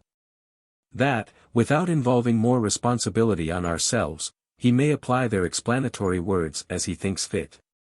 But we would deter all from hasty trial and avow our willful reservation of an important link in the application of these principles to practice, lest any attempting to realize without a full investigation of the methods should fail utterly in the pursuit. Chapter 3. The 6 Keys of Eudoxus, opening into the most secret philosophy. The first key. The first key is that which opens the dark prisons in which the sulfur is shut up, this is it which knows how to extract the seed out of the body, and which forms the stone of the philosophers by the conjunction of the spirit with the body, of sulfur with mercury. Hermes has manifestly demonstrated the operation of this first key by these words: in the caverns of the metals there is hidden the stone, which is venerable, bright in color, a mind sublime, and an open sea. This stone has a bright glittering, it contains a spirit of a sublime original, it is the sea of the wise, in which they angle for their mysterious fish. But the operations of the three works have a great deal of analogy one to another, and the philosophers do designedly speak in equivocal terms, to the end that those who have not the lynx's eyes may pursue wrong, and be lost in this labyrinth, from whence it is very hard to get out.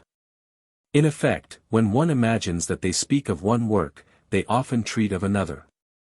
Take heed, therefore, not to be deceived here, for it is a truth, that in each work the wise artist ought to dissolve the body with the spirit. He must cut off the raven's head, whiten the black, and vivify the white, yet it is properly in the first operation that the wise artist cuts off the head of the black dragon and of the raven. Hence, Hermes says, what is born of the crow is the beginning of this art. Consider that it is by separation of the black, foul, and stinking fume of the blackest black that our astral, white, and resplendent stone is formed, which contains in its veins the blood of the pelican. It is at this first purification of the stone, and at this shining whiteness, that the work of the first key is ended. The second key. The second key dissolves the compound of the stone, and begins the separation of the elements in a philosophical manner. This separation of the elements is not made but by raising up the subtle and pure parts above the thick and terrestrial parts. He who knows how to sublime the stone philosophically, justly deserves the name of a philosopher, since he knows the fire of the wise, which is the only instrument which can work this sublimation. No philosopher has ever openly revealed this secret fire, and this powerful agent, which works all the wonders of the art. He who shall not understand it, and not know how to distinguish it by the characters whereby it is described, ought to make a stand here, and pray to God to make it clear to him. For the knowledge of this great secret is rather a gift of heaven, than a light acquired by the natural force of reasoning. Let him, nevertheless, read the writings of the philosophers, let him meditate. And, above all, let him pray. There is no difficulty which may not in the end be made clear by work, meditation, and prayer. Without the sublimation of the stone, the conversion of the elements and the extraction of the principles is impossible. And this conversion, which makes water of earth, air of water, and fire of air, is the only way whereby our mercury can be prepared. Apply yourself then to know this secret fire, which dissolves the stone naturally and without violence, and makes it dissolve into water in the great sea of the wise, by the distillation which is made by the rays of the sun and moon. It is in this manner that the stone, which, according to Hermes, is the vine of the wise, becomes their wine, which, by the operations of art, produces their rectified water of life, and their most sharp vinegar. The elements of the stone cannot be dissolved but by this nature wholly divine, nor can a perfect dissolution be made of it, but after a proportioned digestion and putrefaction, at which the operation of the second key of the first work is ended. The third key. The third key comprehends of itself alone a longer train of operations than all the rest together. The philosophers have spoken very little of it, seeing the perfection of our mercury depends thereon. The sincerest even, as Artephius, Trevisan, Flammel, have passed in silence the preparation of our mercury, and there is hardly one found who has not feigned, instead of showing the longest and the most important of the operations of our practice. With a design to lend you a hand in this part of the way, which you have to go, and where for want of light it is impossible to know the true road, I will enlarge myself more than others have done on this third key.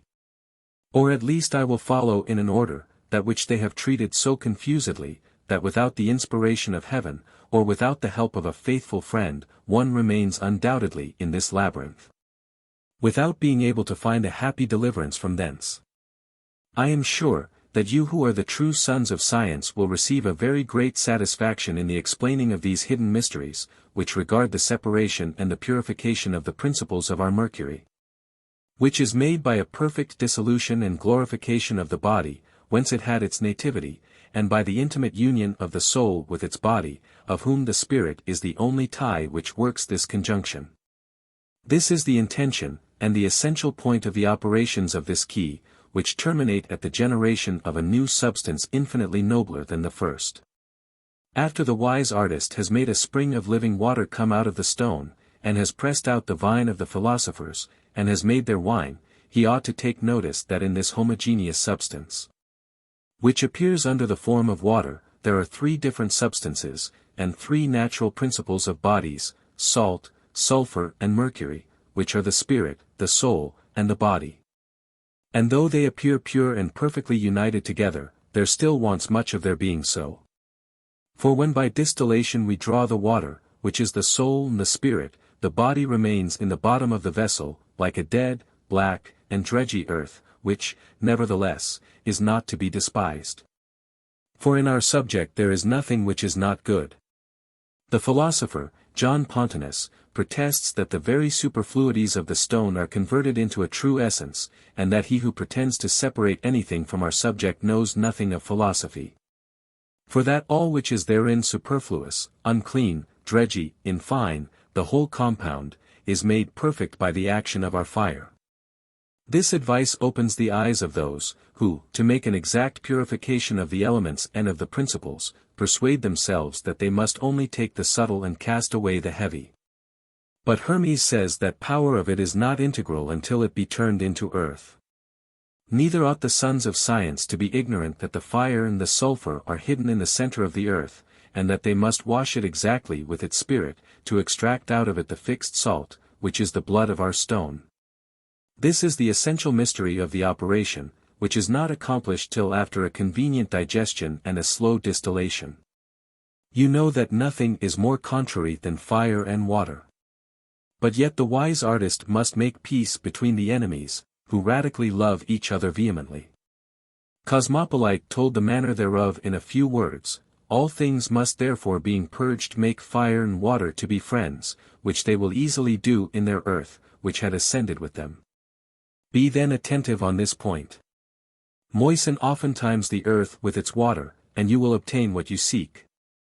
Must not the body be dissolved by the water, and the earth be penetrated with its humidity, to be made proper for generation?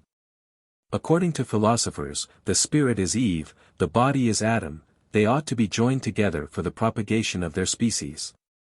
Hermes says the same in other terms, for water is the strongest nature which surmounts and excites the fixed nature in the body, that is, rejoices in it. In effect, these two substances, which are of the same nature but of different genders, ascend insensibly together, leaving but a little feces in the bottom of their vessel. So that the soul, spirit, and body, after an exact purification, appear at last inseparably united under a more noble and more perfect form than it was before. And as different from its first liquid form as the alcohol of wine exactly rectified and actuated with its salt is different from the substance of the wine from whence it has been drawn. This comparison is not only very fitting, but it furthermore gives the sons of science a precise knowledge of the operations of the third key. Our water is a living spring which comes out of the stone by a natural miracle of our philosophy. The first of all is the water which issueth out of this stone. It is Hermes who has pronounced this great truth. He acknowledges, further, that this water is the foundation of our art. The philosophers give it many names. For sometimes they call it wine, sometimes water of life, sometimes vinegar, sometimes oil, according to the different degrees of preparation, or according to the diverse effects which it is capable of producing. Yet I let you know that it is properly called the vinegar of the wise, and that in the distillation of this divine liquor there happens the same thing as in that of common vinegar. You may hence draw instruction: the water and the phlegm ascend first, the oily substance, in which the efficacy of the water consists, comes the last, etc. It is therefore necessary to dissolve the body entirely to extract all its humidity which contains the precious ferment, the sulfur, that balm of nature, and wonderful unguent. Without which you ought not to hope ever to see in your vessel this blackness so desired by all the philosophers. Reduce then the whole compound into water, and make a perfect union of the volatile with the fixed, it is a precept of seniors, which deserves attention, that the highest fume should be reduced to the lowest. For the divine water is the thing descending from heaven, the reducer of the soul to its body, which it at length revives. The balm of life is hid in these unclean feces.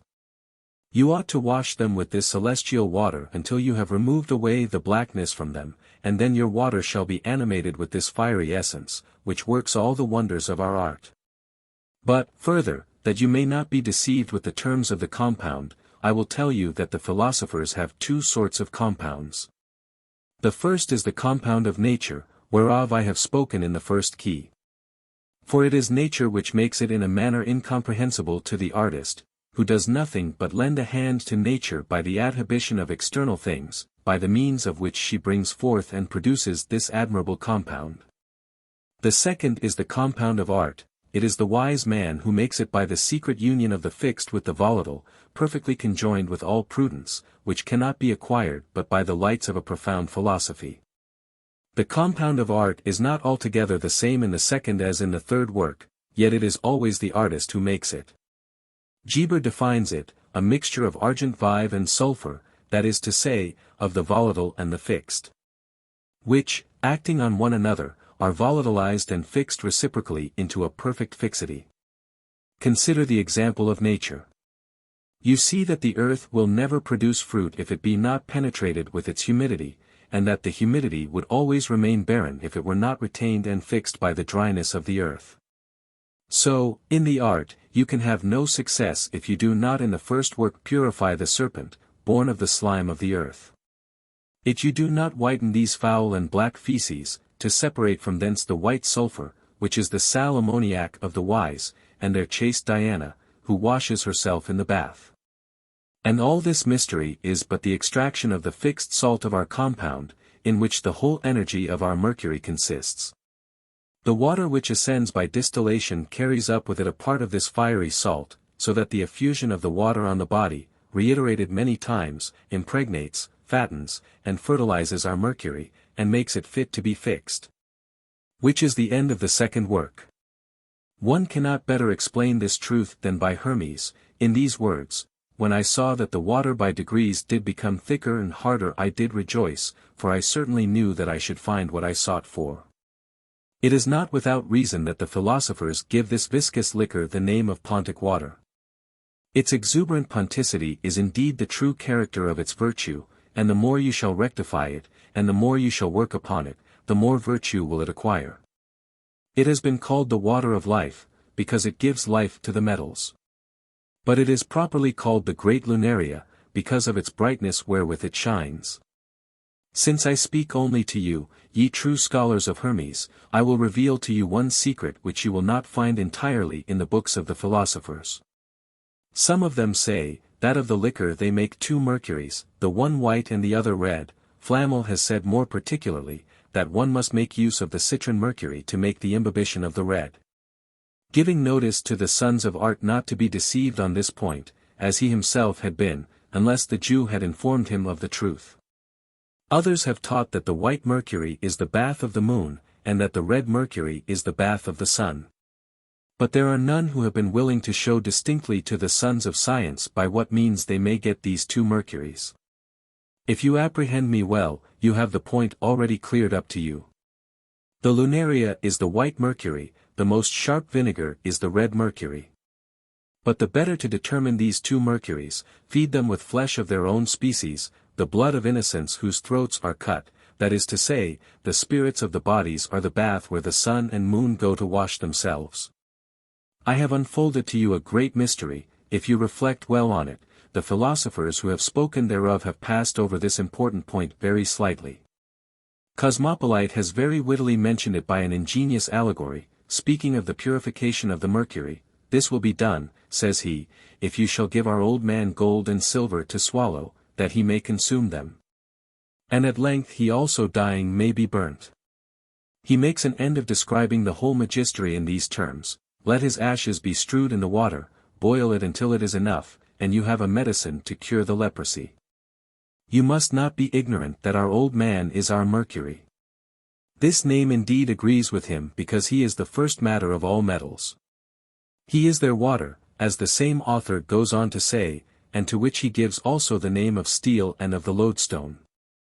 Adding for a greater confirmation of what I am about to discover to you, that if gold couples with it 11 times it sends forth its seed, and is debilitated almost unto death. But the Chalybes conceives and begets a son more glorious than the father.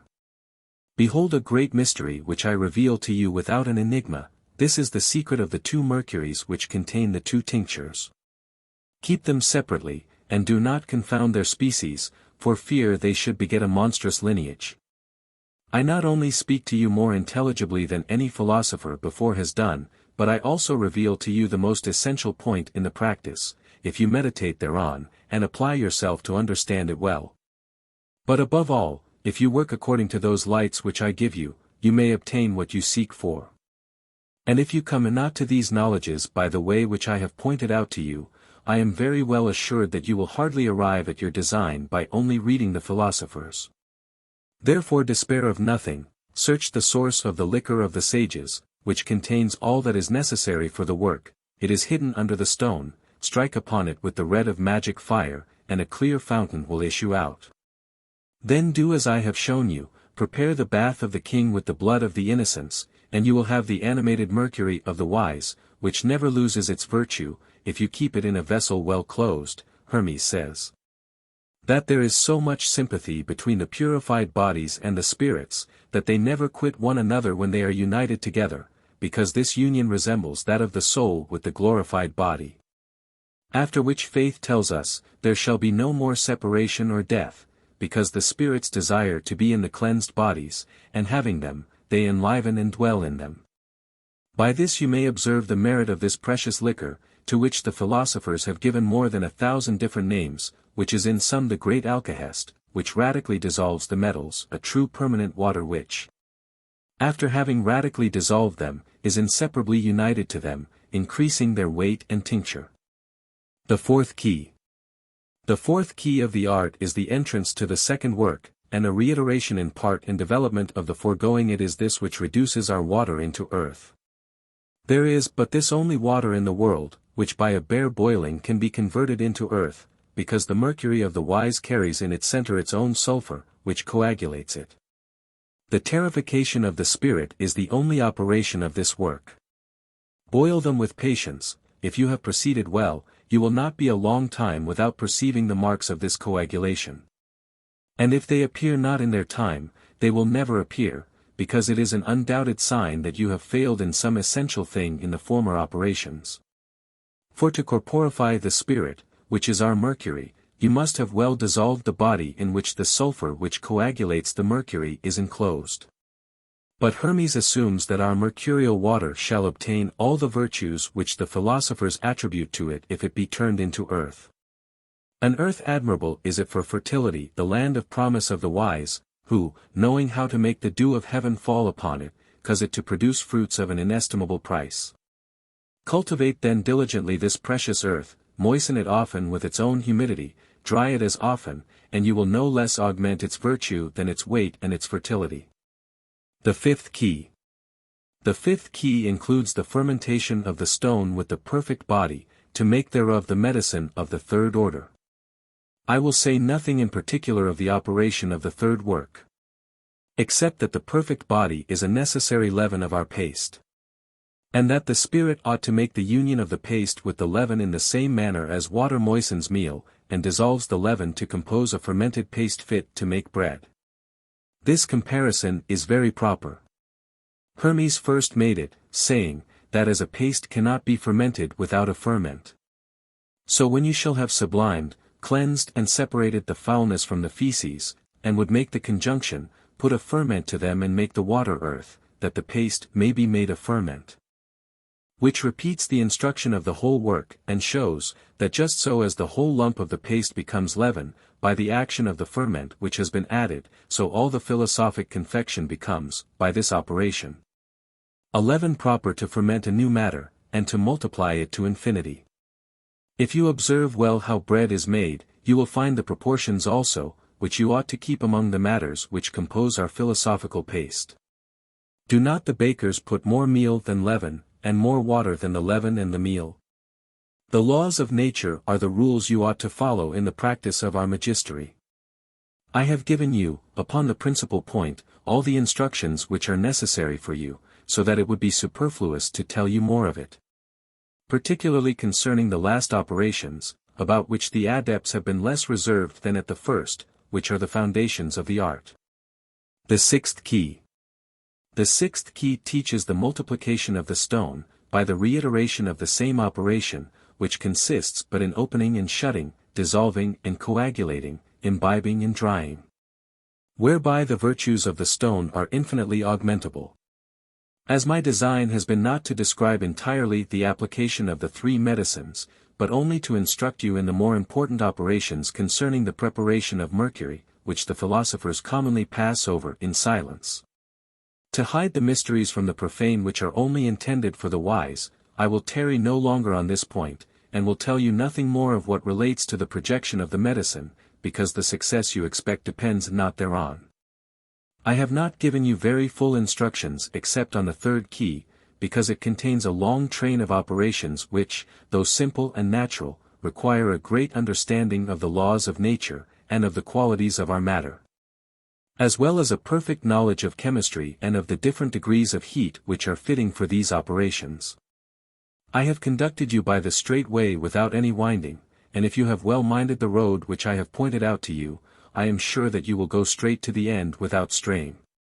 Take this in good part from me, in the design which I had of sparing you 1,000 labors and 1,000 troubles, which I myself have undergone in this painful journey for want of an assistance such as this is.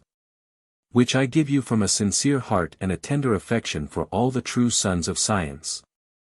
I should much bewail, if, like me, after having known the true matter, you should spend 15 years entirely in the work, in study, and in meditation, without being able to extract out of the stone the precious juice which it encloses in its bosom. For want of knowing the secret fire of the wise, which makes to run out of this plant, dry and withered in appearance, a water which wets not the hands, and which by a magical union of the dry water of the sea of the wise, is dissolved into a viscous water, into a mercurial liquor, which is the beginning, the foundation, and the key of our art, convert, separate and purify the elements, as I have taught you. And you will possess the true mercury of the philosophers, which will give you the fixed sulfur and the universal medicine. But I give you notice, moreover, that even after you shall be arrived at the knowledge of the secret fire of the wise, yet still you shall not attain your point at your first career. I have erred many years in the way which remains to be gone, to arrive at the mysterious fountain where the king bathes himself, is made young again, and retakes a new life exempt from all sorts of infirmities. Besides this you must know how to purify, to heal, and to animate the royal bath. It is to lend you a hand in this secret way that I have expatiated under the third key, where all those operations are described. I wish with all my heart that the instructions which I have given you may enable you to go directly to the end. But remember, ye sons of philosophy, that the knowledge of our magistery comes rather by the inspiration of heaven than from the lights which we can get by ourselves. This truth is acknowledged by all artists. It is for good reason that it is not enough to work, pray daily, read good books, and meditate night and day on the operations of nature, and on what she may be able to do when she is assisted by the help of our art. And by these means you will succeed without doubt in your undertaking. This is all I have now to say to you. I was not willing to make you such a long discourse as the matter seemed to demand. Neither have I told you anything but what is essential to our art. So that if you know the stone which is the only matter of our stone, and if you have the understanding of our fire, which is both secret and natural, you have the keys of the art, and you can calcine our stone. Not by the common calcination which is made by the violence of fire, but by a philosophic calcination which is purely natural. Yet observe this, with the most enlightened philosophers, that there is this difference between the common calcination which is made by the force of fire and the natural calcination. That the first destroys the body and consumes the greatest part of its radical humidity, but the second does not only preserve the humidity of the body in calcining it, but still considerably augments it. Experience will give you knowledge in the practice of this great truth, for you will in effect find that this philosophical calcination, which sublimes and distills the stone in calcining it, much augments its humidity. The reason is that the igneous spirit of the natural fire is corporified in the substances which are analogous to it. Our stone is an astral fire which sympathizes with the natural fire, and which, as a true salamander receives it nativity, is nourished and grows in the elementary fire, which is geometrically proportioned to it. The keys of Eudoxus open no more. And as these last ones, entering to the multiplication and projection, are avowedly defective, and the information may be interesting to the studious, we propose to supply it briefly from another and not less credible source. It remains only for the work of multiplication, says the author of the Open Entrance, to take one part of the perfect matter and to join it with 3 or 4 parts at most of the mercury of the first work. And to place both in a vessel well luted and sealed. And, by the help of a gentle and well-regulated fire, you will see with satisfaction all the operations before named pass through rapidly in 7 days, and the virtue is augmented 1,000 times in this revelation above what it was before. Then repeat thereupon the same operation, and all will be run through before your eyes in 3 days, and the matter will have again attained by this a redoubled virtue. After this, if you desire to repeat the same work, 1 natural day will complete the whole, and every regiment of the colors will in that brief space be passed through. Which, if the same process be again repeated, an hour will suffice, increasing likewise in multiplicable proportion, thousands by thousands. So that at length, if you multiply it a 5th time, you will no longer be able to calculate the strength of the medicine. Render thanks to God, then, who hath put into thy possession the universal treasury of nature. And for the final projection, as the metal-line perfectibility of the matter is sometimes called, we have this concluding advice: take 1 part of your perfect stone, whether white or red. Then cause to be melted in a crucible 4 parts of one of the fixed metals, i.e., silver if it be for the white, or gold if it be for the red, joined to this 1 part of the stone, according to the kind that you desire to produce. Throw the whole into a horn, and there will result to you a pulverizable mass. Take then 10 parts of mercury purged and purified, place it on the fire, and when it begins to crackle and to smoke throw in 1 part of your powder, which will, in the twinkling of an eye as it were, penetrate the mercury. Melt this with an augmented fire, and you will have the medicine, though of an inferior order. Take 1 part of this last matter and project it on any metal so that it be only purified and set in fusion. Project only as much of the stone as you desire to tinge of the metal, and you will have gold or silver more pure than that which nature ever yields. However, it is always best to make projection by degrees until the stone yields no more tincture. Because in projecting a small quantity of powder on a large quantity of imperfect, except indeed out mercury alone, the stone sustains great loss on account of the impurities with which they abound. Therefore, the more the metal is purified before projection, the more successful will be transmutation. 663. But, be it remembered, there is a twofold fermentation, a spiritual and a bodily. The spiritual fermentation is performed by multiplying the tinctures, which is not done with common gold to silver, for they are not tinctures, but gross compacted bodies. Be thou well advised, says Sendivogius in his Praxis, that thou takest not common gold or silver, for these are dead, take ours which are living.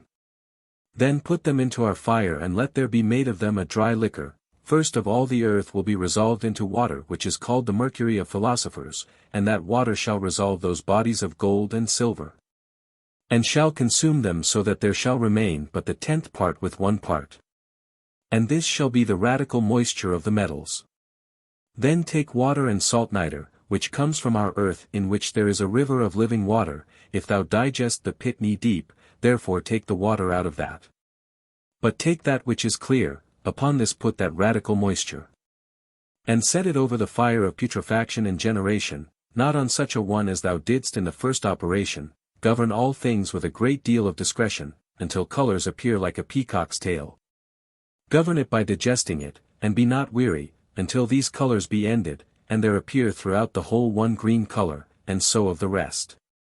And when thou shalt see in the bottom ashes of a fiery color and the water almost red, open the vessel, dip in a pen, and smear some iron with it.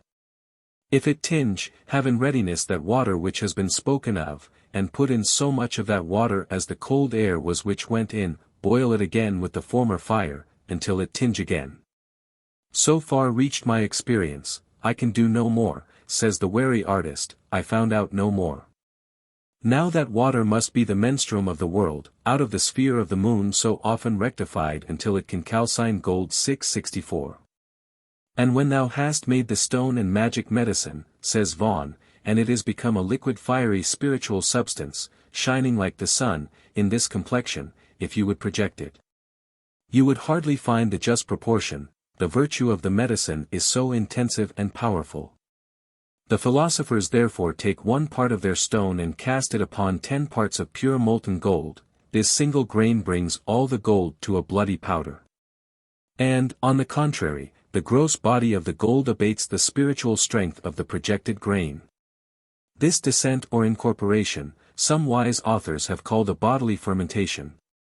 But the philosophers did not use common gold to make their stone, though so many deceptively write about it, they used it only to qualify the utensive power of it when it was made. That they might the more easily find what quantity of base metal they should project upon. By this means they reduced their medicine to a dust, and this dust is the Arabian elixir. This elixir the philosophers could carry about them. But the medicine itself not so, for it is such a subtle moist fire that there is nothing but its proper glass that will hold it 665. And it sufficeth in one glass to put so much of composition as may cost the price of half an ounce of fold, which shut with Hermes' seal, no fear it should be lost, except some error be committed, which how to avoid I faithfully shall teach 666. And because our intention is to the changing of metals into gold, says the author of Lucerna Solis, it is requisite that they should first be fermented with very good and most pure gold. For otherwise the imperfect metals would not be able to support its too great and supreme subtlety, but there would rather ensue loss and damage in the projection. The imperfect and impure metals, let not the allusion here be misapprehended, must also be purified, if one will draw any profit therefrom. 1 dram of gold is sufficient for the fermentation in the red, and 1 dram of silver for the fermentation in the white. And the artist need not be at the trouble of buying gold or silver for this fermentation, because, with one single very small part, the tincture may afterwards be augmented more and more in such a manner that whole ships might be loaded with the precious metal that would accrue from this confection. For if this medicine be multiplied, and be again dissolved and coagulated by the virtue of its mercury, white or red, of which it was prepared, then the tinging virtue will be augmented each time by 10 degrees in perfection, which may be reiterated as often as one pleases. 667. Like the sun's atoms, 'tis the powder fine, white for the white, and red for red projection. The metals, by it tined, exceed the mine in purity, and such is its perfection, that he who hath it in an hour's space, and less than, may command in any place. At first it is of virtue very small, compared with the might it doth attain, by oft reiteration. Whoso shall it oft dissolve, and then congeal again, shall find a medicine that will translate innumerable parts to soul's estate. 'Tis ponderous and yet in grains divided. That powder all appears as soft as silk. On metal it, like wax, in flux is guided. To enter to the center, just like milk, is penetrated by the rennet sour, and curdled in the minute of an hour. This medicine is best thus to project. First on a portion of the metal pure, which of the powder is to be effect. As red on gold, on silver eke be sure. The white to throw, 1 part of this, your stone on 4 of metal, or else 5 to 1. Then brittle like to glass that mass will be, of color bright and shining very clear, yet not transparent, also thou shalt see its virtue lessened, which will appear to view most glittering, like a ruby fair. Then upon argent vive cast this with care. On 10 parts one so long project until the tincture to decrease thou shalt perceive. Which being done, also thou shalt see Most perfect soul and loon from fire receive. Thus guide thy operation and be sure. The effect will prove both gold and silver pure. And if thou list thy essence to augment, in goodness or in weight, thou so mayst work, that never shall thy stock with use be spent. So great a power in this stone doth lurk, that it, like fire, is apt to multiply itself in weight as eke in dignity. A portion once I saw, and found by proof, that which a man's belief might far exceed, of the red medicine, which for behoof of such how to this science may proceed, I shall declare, by which may well appear, that useless it is not, as many fear. I saw then, as I said, a powder so increased in virtue, scarce to be believed, that so small quantity, as scarce would show in bulk a grain, nor weighed much more indeed, which yet to gold so great a quantity could well transmute as may be deemed a lie. No man by art its number could attain. So great it was, yet it was the tincture sound. For on an ounce projected was that grain, in which perfection did so abound, that all was essence made, of which one grain was cast upon 10 times as much again. That is 1 ounce in 10, and these likewise on 10 times more, which yet was medicine made. 10 more to one of these would not suffice to meddle it to bring, nor was delayed. So with these oft projection made before, but one at last tinged 90,000 more 668.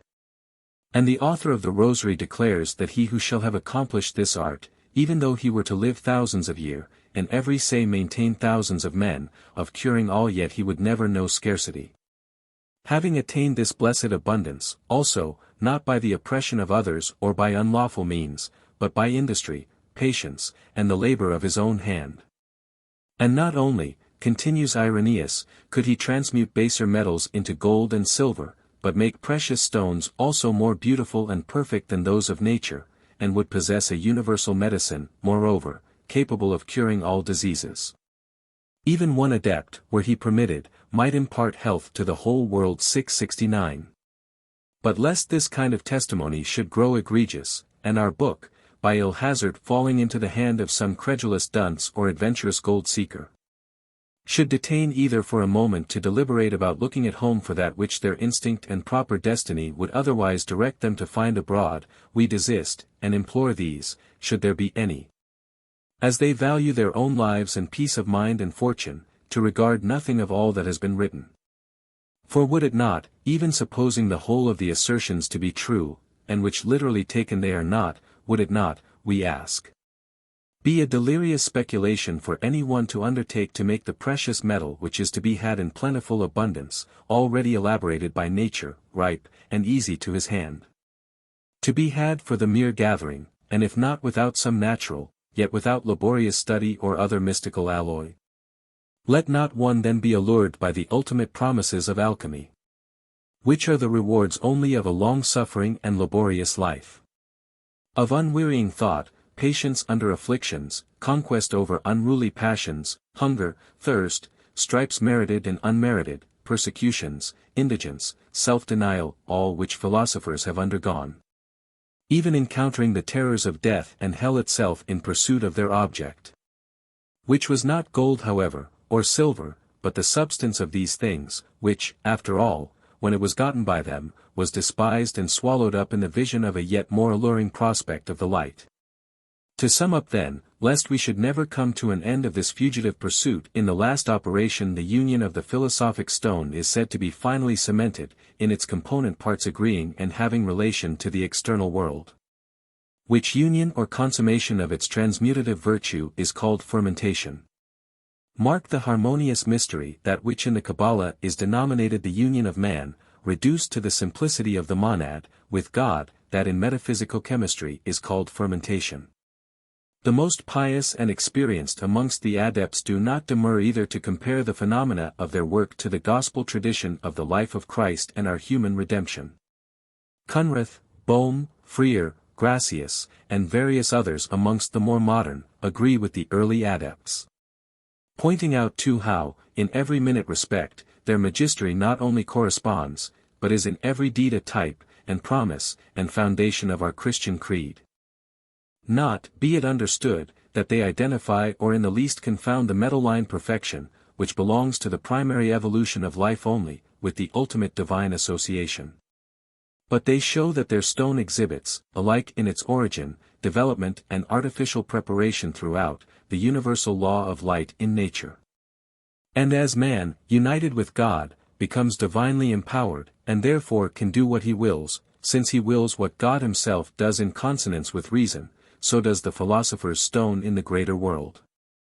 Fermented in its parts by reason of the fermentation, transform itself into what it wills, and works for the diverse natures of all things, co-equals itself to all, to every and each, and to universals. It is the universal medium of restoration and preservation, says Cunrath, which by its own equilibriate virtue expels suffering in every disease whether of mind or body, in either kingdom of nature rectifying, according to the capability of each. Metals it is said to benefit by transference of their radical moisture, depriving its terrestriety in foreign oxides, vegetables, by an increase of their efflorescent spirit, and animals, according to the natural exigence of their being. Azoth of our stone, continues he, reduces bodies to their first matter and reanimates them with the universal form, crystals it advances to gems, and many pearls artificially it concretes into one. Metals, also, as I myself have seen, crystals, gems, as well as gold, it makes fluid and potable, it frees animals from disease, and preserves them in the strength of its virtue, I refreshes vegetables, tough nearly dead it will revive them. Fermented with the specific essence of simples, and methodically applied in a fitting lamp, its enduring water, lighted by art, burns perpetually, forever. It expels and drives away evil spirits from the possessed, wherefore not? There are particular potencies in nature which malignant powers give way to, why not to the universal? The author of confusion could not endure symmetry. It exalts and ennobles natural ability in the healing art, and it draws down sublime memory and prudence. It wonderfully excites perpetual joy, and an honest boldness and fortitude of mind exhilarating all life. And, that I may include many things in a few words, it is miraculously efficient in all the production of nature, also the sublunary spirits, for every and all of these, by an inherent necessity, obey this stone 670. For this powerful vivific ens is of the same origin as that which it assimilates, viz. The universal spirit, which has been so often fermented, rectified, and recalcined, until the central force, wholly drawn out, acts forcibly at the circumference, and is able to draw, by a supernatural magnetism, the homogeneal nature everywhere into itself, according to the rational form inbred. And hence we may conceive why the Hermetic philosophers have given it the name of Azoth, which adheres to bodies. Which if thou dost rightly conceive, says Cunrath, thou art he of whom it may be truly said, he who has begun aright, has done half of the whole. The stone is fermented with its metal existing in the highest purity, with pure silver for the white, and with red for fine gold. And this is the work of 3 days 671. The stone is here said accurately to be fermented with its own metal, for is not light the true orific seed? Not common light, but that which in the first rotary wheel of life becomes efficient, which is potentially included everywhere in either kingdom of nature, though laid asleep. Or what else should possibly transmute or multiply by its own assimilative virtue? What else but light can multiply, or does multiply, anyhow or anywhere? And if everywhere else, why not in the mineral kingdom, when set free to attract its proper fuel indeficiently, without heterogeneous hindrance or alloy? And if in the mineral kingdom it can overcome no great inertness, and renews the vegetable spirit, imparting health and increase to decaying nature, how much greater benefits will it not bestow on man who nourished it? Nor in the outward ministration of the medicament only, but above all, and most permanently, in the vital rectification.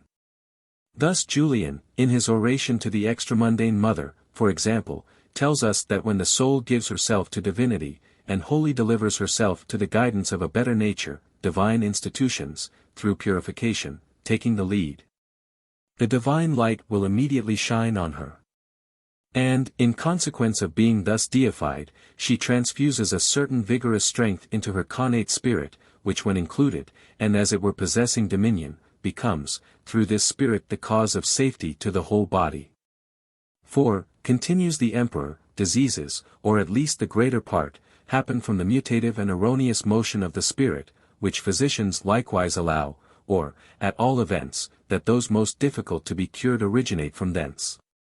For health is a certain symmetry or equilibrium of nature, which it is the preeminent power of the telestic art to impart, ordering all things by the unity within. And, indeed, the oracles testify the truth of these assertions, when they declare that through purifying ceremonies bodies become worthy of receiving divine assistance and health. And that the mortal vestment of bitter matter will be by these means be preserved. Harmonia resonat namque, sub qua est corpus mortale. Extendens, igni mentem, as opus pietatis, et fluxile corpus servabit 672. And that which a man has received, will he not be able to impart again, and bestow of this exuberant felicity for the benefaction of others? Or at it is so related of Hippocrates, that he cured extraordinary maladies because he was endowed with a divine nature, and had carried up medicine from a low estate unto great achievements. For he was the descent of many generations, and a divine man, as the tradition says, by direct descent from Aesculapius on the father's side, and by his mother Praxithea of the race of the Heraclides. Wherefore from both seeds he had his origin from the gods. For he was initiated as a young beginner in medicinal affairs by his great-grandfather, so far as he knew. But himself did also teach himself, having made use of a divine nature, the whole art. And, in the industry of his mind, he as far excelled his progenitors as he also exceeded them in the excellency of art. For he takes away, continues the narrator, not only the kind of bestial, but also of brutishly fierce and wild diseases, through a great part of the land and sea, dispersing the succors of Aesculapius, even as Triptolemus the seed of Ceres. Balmy health and healing virtues, such as sage Chiron, sire of pharmacy, first taught Achilles, and Achilles the 673. Therefore he hath most justly obtained divine honors in many places of the earth. And is made worthy by the Athenians of the same gifts with Hercules and Aesculapius. And this man is the father and preserver of health, the curer of all griefs. In sum, this man is the prince of divine knowledge, concludes the Persian, Patrice, in his epistle addressing Artaxerxes, send thou for him 674. Honor the physician with the honor due unto him, says Solomon. For the Lord created him, as if he specially were above all men created by God, who is able to heal the sick and restore life to the distressed, which all physicians, however, are notable, but a physician chosen by God, continues Helmont. His own signs shall follow, and wonders for the schools. For he shall prepare to the honor of God his free gifts, to the comfort of his neighbor, compassion shall be his leader. For he shall possess truth in his heart, and knowledge in his understanding. Charity and the mercy of the Lord shall enlighten his way, and he shall bestow favor of the Lord, and the hope of gain shall not be in his thoughts. For the Lord is rich and liberal, and will give him 100-fold in an heaped-up measure, he will fructify his work, and anoint his hands with blessing. He will fill his mouth with consolation and with the trumpet of his word, from which diseases shall flee. He will fill his life with length of days, his house with riches, and nigh children with the fear of the Lord. His footsteps shall bring felicity, and diseases shall be in his sight as snow in the noonday of summer in an open valley. Curse and punishment shall flee away, and health shall follow him.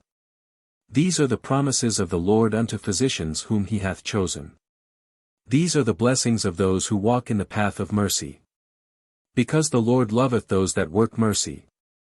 And therefore he will enlighten them with his Spirit, the Comforter. For who is liberal as the Lord, who giveth many things freely, and, for some small matter, bestoweth all things? Blessed is the Lord who saves the merciful, and who saves him that is to be saved freely. And consolation shall meet the merciful man in the way of hope, because he has chosen a faithful master. BT, continues the same estimable narrator, arrogance and sloth, which long since extinguished charity, but a few ages ago sequestered a chirurgeon also from a physician. Wherefore afterwards servants handled the manual instruments and operations, as if the unbeseemed a Christian to help his neighbor with his hands. In the meantime some noble matrons healed defects with their own hands that were despaired of by physicians. And truly after that the study of ambition and gain were practiced, charity grew cold, mercy was extinguished, art perished, and the giver of lights withdrew his gifts. The number of our calamities increased, and physicians were made the fable of the vulgar. Ruth remained buried in the grave of science, and instead thereof a confused kind of brawling arose, being discursive, which was accounted for doctrine. And those false doctors described and drew of themselves a whole army of diseases, almost grieving, too, that the catalogue of them was yet so small. For they, being allured with the facility of the art of Galen, promised to measure all diseases by the geometrical demonstrations of degrees of heat and cold, and to heal them all thereby. Chirurgeons also, as well the modern as the ancient, from an imitation and emulation of these, largely and widely treated promiscuously all diseases, snatching the cures of them all under themselves, in the sight and despite of their former masters. Because at first, and from the root of medicinal ordination, all things belonged to be cured only and alone by physicians, but unto chirurgeons afterwards only by permission and from favor. Both of them have failed, however, under a confused strife and become inefficient 675. So the origin, decline, and fall of the healing art has been pictured by one of its brightest ornaments. And truly is it not deplorable to think that knowledge once so perfectly attained and demonstrated in its efficacy, should, by a degenerate usage, have been lost to mankind? The accounts given by Van Helmont of the cures which he himself alone effected of some 10,000 individuals yearly, without any diminution of his medicine, would now be unaccredited, except by those few, perhaps, who, with a fragment of the same virtue, have, by a benevolent application, learnt to conceive something of the illimitable powers and artificial increase of vitalization.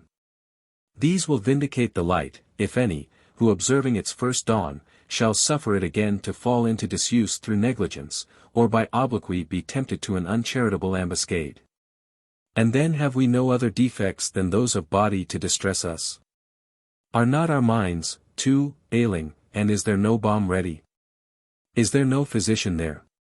In Greece there were many temples to many gods, to Ceres, Minerva, Apollo, Bacchus, and the rest, all ministering to the defects of mind, educating and disciplining the understanding for the conception of wisdom and a better life within. Aesculapius was a demigod only amongst them, who is of modern mesmerism the only just pride. Honor the physician with the honor due unto him for the use you may have of him, for the Lord created him. There is a time when in his hands there is a good success, then let him not go from thee, for hast need of him 676.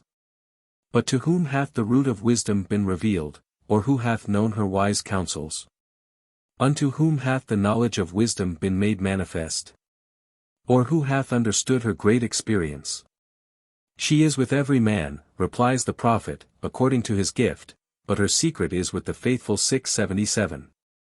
Now such a faith as the Scriptures inculcate as bestowing wisdom on the possessor is unknown at this day.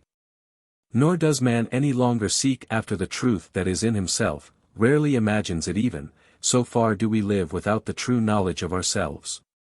We pray the liberal reader to reflect, therefore, and link his imagination to the probabilities of reason, and ponder on the testimony of experience, and believe that mesmerism, as it is mechanically practiced in the present day, is a first step indeed, and this only before the entrance of that glorious temple of divine wisdom which a more scientific handicraft enabled the ancients experimentally to enter, and from its foundation build up, as it were, a crystalline edifice of light and truth.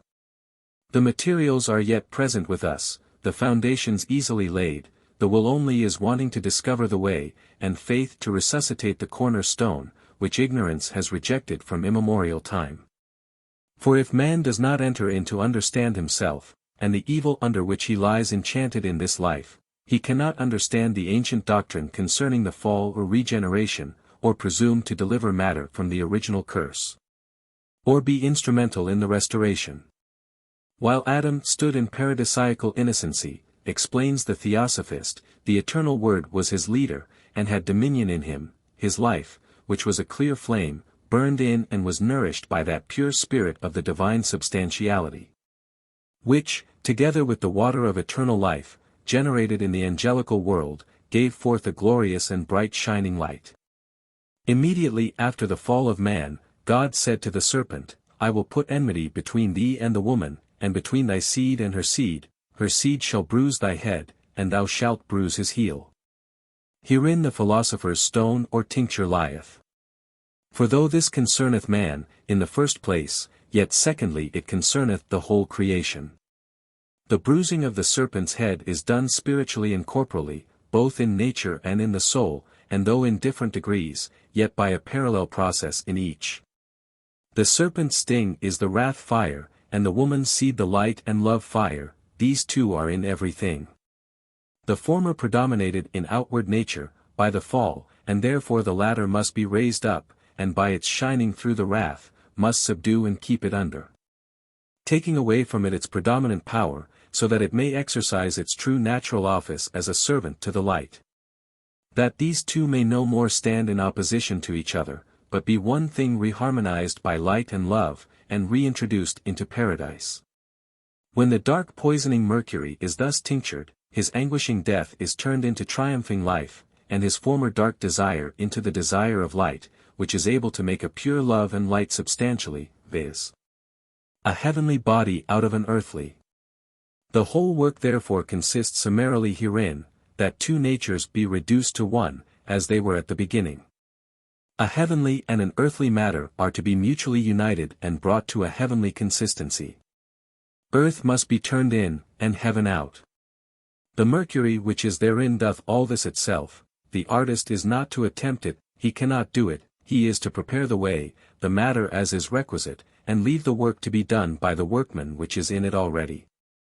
Nevertheless, understanding and faith are required of him. His design being no less than to redeem matter from the curse, and to raise it from the dead, which never can be done by one who is dead himself in his understanding and internal life. 678. Who then is competent, who qualified to minister in so great a matter? Who but he that the Spirit has already prepared, and endowed with prudence for the undertaking? He that is holy, he that is true, he that hath the key of David, he that openeth, and no man shutteth, and no man openeth. 679. Or what man is he, asks Solomon, that can know the counsel of God? Or who can think what the will of the Lord is? For the thoughts of mortal men are miserable, and our devices are but uncertain. For the corruptible body presseth down the soul, and the earthly tabernacle weigheth down that mind that museth upon many things. And hardly do we guess outright at things which are upon earth, and with labor do we find the things that are before us, but the things that are in heaven who hath searched out? And thy counsel who hath known, except thou give wisdom and send thy Holy Spirit from above? For so the ways of them which lived on the earth were reformed, and men were taught the things that are pleasing unto thee, and were saved through wisdom. She preserved the first-formed Father of the world that was created alone, and brought him out of his fall, and gave him power to rule all things. But when the righteous went away from her in his anger, he perished also in the fury wherewith he murdered his brother. For whose cause, the earth being drowned with the flood, wisdom again preserved it, and directed the course of the righteous in a piece of wood of small value. Moreover, the nations in their wicked conspiring being confounded, she found out the righteous and preserved him blameless unto God, and kept him strong against his tender compassion toward his son. When the ungodly perished, she delivered the righteous man who fled from fire, which fell upon 5 cities, of whose wickedness, even to this day, the waste land that smoketh is a testimony, and plants bearing fruit that never come to ripeness. And a standing pillar of salt is a monument to an unbelieving soul. But wisdom delivered from pain those that attended upon her. When the righteous fled from his brother's wrath, she guarded him in right paths, showed him the kingdom of God, and gave him knowledge of holy things. Made him rich in his travels, and multiplied the fruit of his labors. In the covetousness of such as oppressed him, she stood by him and made him rich.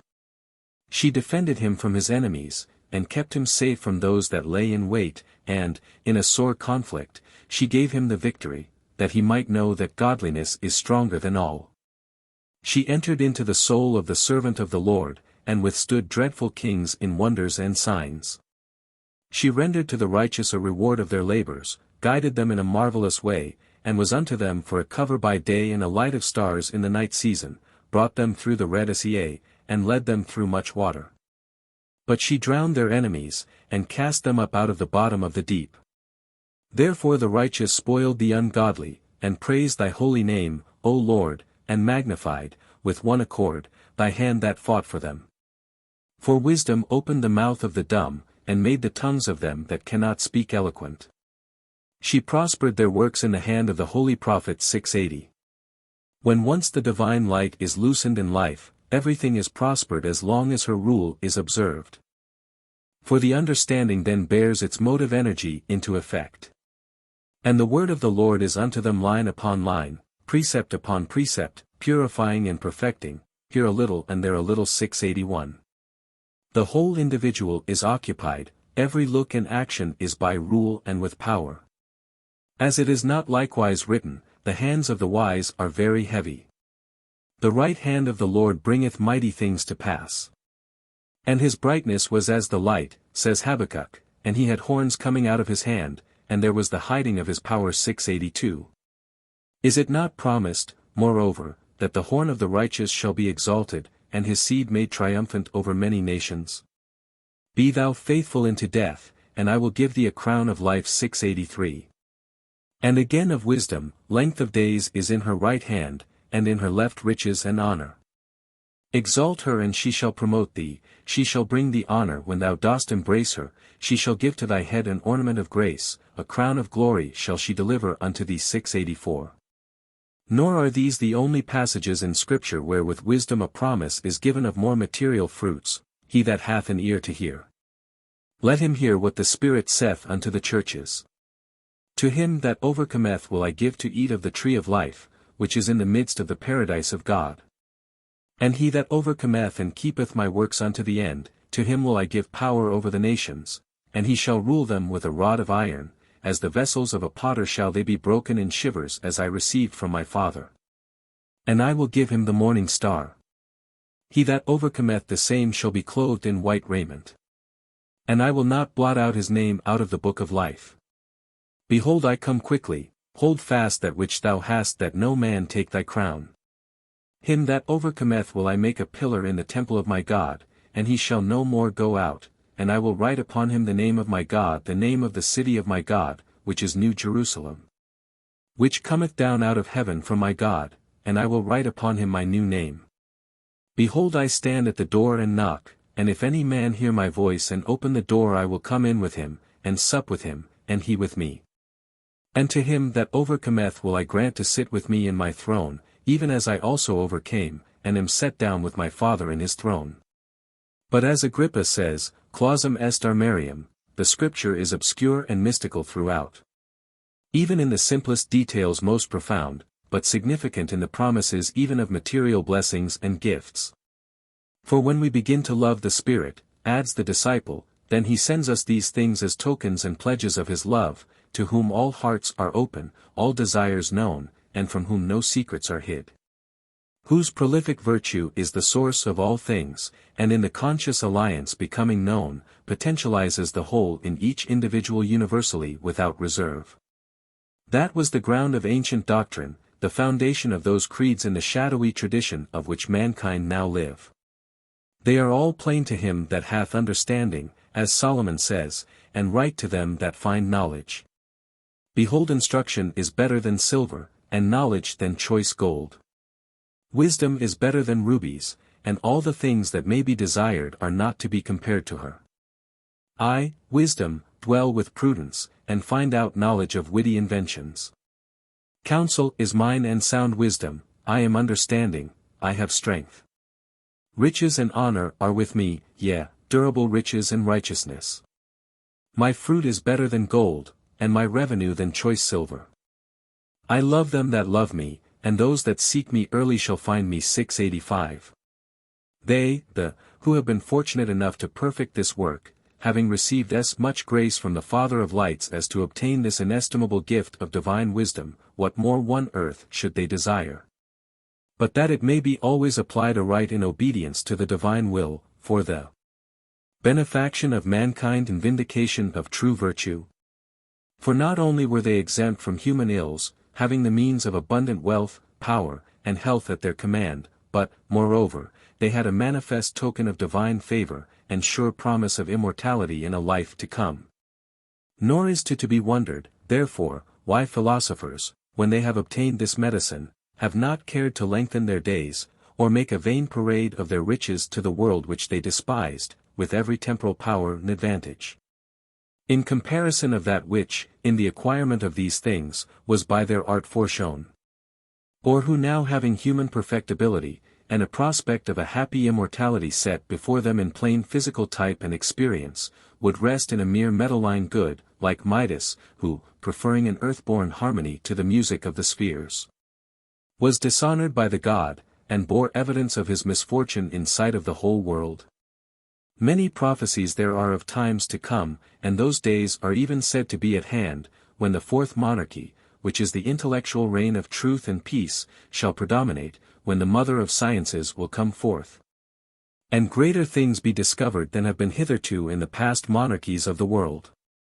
But we do not tarry about these matters. The revelation of all things is always at hand for him who knows how to investigate, and the rest will always be far behind. If truly there be minds prepared, or if the great era approaches more rapidly than is given us yet even in faith to foresee, for notwithstanding so many signs that are appearing, and signal rumors of a coming change, yet they are fewer and far between and more rare yearly which indicate the progression of truth. But if, we say, a better age is approaching, which at some period of time must come, when abundance of all things by an equitable distribution of all, shall help break down the competitive barrier of society, and introduce a cooperative alliance amongst mankind, then this incentive to inquiry may not be inopportunely offered, to advance the foremost intellect, and fix its dominion in the self-discovery of truth. At the present time, when all are more or less eagerly engaged in the pursuance of eternal advantages, and under penalty of being cast into the fiery furnace of the world's scorn, do fall down and worship that earth-born goddess of temporal utility, which opinion has set up, it would be vain enthusiasm to attempt to divert attention, but for a moment, from so favored an idol, were it not that in the minds of all, even its most degraded votaries, there exists a most real and bitter sense of its insufficiency and latent deformity. Everywhere without, the evil is apparent, and presses closer as time speeds on, fatally accelerating as if it neared some attracting focus. Yet hope still lingers in expectation. And, with that abiding patience which is the test of faith in a good cause, may we continue to seek on, not vaguely around us for passing excitements, but with steady perseverance looking within, until conscience reveal to us those higher objects of pursuit, and truer attractions, which will not suffer the mind aspiring to them to fall into dishonor, but purifying and corroborating as they draw, will, when at length they are worthily won, untie with and transmute their worshipper into that harmony and beauty, which, in the dim beholding, he venerated and loved. Begin today, nor end till evil sink in its due grave.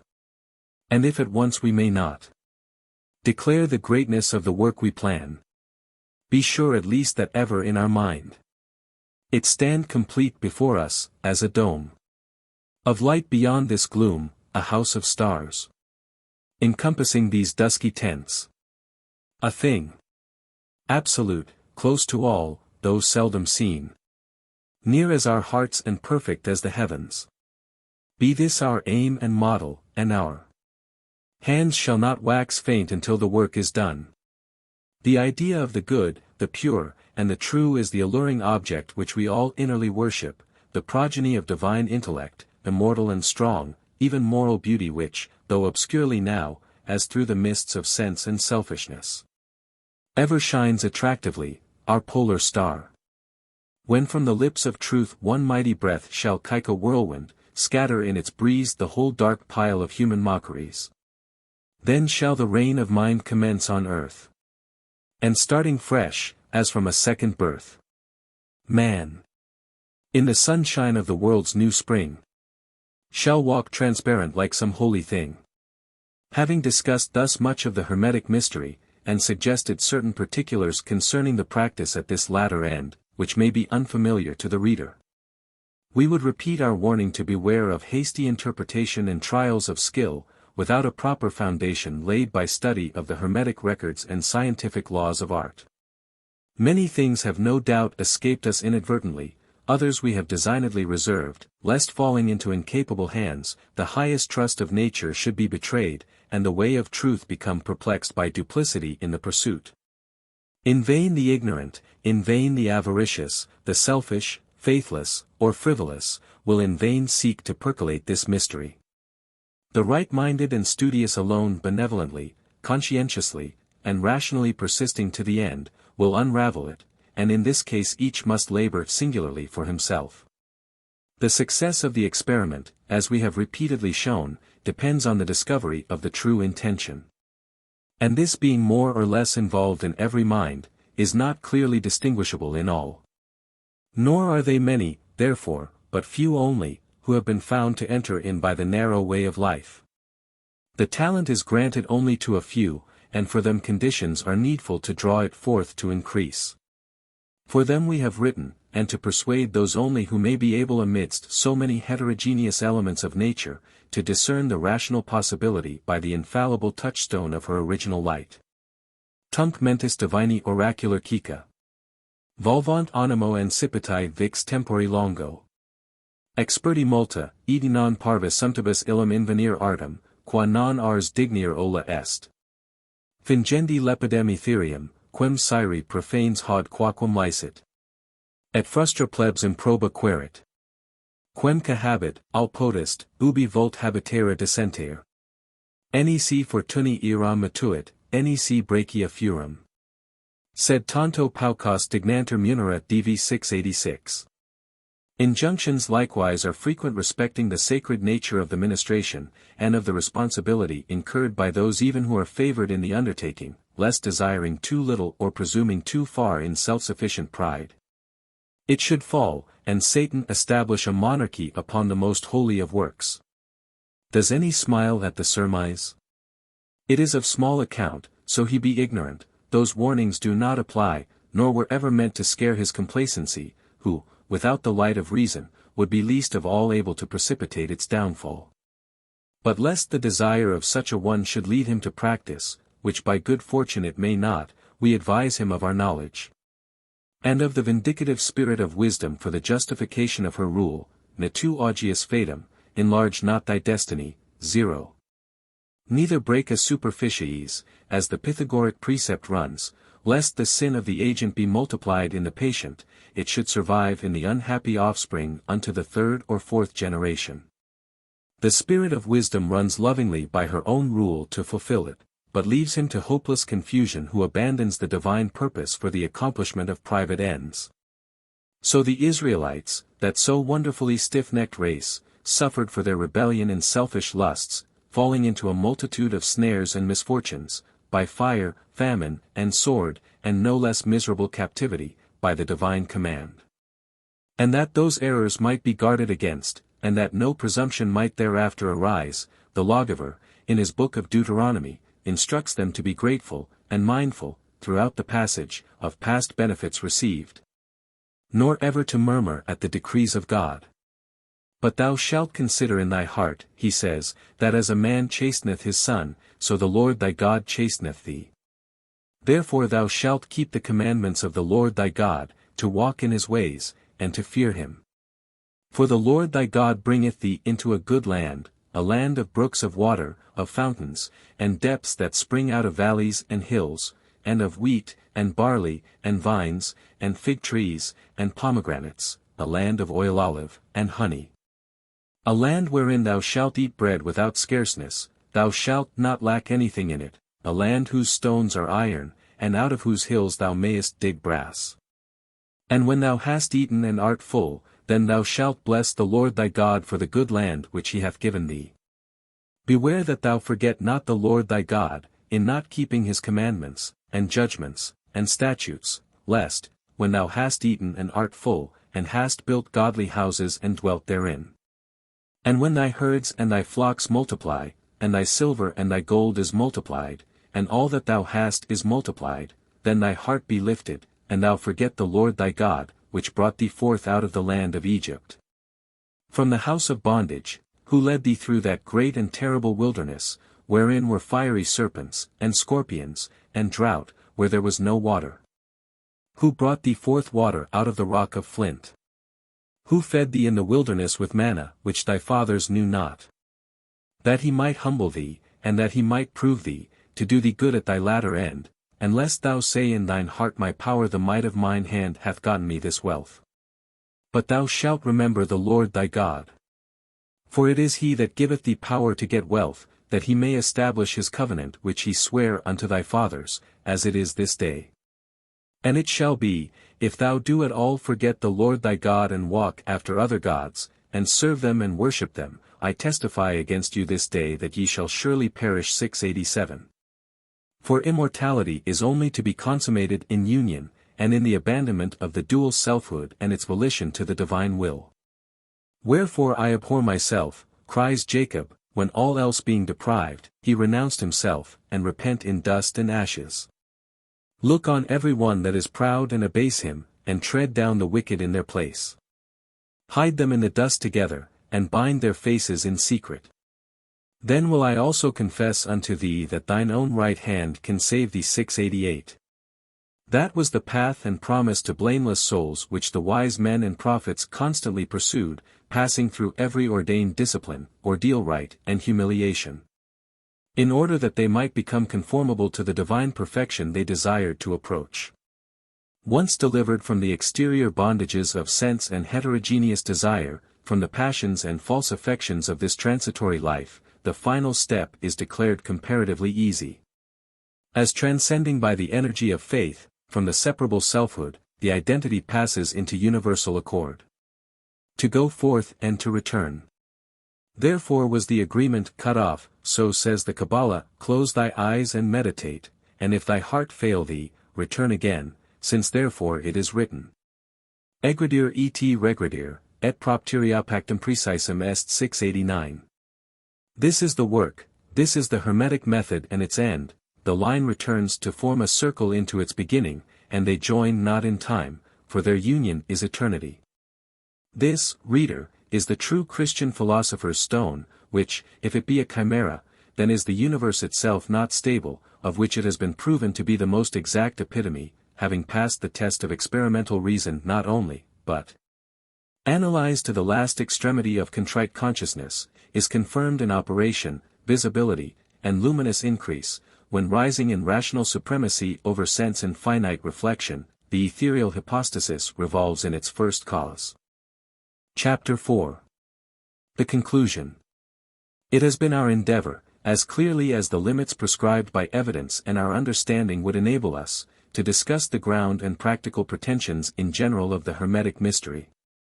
To explain all would require an extensive range and a closer opportunity of experience than has hitherto been granted us. Nor with these auxiliaries, perhaps, should we become more intelligible, since caution very usually increases with observation, and the truth has been so intricately, arbitrarily, and in many folds enveloped. And the cloud of witnesses is such that it might puzzle Apollo himself to explicate the whole enigma intelligibly to the world. To induce research, therefore, we pretend only to have signalized the light, that any one fortunately perceiving, might be led along by its attracting presence to the discovery of truth. Evidence has constantly preceded, neither have we ventured many assertions of our own. But the reputable witness of individuals of various ages and nations, whose names are renowned in philosophy, have been gathered together in aid of this inquiry, and in support of the dignity of the Hermetic science, which they have not only judged to be true, but many add their personal experience in confirmation, attesting the reality of the philosopher's stone. The confection of this miraculous substance, moreover, they have helped us to trace in theory from its foundation in the free ether, through an artificial process of elaboration, into manifest effect. And the principle of transmutation, they have shown to be relating not to species but to their universal subject, whose concentrated virtue the stone likewise itself is. And man was the proper laboratory of the whole art. Not only the most perfect chemical apparatus, devised by nature for the distillation of her spirit, but having besides the whole fermentative virtue, motive, and principle of vital melioration in every requisite complete within himself. For the rectification and furtherance of her prescribed law. Mind and manual efficacy, as it is narrated, by the divine will, to effect all things, though concealed in this life by the external attraction and obstructive energies of cause. This hidden capacity it has been shown to be the purpose of the Hermetic artifice to explore. And that adepts well skilled, as they profess, in the vital analysis of bodies, by such means discovered the life of man therein circulating to be a pure fire incorporated in a certain incombustible ethereal vapor. Also, that the universal efficient was in this fire, and the diverse kingdoms of nature, as it were, bound together in the threefold enchantment of his natural identity. One of which only, the animal life, being developed to consciousness, the other two, viz. the vegetable and mineral, are known only to those who have entered experimentally within to prove the hypostatic action and passion of the working essences in life. Partly, also, on the authority of the ancients, coupled with certain other arguments, not altogether speculative, we have been thence led to regard the mysteries celebrated at Eleusis and the rest, in a more important light than heretofore. Not as mere external ceremonials, pictured scenes of suffering and beatitudes, but as real inductions of the understanding spirit to its source. And with the development of these mysteries we have been enabled to connect alchemy. And with these both, in their preliminary practice, the modern art, called mesmerism, strikingly accords. Which we have proposed suggestively, therefore, as a first key opening to the vestibule of this experiment, where sits the Sphinx with her eternal enigma, still to perplex intruders, and open to philosophers only the inner halls of light. Bearing these things in mind, by the assistance of the Greek ontologists, we have ventured, intimately pursuing their course, to follow mysterious nature through many intricate windings and circumstantial difficulties, into her initial source. And there observed her, after operating voluntarily about her own annihilation, to survive and establish a stable monarchy upon her redeemed light. Particulars, also, of the metaphysical experience we have attempted to delineate, and to show the catholicity and casual reference of the Hermetic work throughout. From impediments likewise described, and rare intellectual conditions, it has been shown why the divine experiment has been so seldom attempted and more rarely brought to a legitimate conclusion on this earth. And why philosophers, in all ages, considering the unfitness of the multitude, and fearful consequences that might ensue from individual abuse, have concealed their knowledge, communicating almost by word of mouth only the practical device.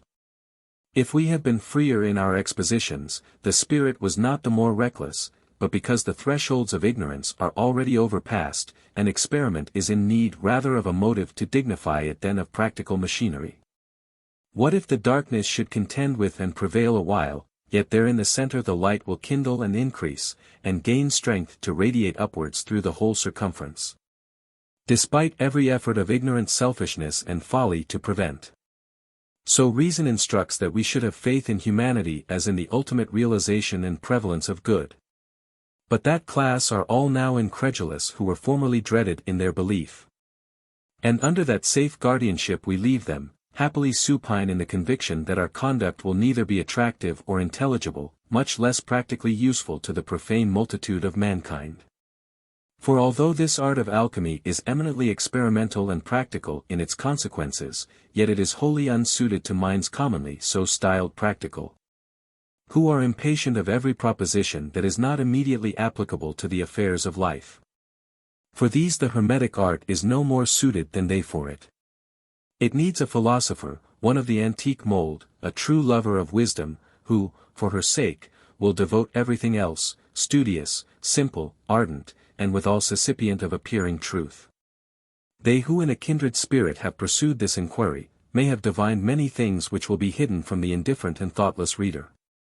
For we have spoken of principles with reference to practice, and in an order indirectly indicative of the genealogical method of ascent. Even that artistic fabrication of the fire which Prometheus received from Vulcan, and Minerva disseminated providentially for the sake of her luminous radix, lest it should be smothered in our irrational alliance. and perish ungratefully without return. In the course of this vital experiment the ancients discovered the whole of the philosophy they teach, the quintessence of universal nature in her fruitful springs. By this pyrotechnical induction, powers were revealed to conscience. The whole regenerative original and those temptations which the reason also, purified and singled out by art for the encounter, is able entirely to withstand. And that ray of motive light, pure, vital, and efficient, we have shown to be the true form of gold, the alone universal principle of increase and perfection, the same which in the circulatory system, becoming dominant, is made concrete in life. And is the transmutative ferment even the philosophic stone.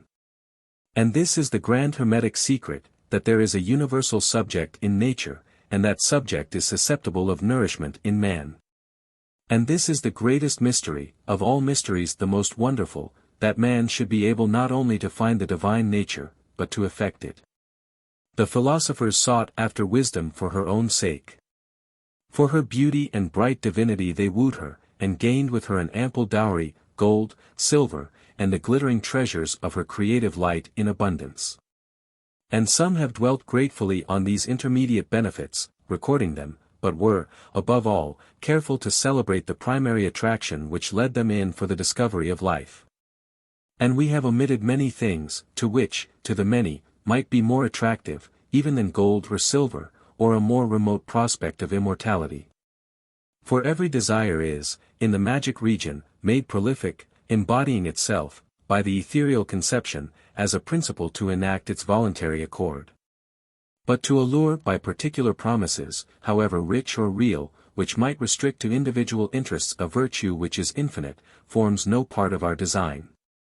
Man is sufficiently bounded already in all, how many ways is he not fettered, by the poverty of his imagination and the littleness of his love? Having then run cursorily through the circuit of the Hermetic tradition, without attempting, however, to include the whole length, which would embrace a far wider field of philosophical inquiry than is commonly imagined, it may be proper, in conclusion, to consider the several bearings of the same with respect to other sciences, and their comparative value to mankind at large. Between the physical and moral sciences, commonly so called, though there are links found indicative of a radical relationship, yet each are throughout their departments divergent, and the class of mind usually occupied by either is distinct. The former, based externally, having the senses for chief evidence, makes practical utility its end and only value. Whilst the latter, having its evidence and object alike within mind, attaches less consequence to worldly benefits, misprizing the lights of sense also as inferior and comparatively insecure. And thus philosophy stands divulged at this day, the spiritual unable to prove itself absolutely, or the material to disprove the other practically. They accordingly maintain on either side a negative, though relatively assured, ground. But the Hermetic science, supposing this indeed to be well founded, would include both in the ample compass of its experiment, as passing from wither extreme of mind and matter, to prove them, it arrives at the Catholic effect of life. And here the external and internal worlds are said to blend together in confluence harmony, establishing each other, and leaving reason nothing more to doubt or the senses to desire, but a fulfillment under the law. If then, in contrariety to every popular prejudice, and on the evidence only of defunct philosophers, we can yet imagine this art of alchemy to be real, and an experimental foundation of science. Notwithstanding all the learned cavils and clamors of disappointed chemists that have been raised against it. If it be true that there is a subtle nature pervading the universe, which is the all in everything and susceptible of artificial alteration through all. And if man by his especial prerogative of reason and rectitude of purpose is able, by a development of these, to advance and bear the life within him through dissolution into a new birth, superior to nature and beyond the reach of elementary discord to destroy. And if all this has been accomplished, passed through in the conscious experience, and proved demonstratively in facts, visible deeds, and effects. Then these things supposed, and experience being the admitted test of philosophy, will it not follow that theirs was the right and true philosophy, which at the vertex of a double ignorance has been forgotten and despised? For the experienced of intellect would, under the supposition, be esteemed preeminently above that of sense, inasmuch as the one revelation is naturally superior and acknowledged, even in this life, before the other. And that kind of evidence would be necessarily preferred by all which is universally inclusive and leading out from the causal fountain into natural effect. But by no reason that comes from sense will such an evidence be obtained, nor shall we ever learn, without identic cooperation, how nature works, or by what occult virtue the grain of wheat is even instigated, so that it grows and bears its abundant increase upon earth. All our knowledge without the experience is empirical, the result only of observation of remote effects. And therefore alchemy has been declared to be the only true glass of the mind, which shows how to enter, and to touch, and to discover the truth in her own simplicity and univocal demonstration. Neither does it therefore brig so many arguments, as might be, to prove itself, since the evidence is self-sufficient, and without itself cannot, however truly imaginable, be known. Such a demonstration would stand above all common sense conclusions, above imagination, above opinion, and all logical proof, which is barren without self-knowledge, and isolated in erring upon the plane of truth. Yet this logical faculty is the only guide we now can boast of, which, if stable in its own criterion, yet being dependent on externals for matter and practical pursuit, fluctuates. And hence many evils arise and those diversities of opinion which distract mankind. The world, so imperfectly ruled, has instituted a sort of free will standard of its own. Men will believe as they like, see or not see, assume as suits their convenience, or reject their own criterion at pleasure, even the testimony of their own highly esteemed sober senses, when these do not tally with their preconceived prejudices, interests, or hopes. But it is evident, irrespective of all particular objections, that true science does not consist in the exhibition of phenomena, neither can anything short of the causal discovery fulfill the idea of truth. The doubt would not rest therefore about the superiority of causal science, if it were possible, but whether it be truly possible or not. If the philosophy of the ancients is without a true foundation, if there is not any other essence of things besides that which is apparent and has a sensible subsistence, then the physical will indisputably be the first and only science. But if otherwise there is proved to be a certain immutable being of all, pre-existent to sensibles, which can be proven in intellect and confirmed in sensible phenomena, as the alchemists and Greek physicians assert, then this will be prior, sure, and the best philosophy. To those in whom the spirit of observation has been wholly drawn to externals, it may have seemed a ridiculous thing to speak of life and intellect independently, as apart from their manifest operations. Still more so to enter on specific idioms and modes of spiritual subsistence, seeing we have no tangible proof calculated by any means to satisfy the searchers of exact science. That as life is nowhere seen apart from organization, or moral consciousness from either, they are phenomena little likely to be discovered apart or practically understood. Against such an opinion we have no present demonstration to offer. Our own assertion would have nothing to the authorities already cited. Inquiry is the only antidote of rational skepticism. For this we have labored to supply means. And the natural subsistence of universals in the human mind may afford a ground of probability whence to proceed into their proof. That we are deprived of the power of apprehending the ancient doctrine of internal wisdom is not proof that it is untrue. There is a strongly enchanted fortress about it, whose forces yield not either to impertinent curiosity or the peremptory demands of sense. Nor can all the negative evidence of sensual certainty in a ray disprove, or for an instant nullify, assertions which belong to another experience and another probability of art and nature. But, it will be objected, that which has never been in our thought, things so far above us, are nothing to us. Truly, if beyond our possible attainment, they would be indifferent. But benefits are not the less real because unexpected, or promises to be cast away because the means of fulfillment are not immediately discernible. The evils of this life are manifold, and a prospect of escape, or amelioration even, will not be obnoxious to those who are fortunately able to perceive it. Neither let it be supposed, that because the wisdom of the ancients transcends, that it by any means contradicts human reason, but quite otherwise. That was, in truth, the basis of their philosophy, which is with us the boundary and summit of our knowledge. That faith alone, indeed of all else, remains to us in common, in that we are, we have a witness which believes and infers a reality beyond present experience. And hence it is in vain that metaphysicians, inductively arguing, have sometimes endeavored to reduce the idea of cause to mere antecedents or juxtaposition in time. The instinct of human nature is constantly opposed to them, and believes, heedless of all doubt and difficult discussion. For power is latent everywhere, and we feel it in the shadow, and recognize its presence spontaneously in every action of life. Striking upon this faith therefore, in default of its true object, and taking to witness some of the closer records of transcendental experience, we have hoped to awaken the imaginative centers to such an accord as might stir reason from her long lethargy to seek for genuine reminiscence in her root of light. Though from our birth the faculty divine is chained and tortured, cabined, cribbed, confined, and bred in darkness, lest the light should shine too brightly on the uninstructed mind. The beams pour in, and truth and skill may couch the blind. Were 't not that the ancients acknowledge and uniformly insist on the use of means for removing the barriers by which the divine light is here held in thraldom, we might more consistently despair of their wisdom. But it was avowedly a thing acquired, the reward only of peculiar and arduous discipline, not such as mere school logic or the mathematics now afford, but as different and far above as was the promise and ultimate aim. No modern institutions, either secular or religious, furnish anything analogous, no effectual means of moral elevation, no rites of purifying or awakening efficacy to the mind.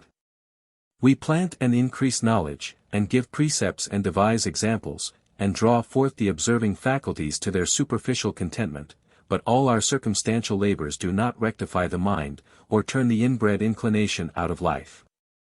Circumstances indeed do modify, and, according as they are well or ill devised, improve or deteriorate the habitual character of mankind, but they do not recreate. No power that is not vital can touch the evil that is inbred, or even discover it truly without introspective proof. That which generation binds dissolution only can unloose. The evil must be met by its proper antidote, overcoming darkness by light in the hypostatical alliance. Every accessory means of melioration will be preparative to this which restores the human mind to integrity and universal science. Man has never been observed to advance himself individually through adventitious acquirements.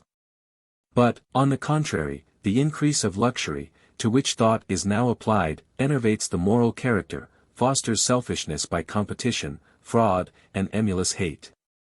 Institutions, framed by the same defective pattern, multiply the evil, as every advance we make in externals leads us further off from the first source. And until wisdom shall have effected that individual reformation, which above all things we now need, it is vain to look in externals for a perfection and felicity which have not been imaged there. We may alter, and improve, and educate, and prepare the way with advantage, but the notion will be variable, and every plan defective without the exemplary light. But some one will consider the discovery impossible, or, if possible, yet that this wisdom is too difficult perhaps in the pursuit. To the former objection, supposing it to be inveterate, we oppose nothing, having nowhere undertaken to convince, but only to promote investigation. Incredulity is the strongest barrier of possibilities over the world, no doubt wisely provided to prevent a too rapid movement of mind into practice, before it is well prepared and disposed to the pursuit of truth. With respect to the difficulties of the pursuit, we have nowhere denied them, or that they are insuperable to the common herd of mankind. Without an earnest desire of discovery, the liveliest faith will be frustrated, and labor will be vain unless reason give direction to the persuasion of faith. But how hardly can these wither subsist without the other? Since faith is the very attracting lodestone which hope pursues, and desire and reason, and the whole willing armament of mind, to which, in her allied forces, nothing is impossible. Or what apparition of difficulties would deter conviction steal to the purpose of her motive light? Or does any one, persisting to calumniate this philosophy, say it threatens to sacrifice important temporal interests for the sake of visionary and remote gains? Such objections however will not be rational, but spring out of the baser affections of humanity and short-sighted sense. The eye is not satisfied with seeing, nor is the ear filled with hearing, nor does any transitory good suffice to human desire. Above all, there is no selfish object worthy the pursuit of intellect, nor is any worldly recompense found corresponding to its need. But the proper object of the rational faculty is in its source, which lies profoundly buried in this life of sense. And this it is the province of hermetic artifice to resuscitate and bring through self-knowledge into the experience of life. For this same root of reason is wisdom, and that saving salt which philosophers were wont anciently to excavate and by so many circulating media to exalt. The diadem of wisdom is with this stone, which, as a halo or crown of light, the regenerate soul puts on as a new body, wherein it can rule over the elementary world and pass through it, overcoming evil and falsehood, and ignorance and death. To the faculty of reason, therefore, nothing is more attractive than this philosophy, which immortalizes it, yet, will it be argued, there are other faculties of the human mind equally real, if not as important, and which ought not to be despised. Neither, we reply, is any faculty of the soul repudiated in that supernal alliance, but all are present together in that supernal alliance, but all are present together in obedience to their rightful rule and habitude. Or if any one is refractory during the passage, it is the occasion of suffering to the better natures, which are all engaged voluntarily in the restitution of their king. But if they all must be sacrificed for the sake of him who is their source, would not this be expedient, rather than that he should continue in an illegitimate thraldom under all? Such is not the ultimate necessity of the case, however. For the brethren all are renewed together with him, and every dignified sentiment is set in accord, to testify and maintain the triumphant monarchy of light. And what more alluring to a cultivated imagination than this pursuit, which abounds in ideality in the beautiful symbolism of universal truth, which discovers the occult springs of classic inspiration, tradition, mythology, fable, and every graceful remain? And will not veneration, too, be intimately invited by the prospect of its own antique worshipful idea, there where, in the presence of divinity, true awe is felt, and man discovers and knows the perfect goodness, which profanely without the temple's veil he cannot, or unless the understanding is absolutely conjoined? And are not hope and benevolence interested in this research, and justice longing for an equilibrium, and self-respect and fidelity, and every honorable motive herein allied?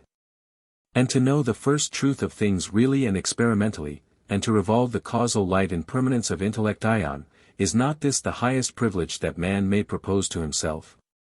And when we are told that all things are added to that felicity, that the springs of universal nature, with her growth and fruits, are at our delicate disposal, if we can believe, what else is worthy our whole desire? And what kind of science, supposing it real, would be so conclusive as this, which exhibits all things in their constructive causes, such as no other science does, or other conviction can do, but that only which, identically penetrating, enters into the whole of existence? Let no one therefore conceive that this philosophy is unattractive, which has occupied the best faculties of the best minds, and at the summit of their capacity. Nor are the rewards so remote either as indolence and adverse inclination may cause them to appear. But if inferior interests should yet complain, as in danger of their present dominion, and pride or avarice, or ambition or ignorance, accustomed to rule in this life, should disdain the subaltern station which the divine law assigns to them, let not one enlist or be drawn by promises, however alluring, lest they be deceived and swallowed up in the gulf of their own overwhelming delusion. As who would wish it should otherwise, unless it were to generate evil by the viperous progeny of self-love? Should it be considered, on the other hand, that the research of causes is altogether impious, and above the destined capacity of man, and vain, since, as Job says, no one by searching can find out the Almighty to perfection, we would observe, with respect to this last assertion, that it is easily explicable. For though it is eminently true that man, searching in his own will alone, is incompetent to the divine discovery, yet, by conditionating, in obedience to the divine will, he comes into the integral alliance and power. With respect to the charge of impiety, should this persist, the evil is inherent in the preposterous idea, nor can we be at the pains just now to vindicate the most sacred science from such an aspersion. But recommend those who really think in this way, with the rest already warned off, to desist from inquiry, nor give heed to the subject as long as the fatal suggestion lurks. Lest it should become manifested forth in some practical form of pusillanimity, or faithless attempt to interrogate the profundity it fears. These is nothing impure, or of itself impious, in this art of wisdom, long distinguished as holy. But to him that esteems a thing unclean, as St. Paul says, it is unclean, for the thought will defile it. Hon soit que mal y pense. Let not this good then be evil spoken of. All things are indeed pure. But it is evil for that man who eateth the bread of life with offense. The art of alchemy is of all arts distinguished as holt, since it has been piously occupied, and aided the most devout minds, in times past, to the attainment of their common end. Not that we would insinuate that human salvation is dependent on a mere art, far otherwise, the divine will operates its fulfillment alone, but the art is said to be a remedy of imperfect souls, and offers the means of assimilation. Whether a knowledge of these means is absolutely necessary, we dare not take on ourselves to determine. The power of God is infinite, but adepts declare that he has always revealed them to his elected children. If doubt yet further should arise about this wisdom, seeing she did not reveal herself in common arts and the discoveries of human invention, it may be plainly observed that such particulars are foreign to the divine purpose, they are foolishness to her. She teaches an art which supersedes all these and comprehends every liberal science in sublime freedom of intellect and every subordinate discovery in her revealed accord. Yet who will now believe? It is by the searching and proving of his own identity, not otherwise, that man can arrive at the assurance of this wisdom, which is above science, art, and every other kind of faith. Which includes all knowledges, arts, and every particular which the inquiring spirit seeks within itself. This is that well of Heraclitus in which the truth yet lies profoundly hidden, whence also those philosophic tears. This is that nothing which Socrates knew, on account of which the oracle pronounced him to be the wisest of mankind. Which Democritus, beholding, laughed at other things, it was this which warned Friar Bacon from the error of his ways, and convicted Agrippa of the vanity and confusion of his youth. When at length in his manhood he came to know that to know nothing was the most happy life. For he who in such wise knows nothing, no one apostate particular has the all, and, being composed of the whole, he is able to discern, to make, and to effect the whole. But falling off from this, in becoming individual, he ceases to be the universe, returning again, however, into the universal and abandoning the selfhood, he raises himself on high, and governs the world. And when we consider the highly elevated philosophy of the Platonic successors, the profound yet simple metaphysics of the Hebrew Kabbalah, as it has been partially transmitted, with a persuasion of reality unequaled in modern language, the soul-stirring syllables of the Hermetic and Chaldaic fragments, the refined enthusiasm of the Middle Age adeptists, and all these and many more separately agreeing in the same divine tradition. And added to these all, the Christian doctrine of fulfillment in the gospel. We cannot but feel regret, mingling with the satisfaction these things might otherwise afford, that so early and great a promise of the human mind should have been blighted, not only, but forgotten almost in the world. Or can we recall such lights without reflection, and incuriously believe that knowledge was once granted to man by revelation, but has since, we cannot tell why, passed away forever? Are we the children of a second fall, or what spell holds us that we no longer aspire even to understand the language of our fathers, or desire to pass into the life of those elder times, when man, not yet always the poor servant and interpreter of nature, moved under his God, her Lord and Master? Are we not all born of one generation, in the same surrounding world, that identical sun now enlightening us as formerly shone upon the bards and hallowed sages of Asia Minor? Yet, whilst they so many centuries ago bear testimony to a knowledge of their Creator and his intimate works, we continue still in uncertainty, blind and baffled everywhere about the beguilements of sense. No longer careful for ourselves, life is wasted on externals, which, always ungrateful, yield new burdens and perplexities in proportion as they increase. Theoretic science is everywhere condemned, but there is no such thing at this day. Since, with all her extolled artifice, array of disciplines and powers, the wisdom of antiquity has disappeared from amongst men. And to what are we arrived without her? Even at the proudest pinnacle of external science, the whole physical nature explored, and facts of all generations accumulated together before our eyes, what would we be wiser without the causal knowledge of these things? What single advantage have we gained by misprizing the ancients? Those low, literal, spiritless interpretations of poetic fable and philosophy, what satisfaction have they afforded? Or of what use will they ever be but to memorialize our ignorance to future generations? It is true, they have flattered our self-complacency for a while into a belief that former wisdom was foolishness, and that men never lived in reality who were more knowing, religious, and virtuous than ourselves. But then the evil far outlives the temporary gratulation of those conceits which have stripped the ideal standard of all excellency, and shorn the imagination of its brightest hopes of beauty, goodness, and immortal truth.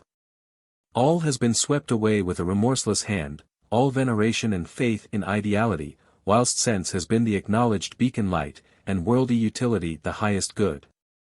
Is it not full time to return, when things are arrived at the precipice of self-oblivion, when experimental philosophy labors for selfish aggrandizement, and self is least of all served in the attempt? When thought wastes its eternal substance in the pursuit of time, and the idea of truth is mangled in the reckless machinery of error? Has not Lord Bacon himself, the leader of this exterminating chase, whilst endeavouring to supersede the bare exercise of logic, and clear the field of learning in his inauguration, recommended the pursuit of causes above every other, and taught, by his own energetic example, to inquire of the ancients, and to experiment after their hidden wisdom, though he knew it not, but only burned about the lights which they had bequeathed? What more, then, should we add to exhort, extol, or explicate, having studied to revive these lights and relics of the sacred art long buried in oblivion? If their witness is disbelieved, addition would be useless; if otherwise, we await the result. It would be as impossible in an exposition of this kind to conciliate all tastes, as to draw divergent prejudices into accord. There is one pleasure of a horse, another of a dog; a goat differs from either in his natural choice. And in man every various inclination is to be found, and a multifarious understanding in the affairs of life. So that those arguments which to some would be convincing, by others are not discerned, or needed by many more who are endowed with an instinctive faith and appreciation. Truths which are grateful to certain persons are odious to hers, according as they may be constituted or habitually trained. In this inquiry, therefore, we have sought to attract those chiefly to whom such a pursuit would be naturally pleasing, and such as have been customarily esteemed worthy of the reward. With respect to the practical benefits, our hopes, though not enlarged, are vigorous and of the most grateful kind. For those to whom it is addressed the light will attract, and to them will not be moderately useful, if they advance by it to the true end. That the subject is worthy of inquiry from the highest order of minds, we repeat our persuasion, and at the same time entertain a belief that the period is not far distant when this will be obtained, and the truth, by these means, be so manifestly presented before the eyes of all, that contrary prejudices, and doubts, and false interests, will be merged in the revelation of power and irresistible fact. The Catholic torch, miraculously kindled, kindles the light of universal nature, and either externally or internally, morally or physically, or in all these ways, according to the application, works from thence through every part, diffusing energy, life and joy, in either if the three kingdoms, as we have shown, by its voluntary assimilation, increasing and promoting things to their utmost boundary of strength. But, above all, it rejoices in the mind of man, when, in conscious rectitude of thought and action, he bears it in comprehensive superiority elect over the rest, when, including all in the Catholic perceivance of this reason, he submits his own omnipotence to the omniscience of its rule, when nature opening up to him the vast resources of her essence and the mystery of the most wonderful creation, with every temptation of self-idolatry laid open to view, oblivious of all else in admiration and love of so much wisdom and integral perfection, he cooperates with the first cause. Some may consider we have opened too much, others too little of a mystery irrelevant to the common understanding of mankind, and no doubt our conduct is blameworthy in other respects. Yet those for whom we have labored will not prove ungrateful if they attain to the end of our proposed discovery. For the discovery of the causal nature is doubtless of all parts of knowledge the worthiest to be sought after, if it be possible to be found. And, as to the possibility, they are computed for ill discoverers that think there is no land because they discern nothing but sea. Believe it, then, beyond the turbulent sea of sense, there is a haven and signal marks to direct where the promised land is to be found. And life is the nucleus of the whole Hermetic Mystery, and the key thereof is light. The golden ore of which, likewise, we have lavishly shown. If, however, the key is wanting, how may we presume to enter? Or, without it, explain the intricate intelligence of those mirific wards which were constructed by it, and for it to pass through, and for it alone? They, we repeat, who can understand the language of the philosophers, will understand their art. For this we have opened the way only, which if any one will consent to travel in, we assure him of success, but not otherwise, for neither was this research undertaken indiscriminately, nor can it be prosecuted without a congenial sight. But he who desires to enter, let him search for the root of reason rationally, and hold by it, and conspire with it, if he would have truth at last. He who knows the first entrance, and how to render the fixed tincture of life volatile, and to return it, being free, is already admitted to the temple of divine science, and joins in with the whole conclave. Because, through all the interior recesses, the method is allied. Let him search into the enigmas, peruse the fables, and consider the parables and maxims of the wise adepts. They all tend to one discovery, and declare the same, and even in their inconsistencies will be instructive to him who has the key. And he who sets himself in this wise to the comprehension of the whole philosophy, will be a competent judge of our labors, how much assistance we have added towards the recovery of lost wisdom. And with what sincerity we have opened the way permeating into those antiquated abodes of light. Appendix. Table Talk and Memorabilia of Mary Anne Atwood. Begun August 1860. 1. The magic of the self-will is that which the Egyptians practiced in the days of Moses. This is to be found in the release or setting free the third or lowest life.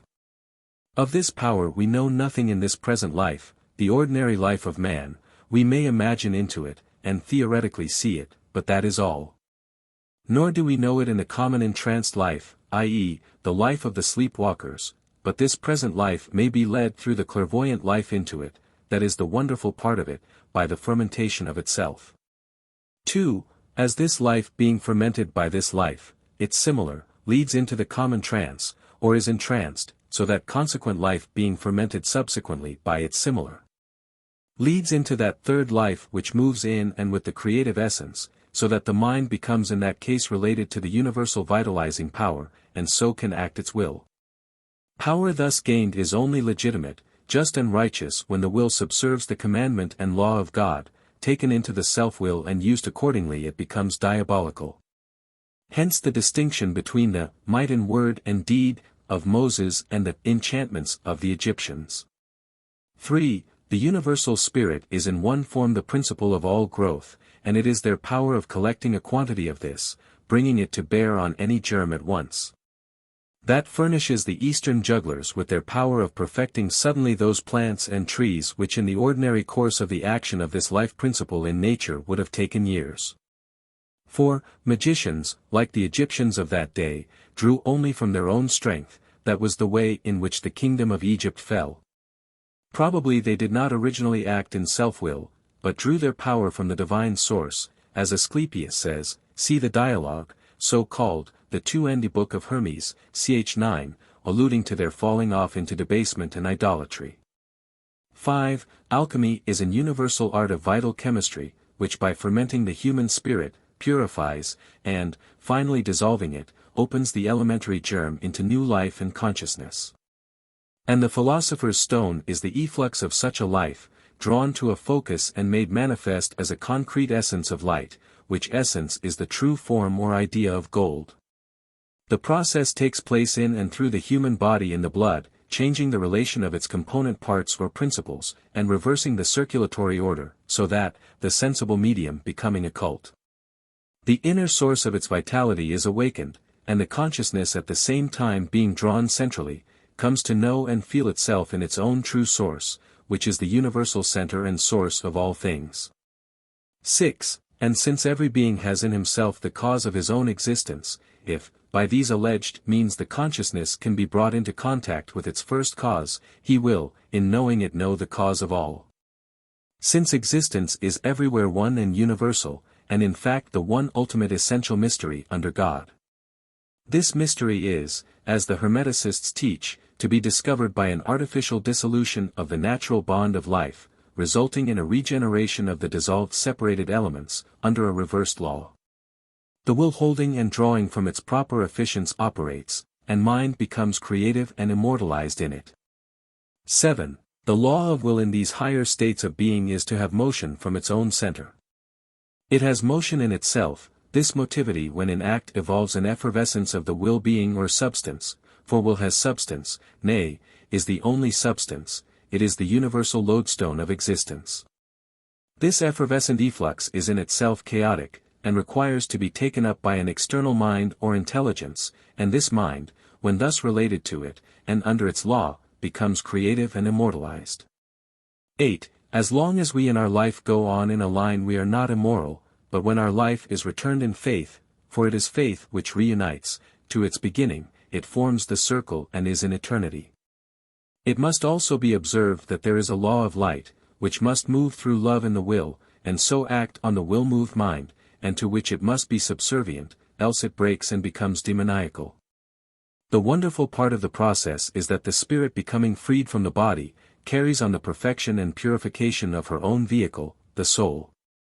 There is a time when the power, the vital or willing power, is seated in the lumbar region and is sent back. I think there is a time, when the mind comes into relation with the macrocosmic spirit, and discerns it, and is taught by it, cf.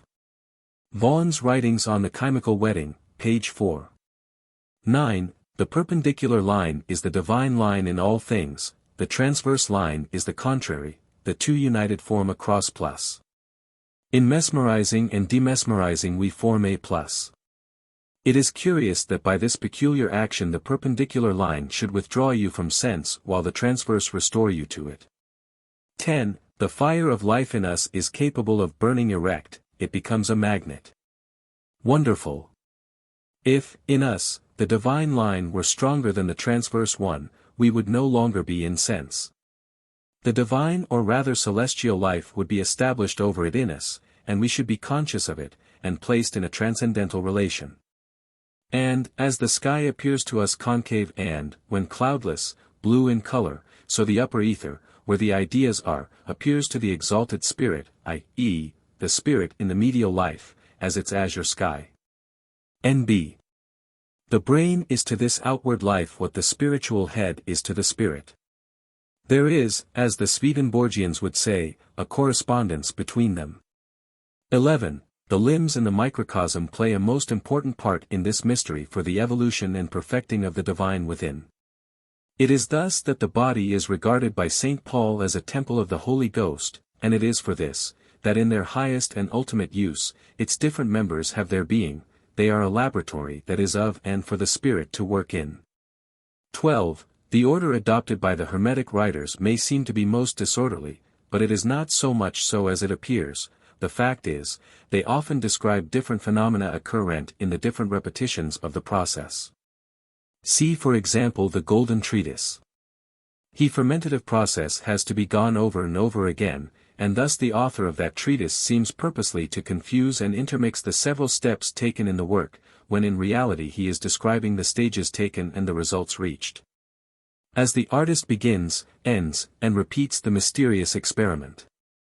13. The macrocosmic image of the microcosm is the downward-born nature of which Hermes speaks very finely in the Pomander. It is the Eve which Adam brought forth, and in which he beheld as an image his own soul, the absolute idea of the beautiful, the divine image. The reason why it is macrocosmic, passive and ephemeral is its want of consubstantiality. It is an image, thrown forth, which image of perfect beauty attracts the soul, and united to it brings forth the ideal into an actual offspring. 14. The hermetic sepulchre is the vehicle of the dead divine life within us, and at the same time it is the death of itself, idem est sepulchrum ac cadaver. 15. The gold alchemical is the first conceived paternal light, it is the seed metaphysical of mineral gold, which Aeneas was told by the Sibyl that he must find and gather. 16. The orient animal means the animal, that is, the opposite, will which is clothed in light, the third which rises in opposition to the first. 17. The golden fleece is the outward appearance presented by the light of life diffused over the body of the seeker in the third life, it is of a purplish luster.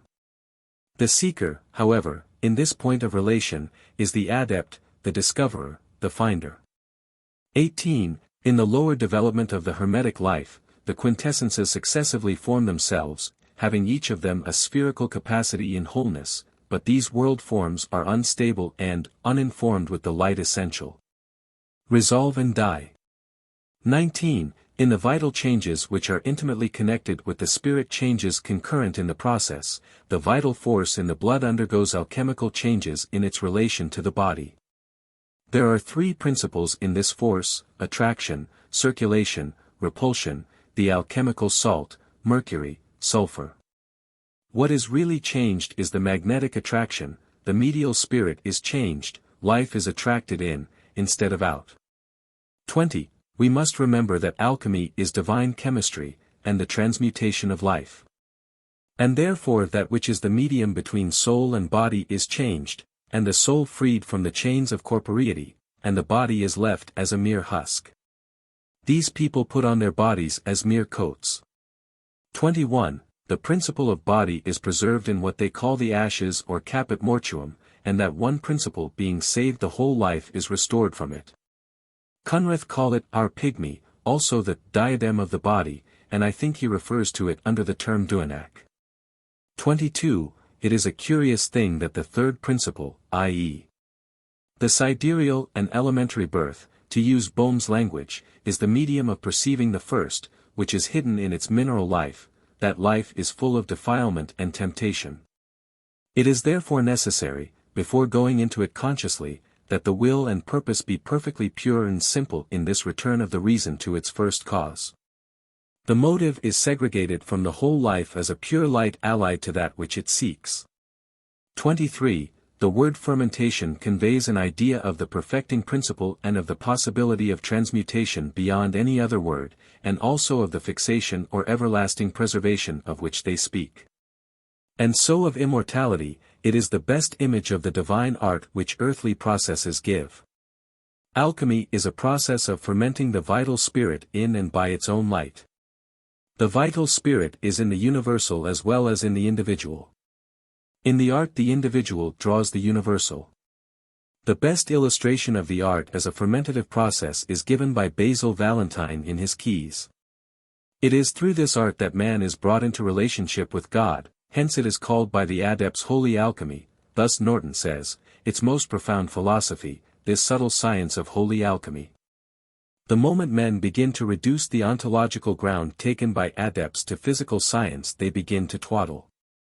24. Lorenz Oken, London, Ray Society, 1847, is a man who will be appreciated some day, I suspect.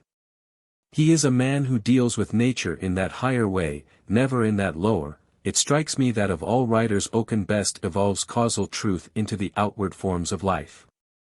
25. There are three lives to be represented: the terrestrial, the celestial, the infernal. The terrestrial is the sensuous and represents the animal kingdom. In man it is dominating the head. The celestial is the emotional, receptive, instinctive life, and represents the vegetable kingdom. In man it resides in the epigastric region, and the heat, the solar plexus, the archeus of Paracelsus, is its workshop. The infernal is the voluntary agent in life, and represents the mineral kingdom. In man it resides in the lumbar region. Each of these lives is dominant in the kingdom of nature to which it is especially attached, in fact, it is its essential quality, its substance. We must remember that man, being a microcosm, comprehends and represents the whole and each. 26. The aim in the work is to reverse the whole action of these lives in their natural order. Man is fallen. He is in the third or lowest life, and this third life has to be raised up and born through the medial or celestial life, and becomes receptive of the divine. Man must not dare to aspire to that highest life which is over this birth and which is typified by the terrestrial or head life, since if he were there he would become creative, he would be taking to himself the divine will. 27. That which in the hands of fools is nothing in that of a philosopher becomes to be all in all, says one. All depends on the willing and the intention, ex fine cujusvis intentionis resultat principium aegis, and so, too, it is true and less paradoxical that finus ab origin pendet. The difficulty is to find this principium, the intention. For the rational ferment, the pure orific seed of light, is hidden in this life of ours. 28. Will creates an image, not a being. The will passing into desire for the image creates it by union with itself into a being. It begets itself out of itself, as it were out of its own image, cf. Bayman's Threefold Life, Chapter 10, 12. 29. The powers developed, of which the adepts speak, are produced from emotional sources in the heart, which emotional influences qualitate those powers. Contrition, live, purity, mercy, humility, are such emotions and are producible not so much materially as essentially. Emotion being's fourth essence, and essence is qualitated, i.e. specificated, and receives form from ideas or the universal forms of nature. Thus, in lower degree and unlawfully, man may specificate and qualitate from his own mind. In this consists the true idolatry against which the Bible so strongly protests, and that magic which originated talismans, palladia, etc. It is a taking the first matter which is humanly producible, and forming it finitely and for any particular object or individual end. 30. The fire of the natural life entering into and fermenting the natural fire, the same life in another opens the last, and develops and excites and sets free the celestial life and light that is one main principle. The third principle is developed in like manner. The fourth contrariwise, it is a procreation of the third through the second, a retrogression. The mystery is a wonderful one, the phenomena are constant throughout. It can be talked about in such a commonplace way and yet it is so far above the apprehension of the common life. 31. The spirit teaches its own art, and according as it is obeyed the artist goes on developing the way for him to advance itself to perfection. Ut ventus ca flat, est al ca dat is one of the old alchemical sayings and it is full of meaning. No doubt this is analogous to our Lord's words, the wind bloweth where it listeth. He who imparts the spirit to another is as the wind that blows, moved by an influence external to itself. Cacapit, al sapit is another, and refers to the wisdom imparted by the reception of the afflatus, since it awakens in him a consciousness related to the universal. 32. When one life being fermented throws its life to another equally fermented, a greater perfection is produced in the patient than was before in the agent who imparts it. That is the law of progression of the vital force, sic iter ad astra. 33. There is no such thing as truth absolute in nature, because she has no true conceptive vehicle. All her conceptive life is deformed and falsified, so that, as Raymond Lully says, the pure matter of the philosophers is not to be found on earth. In the application of universal principles you must have a pure conceptive medium. That is true which is conceived simple, without any heterogeneous element, thus light in its ether is truly manifested. Give a perfectly true mirror, the reflection of objects would be true. Thus everything depends on the purity of the receiving power. You may find out in Plotinus how that pure matter is generated. 34. The Hermetic art is a perfectioning of the third or lowest or the mineral life in man. And typifies throughout the celestial and divine. See Cunrath who teaches this essentially. We live in but one life, the head life, but there are three possible lives, i.e. there is a power of entering into three modes of consciousness, either in the sensible, the perceptive, or the power life. This last conjoined to the other two makes them efficient. We have no right to be efficient in the present head life.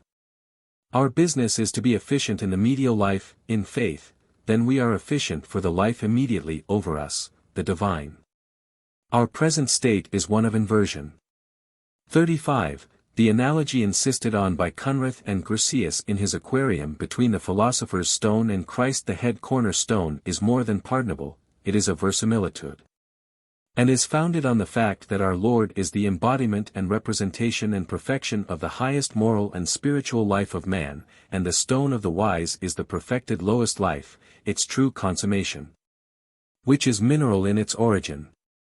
36. Hermetism is the magnetism of light according to its own law, which law is its emanating spirit called wisdom, for it is the wisdom. 37. Nature has taken from the primal source into a will is the history of the fall. The art is a question put to nature respecting the first cause, and it is an extortion from protean and SPHNX-like forms of the true answer. To whom, where, in what form, is the question addressed? To the stronghold of the Sphinx herself in the spirit in man. This spirit being reason-gifted can answer if rationally interrogated.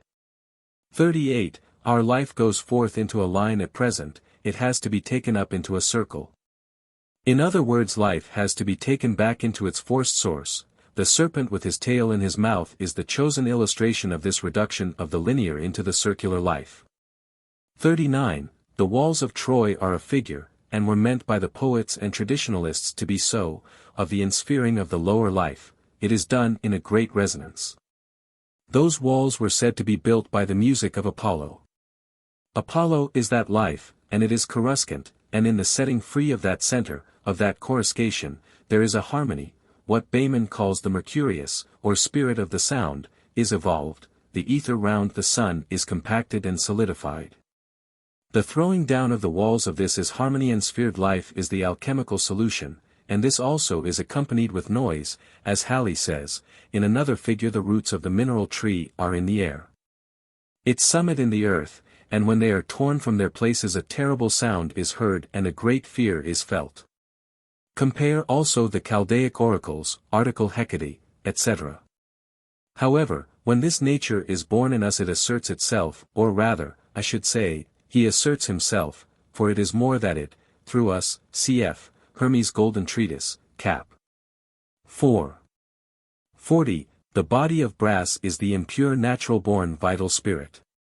41. The Hermetic philosophy is a process of experimentation into the universal spirit through man. It is a development of the art by which a particular spirit, to use Vaughan's words, is allied to the universal.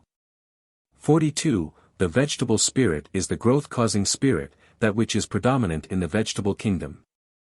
43. The whole image of the macrocosm is formed, and has consequently its typical representation, in the microcosm, and is evolved before the mental eye in the recreative process of the regeneration, cf. Nick Flamel. 44. In the work, wherever there is power there is a conflict. The multitudinous enemies try to rush in, the self-willed spirit endeavors to gain the mystery and offers all its lures in order to get the end for itself. Strange mystery it is. 45. I think that the soul comes into this body with the dream of its whole afterlife presented to it. And that is its destiny. This would, however, involve us in a fatalism, if it were not that we may rise above this evestrum, as Paracelsus calls it, Phil. Ad Athen, b. 2. The will is always above it, but then it influences the will that does not see beyond it, by giving that will motive. We are moved very often by it, may, seldom pass beyond it, unless moved by God's grace, the divine evestrum, relatively to man, and so are enabled to overcome it. The real mystery is so very wonderful, great and close, that one cannot venture to speak of it in ordinary language.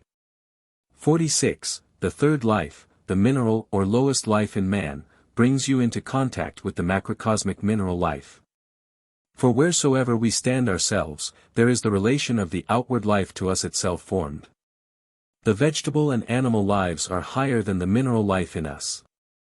47. Those who are hermetically regenerated in this world have given up the head life or the animal, the rational life, not the divine insaying of the celestial life, they cut themselves off from it.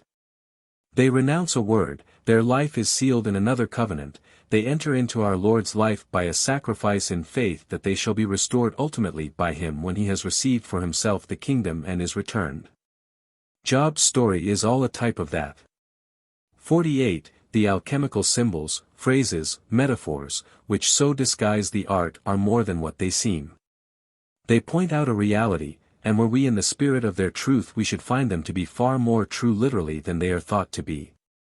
49. It strikes me that Behmen is the deepest writer on ontological subjects. He is not so scientific as the Platonists, but he is more descriptive, awakening, suggestive of truth. 50. When an entrance is effected into the signature, then there is a clearing of the understanding to see in the divine wisdom the life, and to hear, by the divine utterance, the specific articulation of things.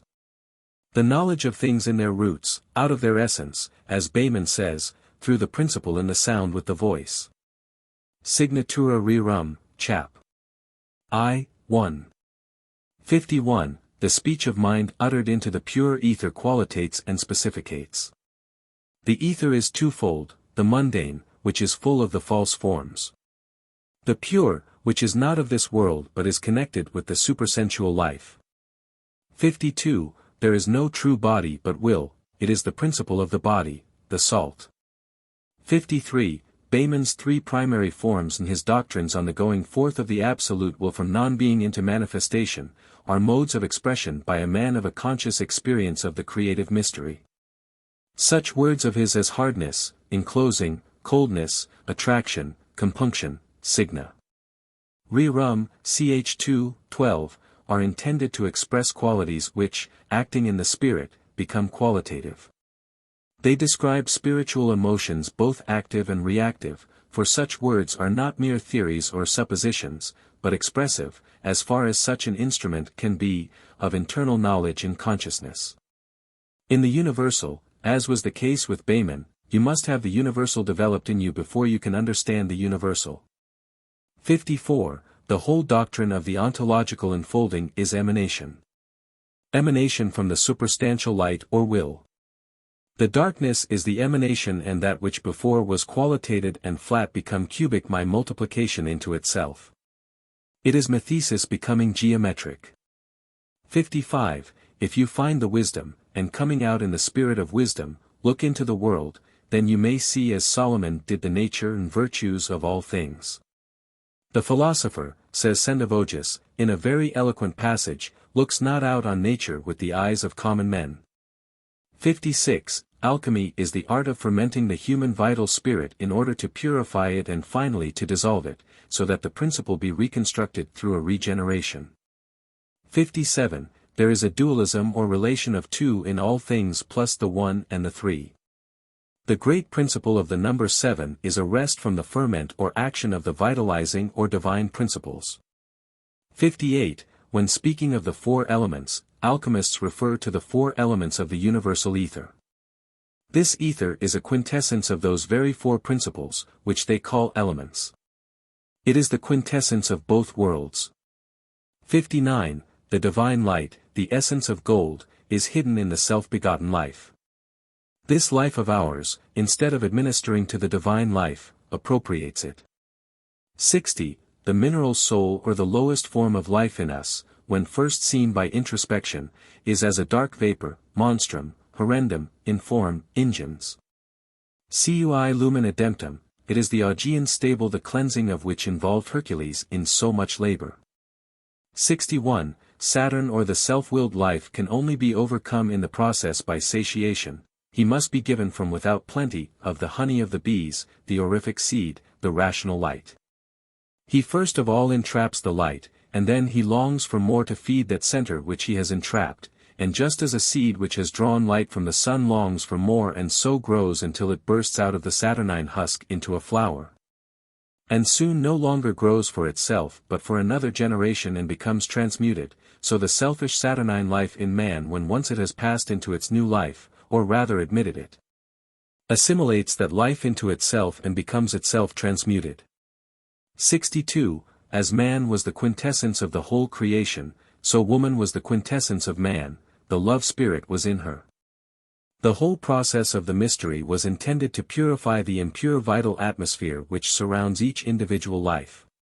The action of mesmerism is a very external way, an imitation of the divine art of the separation of which Paracelsus speaks. It solves the bond between the spirit and its corporeal media for the moment, by the perpendicular or vertical passes. Clairvoyants perceive this atmosphere, and the deformities with which it is full, all the thoughts and desires of life are imaged there. Its density or lightness is the cause of the darkness or brightness which may be seen in men. 63. There are two causes and one mother in the work. The mystery of this is shadowed out in the myth of Oedipus. It is shut up in those strange allegories of earlier Greek life. Cacapit, alsapit. 64. The law of divine manifestation is expressed in those striking words of Behmen in the sign. Rerum, ch2, p. 68. An eternal will arises in the no thing to introduce the no thing into something, that the will might feel and find and behold itself. Cf. The enigma omnia in omnibus incunreth. This is the order imaged out in the Hermetic work, which is in fact an imitation of the divine. 65. The first fruits, tough perfectly real, should not be accepted as permanent, the artist should not stop there. They must be sacrificed for the sake of the promise they contain, would he fulfill the divine purpose and not his own. There is a good illustration of this in the latter part of that curious little book, The Hermetic Wedding. 66. True knowledge is experimental contact of mind with mystery. It is when the mind enters into the universal consciously, it returns, as it were, into its principle and knows itself in its principle, and there is an efflux of life. It is not merely an experience such as one might have in receiving a blow, there is a consequence in it. The true adepts had this knowledge and its fruits. Ordinary men only touch a surface, they don't realize. Their life is not multiplied into the absolute fountain of being. Many of the alchemists only saw theoretically, some of them entering into the medial sphere, the paradisiacal life inferred the higher and deeper. 67. The slat is the voluntary substance, and is bound up in the lowest region, the generative mineral life, and must be translated or drawn up into the medial life. Troy in the old analogy is that citadel where Apollo keeps his cattle. Mercury steals them and afterwards sacrifices them. The salt thus transplanted becomes light and grows, and, in growing, this sensibly affects the whole connate or surrounding spirit, ferments it, and moves it to contrition. 68. True alchemy, not that which the world has run after without finding, is related to theosophy on its physical side. It concerns that change in the circulatory system of the blood to which St. Martin and Eckhartshausen, among others of the same highly experimental school, allude. Showing how the change is wrought by reiterative contritions absorbing the sensuous medium and carrying back the purer conscious ends of light to its first life in God. 69. The Christian scheme is the bringing of the whole of our life into the sonship by regeneration. It is an eternal marriage union between man and God in Christ, as is hinted by St. Paul and in the book of Revelation.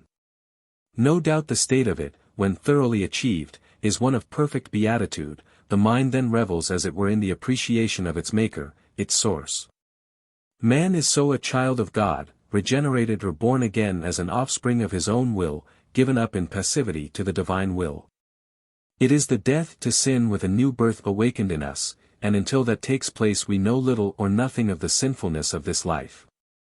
70. It is by emotion that mind is moved into matter. Emotion is a midpoint between the two. Conscience strikes upon the self-life, and, when it does so, effectually ferments it and evolves from it a third form of life, a new birth of life. 71. All qualities, every adjective form, are first in the letter the grounded form, the mathematical flat surface, then in the intellectual, that which understands that, then in the emotional that which feels and as it were has it.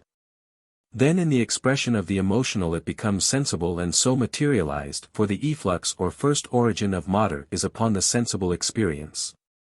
Hence, the strange nomenclature of the Hermetist and of Behmen about the sulfur, the salt and the mercury, the water, the air, the fire, etc., relates to principles rather than qualities. In the spirit they become qualities. Thought qualitates spirit, and spiritual experiences bring the qualities produced into manifestation, into esse from posse. 72. All is held in potentiality in will. The alchemists say that, in the process, there is a point of passivity, where there is no attraction but rather an indifference to both the life and the death. Then the artist must look to his work, and seek to stir up the motion. This we learn in the language of the older masters, that when Vulcan appears in the same altar with Minerva the conjunction is ominous. This means that all the desire of life is towards the wisdom life, that pure, good, beautiful, passionate life. Of itself it needs nothing, but if it is stirred it is taken. What takes it is the self-will. The whole of this mystery is a translation of the consciousness, for there is a life behind the consciousness. Present consciousness lives in and is drawn out to sense, it may be, it should be, thrown backwards, nay upwards, into its first source. 73. The philosophic matter is an excruciated ends of light, a light extracted through anguish from life. The process goes over and over again, for we could not bear the birth in our own strength. It is a successive giving up of itself to be bettered on the part of will. The principle of it is wonderfully beautiful when one gets a glimpse of it, but it is almost too sacred, and impinges so strongly on the spirit life that I don't think you can think into such spheres of life without moving them. Or being moved by them. 74. Everything is in will. All in the beginning is will, it is the foundation of everything, and is everything, it is the only true substance of body. It subsists first in one will, then in two wills, and exists in the third. It then becomes a self-assertion. 75. All the false sulfurs, by sulfurs I mean forms, of the mundane life require to be purified, nay, perhaps extirpated, in order that the medium for manifestation of the divine light may be simple and pure. The human spirit has to die to everything that it now lives to, and lastly to its own identity, in order to become a simple receptacle and magnet for the divine seed. When it rearises it is a true manifestation, reflex and image of the divine. That is the condition of the highest regeneration. All true religion in this life is a preparation of the will for this final work. 76. We have no business whatsoever to speak the name. If it should speak in us it will work its own change in us, cf. St. Martin's Correspondence, Letter 30, that is how it spake in our Lord's baptism, when the voice came, how I have both glorified my name and I will glorify it again.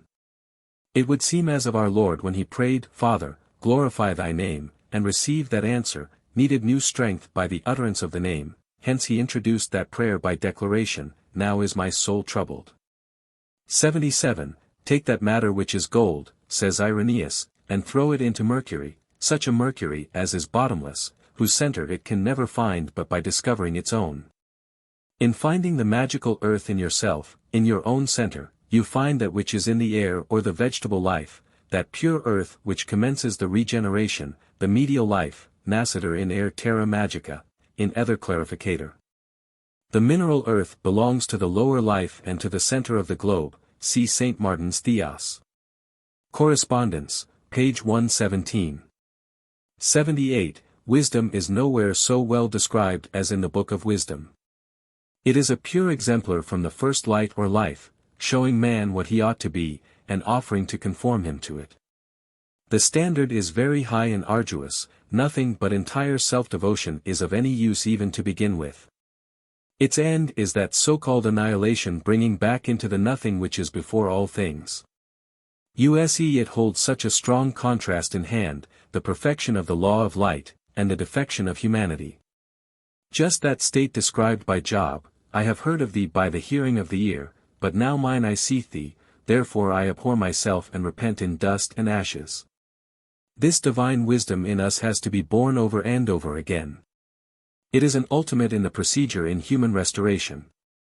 79. The life acts through the sensuous and sensible spirit in the blood, it is all to be taken up into, I suppose, the will to cause another and new life to grow out of its death. If you magnetize a person, he is elevated into a purer atmosphere instantly, the natural tendency at once is to a purification, it dissolved the sensuous medium and opens the consciousness to the divine life. You may corrupt it by introducing forcibly upon the patient a bad will, but it is not, naturally easy to do so. 80. Out of the ashes of this present sensuous spirit arises the phoenix. 81. There is a war in the work between the self-will and the universal will, and all the faculties and desires are engaged on one side or the other. The effort of the universal will is to draw them into its service by first destroying them, and then reproducing them in a transmuted form. 82. The solar tincture, tinctura solaris, is the aurific light. 83. The physical problem as Kirchberger calls it, theos. Correspondence, page 168, is the making visible the invisible spirit. Verbum invisible fiat palpabile et germinabit ut radix. It is a taking of the infinite light nature into bound by hypostatic multiplication of its shadow or image. 84. Lives as long as they are superficies don't create, they are merely principles. 85. The philosopher's stone is a real entity produced by spiritual generation, it is a real ends of light, it is both objective and subjective an actuality as well as a theory. 86. Living in the second principle means living the paradisiacal life, they all lived in it, under the cross, the heart life below the arms which, when extended, give a cross, represents this, and is this. 87. The universal will being represented as agent dissolves the false forms and the self-will represented as patient. The great salt sea, wisdom, the universal will, dissipates the impure sulfurs, desires, phantasms, in the individual will as the strokes of the sun's rays dissipate the darkness of night. 88. There are three microcosmic centers in man, the eye of the divine, animal rational head life, the heart of the celestial medial vegetable life, the lumbar region of the inferior mineral life. The universal matter is obtainable at the focus of either center. 89. The true manifestation of the law of light is what is to be sought, the place of its manifestation is in the soul. There is room for the image also in the circumlucid place. Every way to the unfashioned soul stretch the reins of fire. See Chaldaic Oracles and Stanley's History Phil. 90. In the philosophical dissolution of the body, soul and spirit are separate, the body lies without any breath. The other two are united to it as by a thread, and this continues until the refixation takes place. Through every stage of the process of regeneration, through every stage of progress, the same principles are maintained in operation until the assimilation is perfected and the divine will is all. There is no defection there.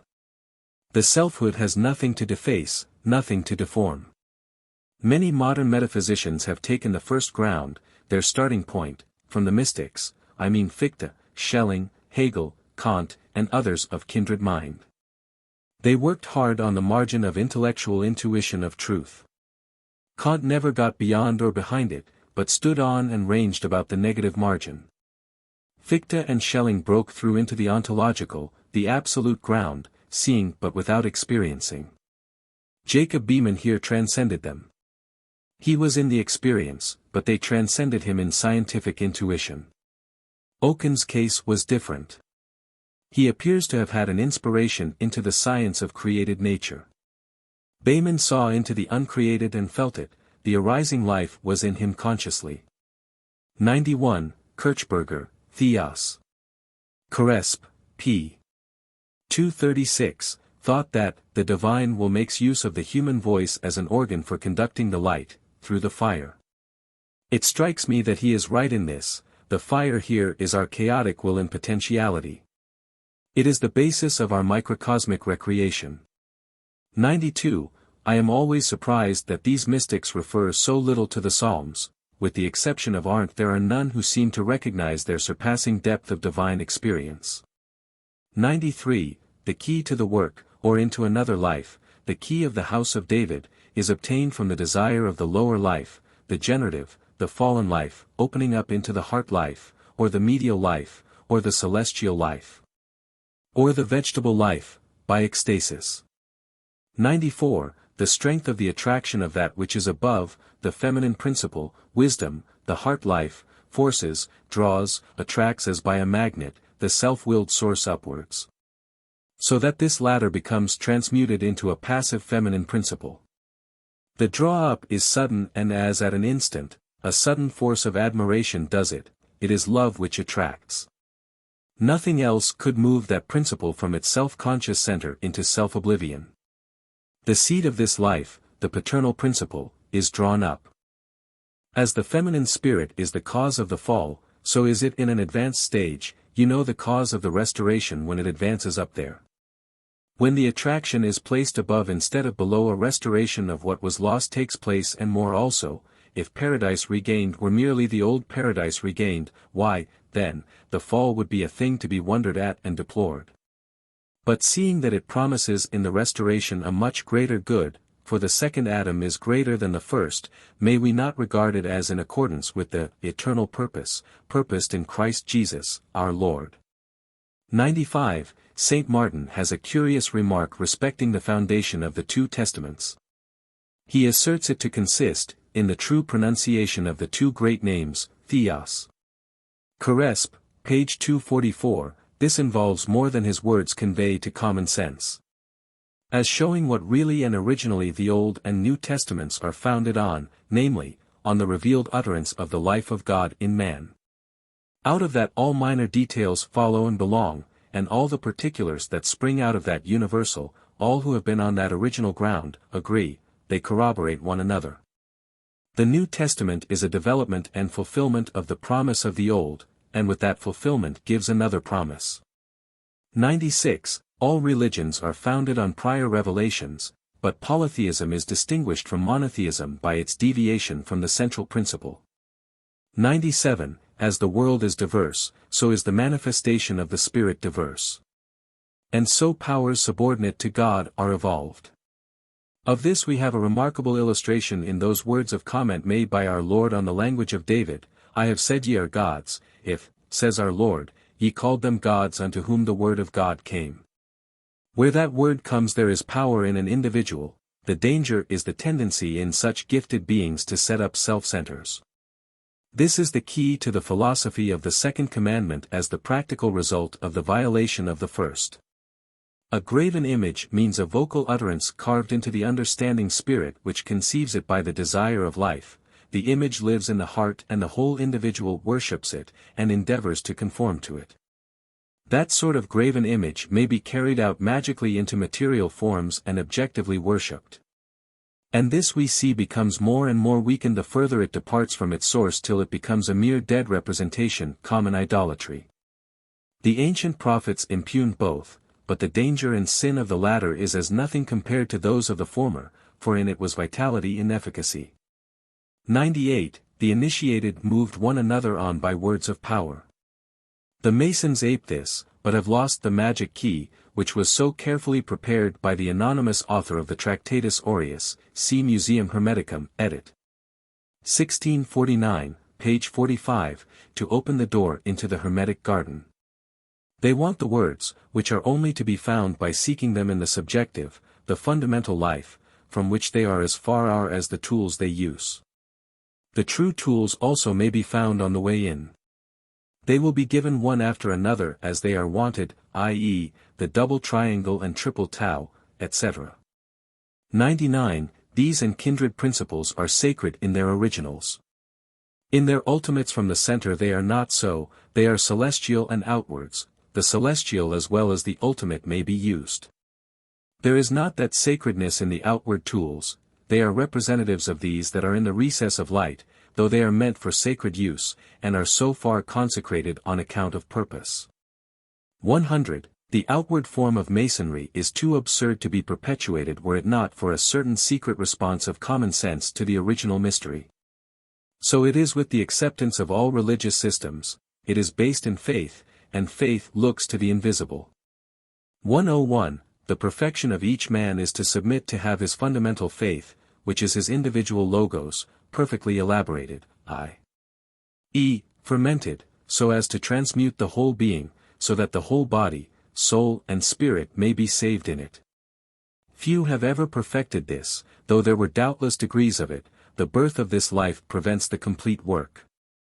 It is not intended to be completed till the time comes. The danger of diving into the mystery of life through alchemical seekings is that it tempts you to break the seals upon the book of life artificially in order to hasten the work, instead of waiting for God's will and pleasure about it. He will hasten up all at last quickly enough. The Hermetists themselves always war against overhaste. Norton says, haste is the devil's part. There is a swiftness in the self-willed magnet working powerfully and to destruction if suffered to do so before its time. Ripley warns against this under the similitude of red poppies: the work gets all burnt up and the artist has to begin over again. Nevertheless, in every mistake there is a lesson for future guidance. 102. The crown, to use Bayman's and de Saint Martin's phrase, is the logos. The whole of the divine purpose appears to be to bring the self-willed opposition into subjection through man's consent and operation. In order that the original fallen body of the will in Lucifer may become a ground and body to the divine instead of being apostate. The scheme is wonderful, and appears perfectly marvelous the moment the mind enters into perception of it, that is, the value of man. The body, the really efficient body of the will, is at present alienated from and in rebellion, as it were experimentally, against its first source. 103. Engelbrecht lived like Swedenborg, in the visionary sphere, and with no education of the intellect, had, it strikes me, the less gauge for truth. One reads his writings without any sense of value, except such as they might be to his own mind, and to such as himself. Bayman's mind was on quite another ground. It was altogether withdrawn from surfaces, which in him were objective instead of subjective. He looked to them with a light that penetrated and comprehended them. There is a certain truth in the analogical sphere, but it is only relative. The wise called it the regio fantastica. All the true Hermetists knew it, and valued it only for the derived light of its essence, not for any light it gave them. It was as a pabulum for them, but only when deprived of all phantasmagoric form.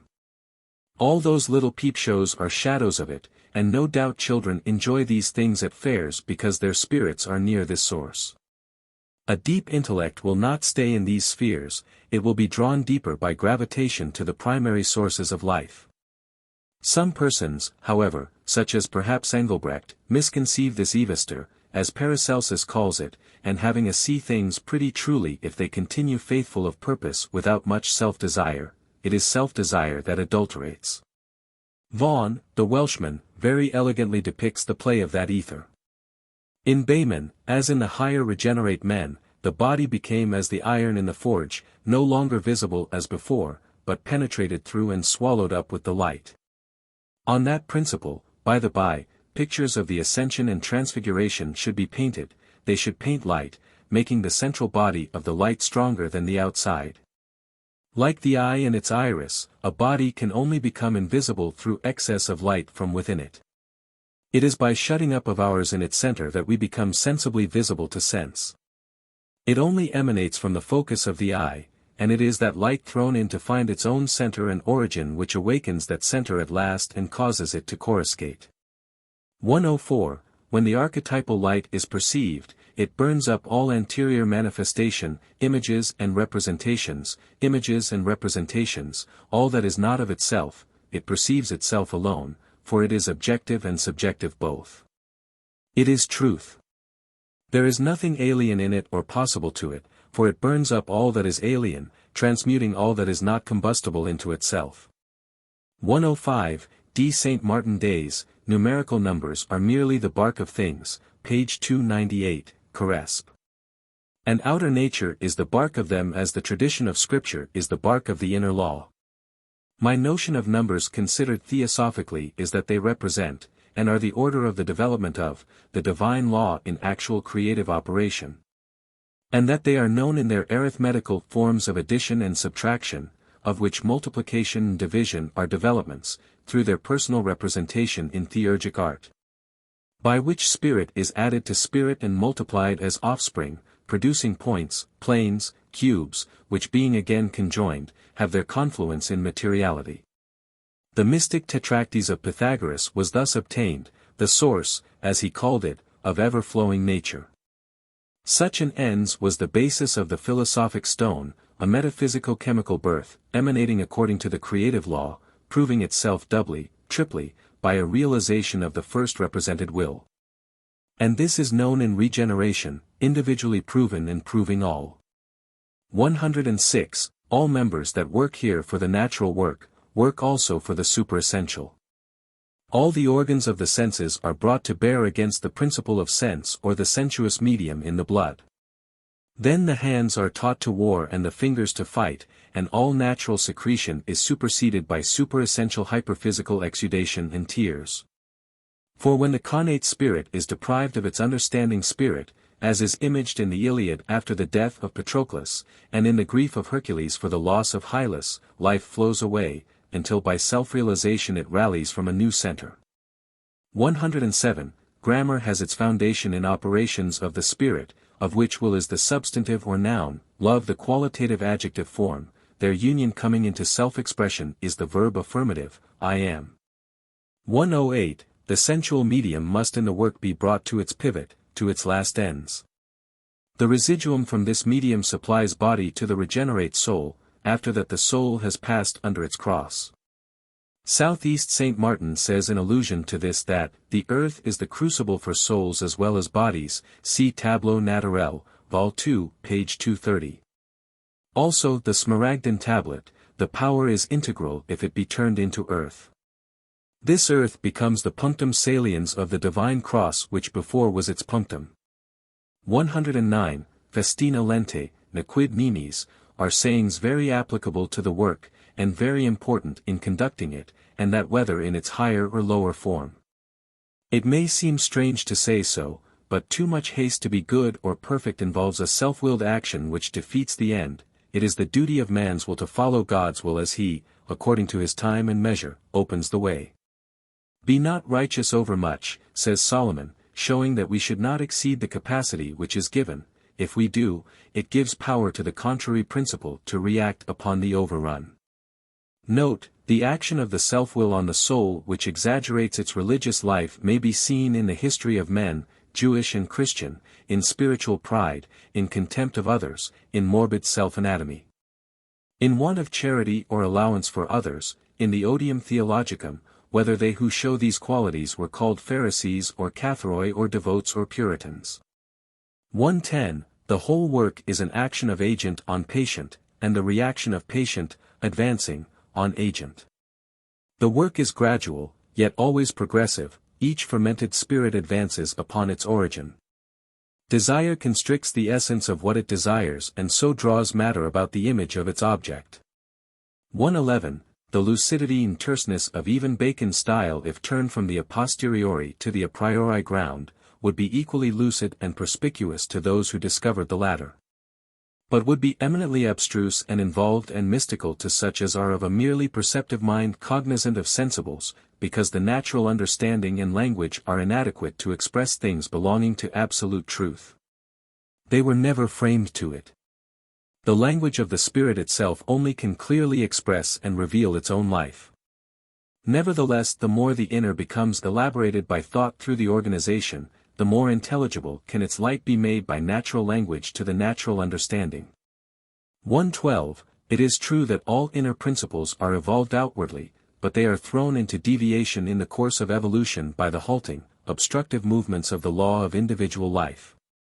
113. Kirchberger says for D. St. Martin, Theos. Caresp, page 359, that there is no true government but a theocracy. This is a great truth, but the social surface to bear a theocratic government must first be coordinate. The world's surface can only be governed by the center from which it is derived, that is, its king.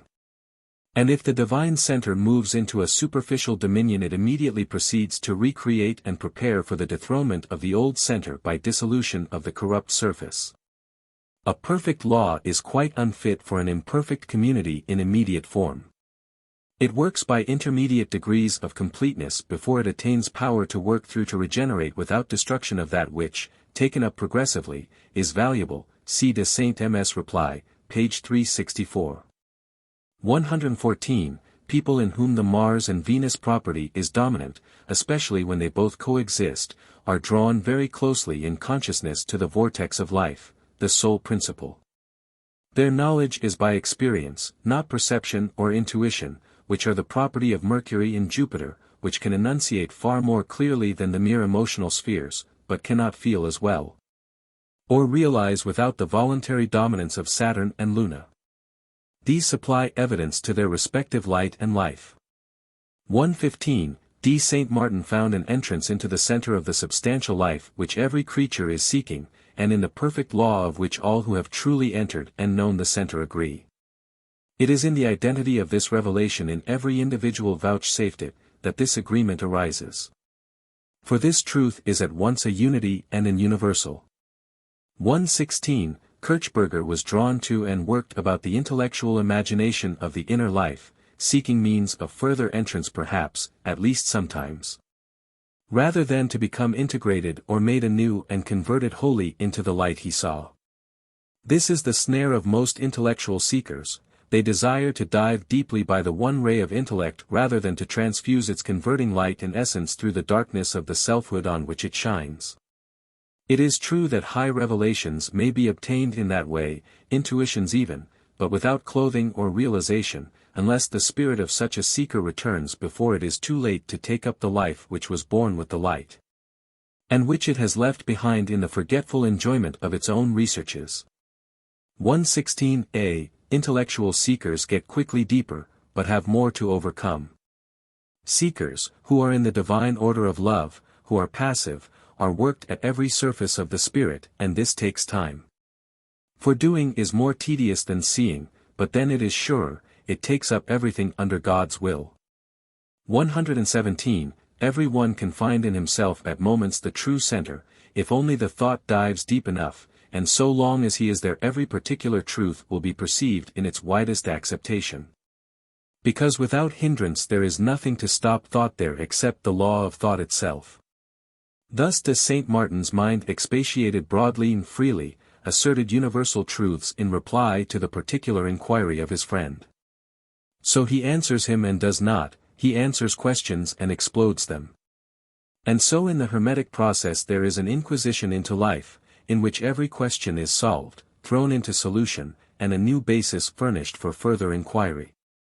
And here every solution is a convertive process and progress in entity and hypostatic relation. When I ask you a question or you me, the doing so does not change, though it affects our life. But there it does both, because the solution enters into the spirit of the inquirer, it is intimate, alchemical, it is light dissolving darkness until there is no more darkness or shadow of a doubt. You must understand that the intellect is the inquirer and, as individual, is skeptical. The universal reason condescends to answer it when not self-seeking and too proud to know. To the true seeker after truth in humility, not in pride, it responds. Kant saw that, Hegel saw it, Fichte knew it, Schelling saw it, Bohm knew it and proved it by his experienced in-seeing whereby he became it. 118. It requires light to throw light upon light, darkness looking in and endeavoring only darkens. It is the blind leading the blind, or worse than that, it is a blind man dragging about his dog instead of his dog dragging him. Hence by reading St. Paul's epistles in the atmosphere of the higher mystics, more knowledge of his meaning, more insight into his depths, is given than can be drawn from any professed commentators. The theosophic light opens him at a much wider plane of thought than the theological. 119. In that dream your mind was carried back into its ether, the ethereal consciousness brought into relation with the universal ether. That ether is the omnia in omnibus of the Hermetic riddle. What we have is a scrap of that ether shut in at our birth conception. All qualities are in it and color it. 120. The first vegetative life is green, it arises with hope. It is hope, the first aspiration to something better, to progress and improvement. It is a beautiful principle, the sensation of it on such as are permitted in consciousness to enter into it is blessed. The purple color is its ripened life.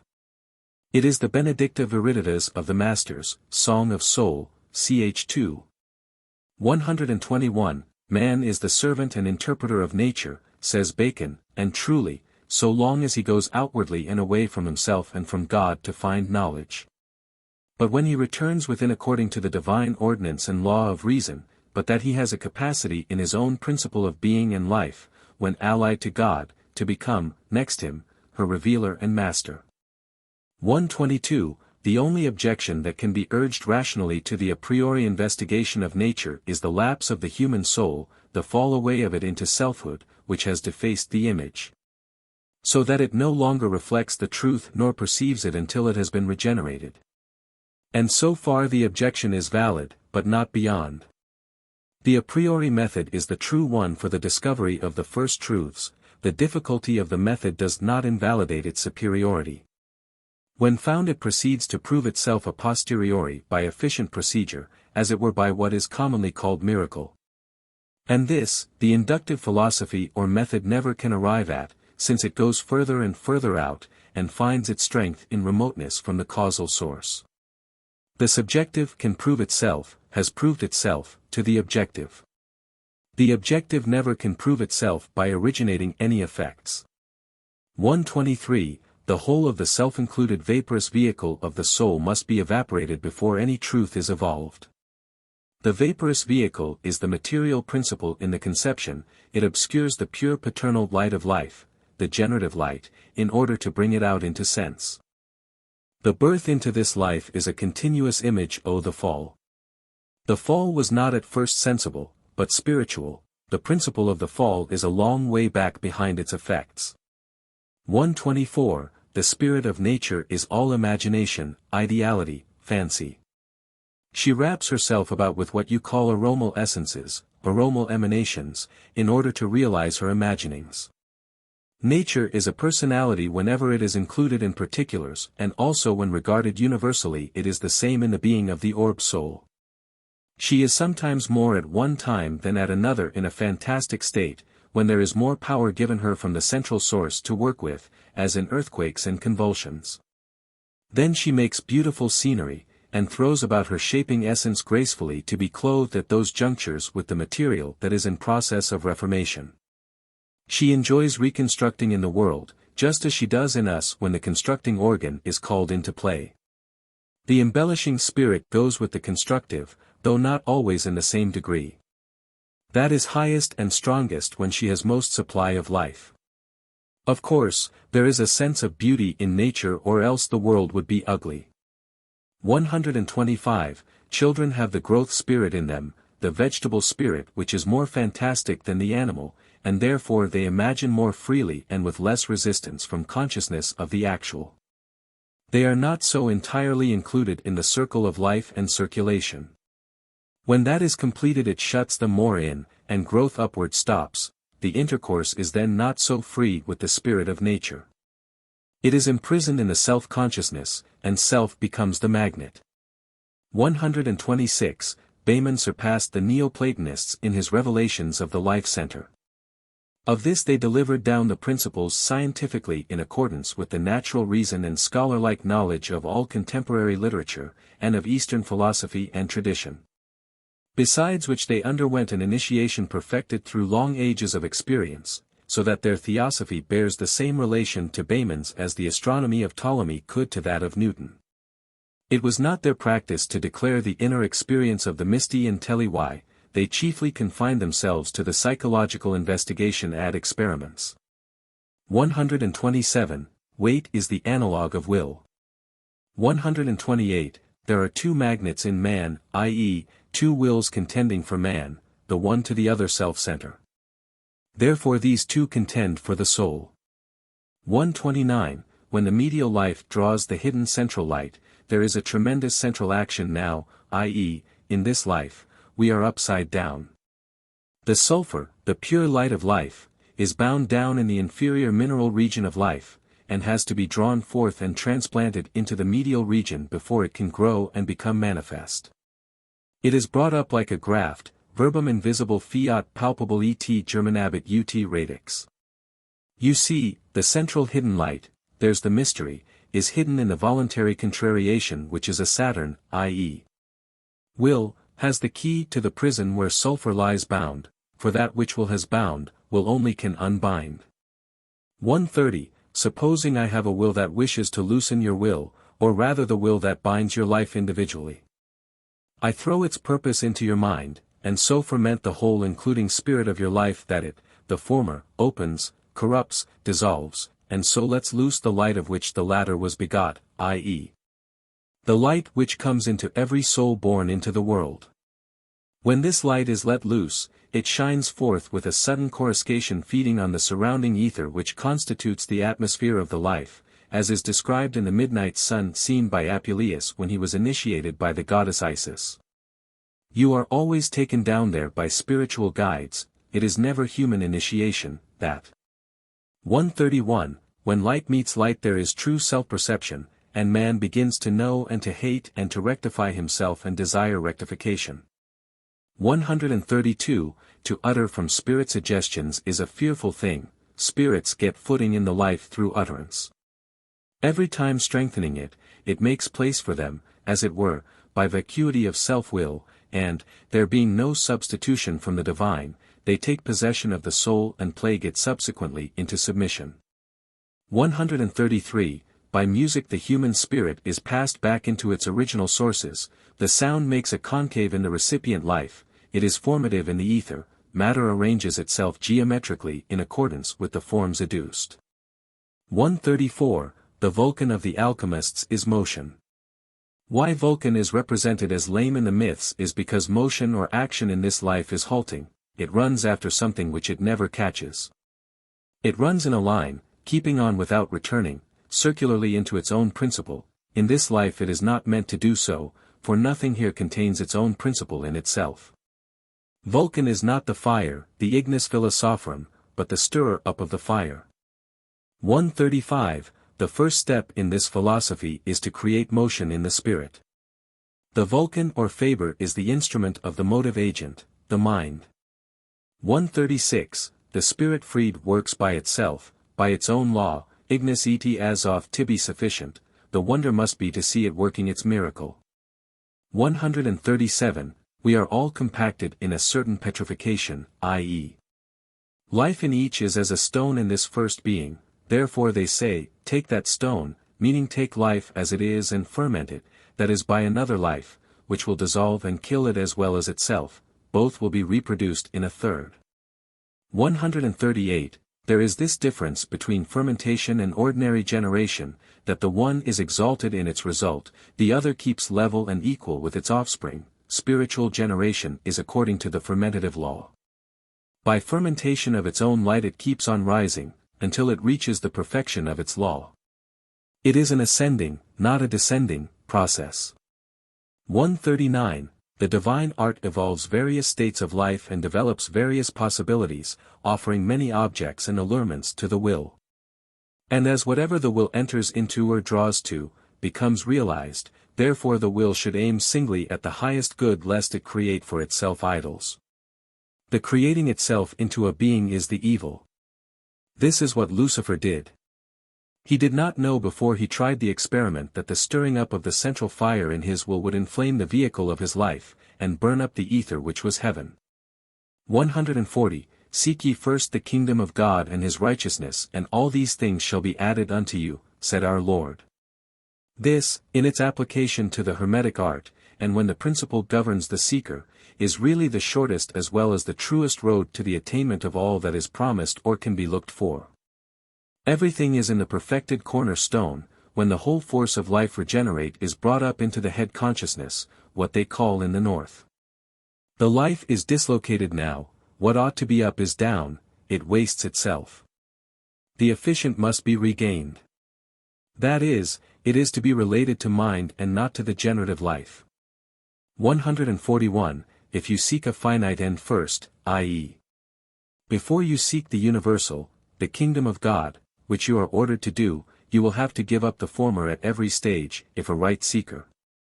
And unless you are wicked, and steal the first fruits of the Spirit's offering, all sorts of gifts are offered, you may stop in any of them, if you do, you commit idolatry. It is against God's ordinance. That the real truth as expressed in the first and second commandments especially, though it is a breach of all, in the higher spiritualistic sense. 142, what it is that nature strives to gain through man, because creation has lapsed into it. I suppose it is an escape from vacuity into entity, from the seeming shadow into reality. There is no human misery which can compare to that. 143. Self-knowledge is the first contact of consciousness in the ground of life. 144. The first matter is not to be found on earth, as the philosophers say, you must go back into the original of life from which it springs, go back in consciousness. It is immediately antecedent to the first consciousness. How beautifully Plotinus describes that generation of the first matter as a recession of reason behind itself into the indefinite intermediate between reason and the absolute. This is merely the metaphysic of it. It is never realized so, it is merely intelligible so to the highest reason, for this first matter thus presents itself as the extreme of bound and definiteness reverting to non-being. 145. The Hermetic process is a regular inquisition into life. There is motion present with interrogation. Generally speaking, the descriptions of the matter as it appears to the eye of mind regardant of its own first sense, the whole process, all the descriptions, relate to the one universal entity of life. The omnia in omnibus before manifestation and individuality, the thing of which you may assert everything. Proteus. 146. There is a spirit man within the natural man and his work is to move the ether. 147. When the metal bond is broken, the Elias spirit is born and his work is to prepare for something higher. This is the analogue of the work revealed in Holy Scripture, just as the stone is the analogue of the chief cornerstone. 148. As the divine art works in and with the universal spirit, the proteus mentioned above is mechanical as well as alchemical and uses instruments as well as vessels. As the heart and brain are its vessels, so are the hand and eye its instruments and vessels also, the eye particularly. Every member is in short working for the end proposed to fulfill the law of the head, the direction, given by the head. Without taking all the powers and appliances you narrow the view of this art, which comprehends everything wanted here on earth analogically. 149. The reason why there are so many seeming contradictions in the descriptions given of the first mat in its manifestations, is that the things said of it are transmutable adjective forms, which may become one another. And what they are at one moment they change from at another. Virgil alluded to this in the advice to Aristeas as to the mode in which he should arrest and bind Proteus, cf. Vaughan's Alla Lucas, pages 15-16. 150.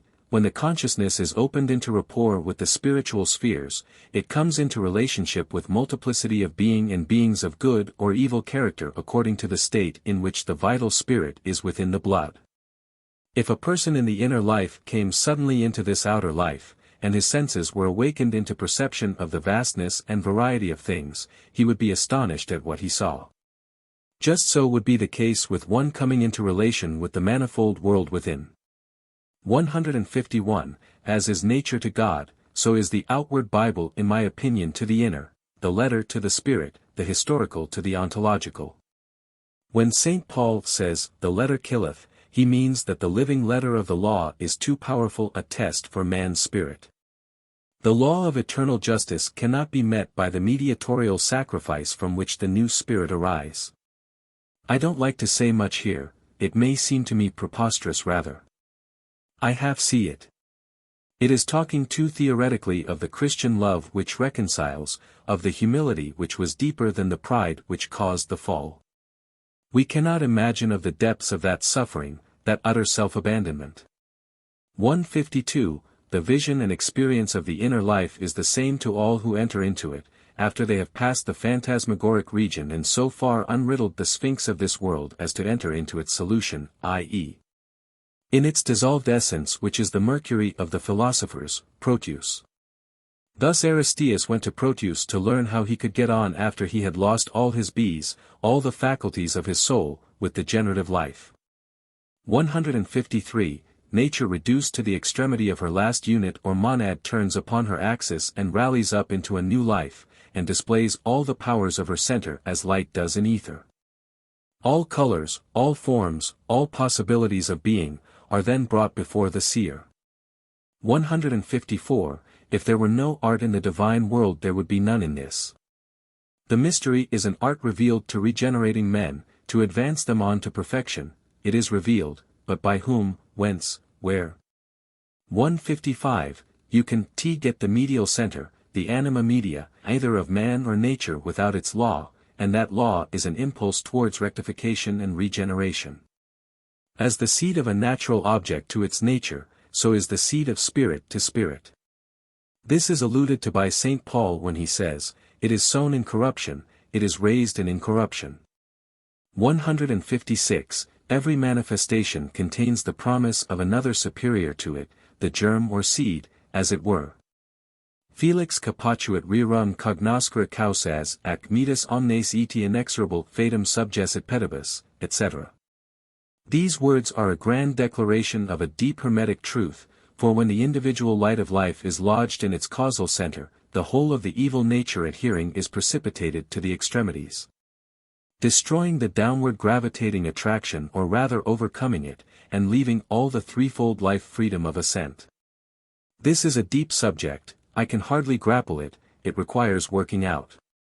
That which relates us to the lower principle is cast out with the consciousness of the self-evolved power, for, 157, in the regeneration there is a wonderful birth of freedom to act every and realize every volition. This, so far as regards self-will, is given up under the Christ life in its higher development and subjected to the Father's will. 158, what does the reason seek? Causes, and, through secondary, the higher cause, the punctum saliens of life, and there it finds its roots consciously. The light which springs up in that alliance is the divine orific seed and true form of gold. That was the golden bough which Aeneas carried, and which took him safely through Tartarus.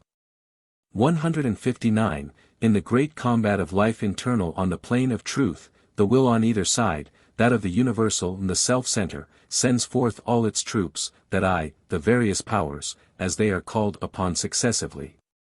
The rational light keeping back to the last, and never aroused into action until deprived of its understanding essence which is taken captive by the rational light on the other side.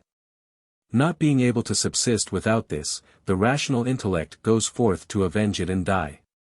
This is predestinated from the first, the process, however, goes on over and over again, it is not concluded in this world. This war is the war between two principles of the self-will and the divine will. We are born into the self-will, and by the divine mercy shut up in nature in order that we may not feel the bitterness springing from the course of self-life, what Bayman calls the bitter anguish of the driving wheel of existence. All the whole scheme of Christianity is to redeem us out of that misery by the interposition of God's grace between us and it. 160, alchemy goes beyond nature, it takes her up and advances her beyond her created it and in this world. Art, then, what nature left in hand doth take, and out of one a twofold work doth make. 161, I am perfectly sure that the Hermetic is the only true key to the old myths, and to Homer's Iliad and Odyssey, because the solution which it gives is entirely adequate to the subject. Proclus develops the ontological basis of the Iliad. Virgil wrote on the same initiated ground, the Georgics are an allegory all through, an analogical instruction in celestial and spiritual agriculture. I regard the whole of the Aeneid as illustrative of the same truths in another form, the 6th book markedly so. 162, when the divine presence arises in the human life, all that is alien and contrary is dispelled, as wax before the fire, as David says in the 68th Psalm. And there is great rejoicing and a setting free of the life which has been so long imprisoned, and at the further of the divine power all the circumferential etherical sphere is shaken up and there is an abundant influx of the Holy Spirit. And underneath all this there is revealed that wonderful white light which Van Helmont speaks of, though in a very superficial way, as the Quelum, and which the Kabbalists celebrate as belonging to the Ancient of Days, i.e., the primeval light. This action is a merging of the whole of the variety of life into its first unity. 163, in the process of the Hermetic regeneration there is a drawing of power and life up through the feet which may be called breathing, pumping up of the rich essences of the Spirit, the essential fold which is of the substance of light. That, drawn up in this manner, becomes through our organization into operation and visibility if permitted, or unless returned for a higher purpose to its fountain. The ransom of a man's life are his riches. Man at that moment craving the riches of the whole world set before him, gives them up. This is imaged even in our ordinary life in the world, where we find men giving up the chance for acquiring wealth for science and her rewards, for poetry, for duty and what not.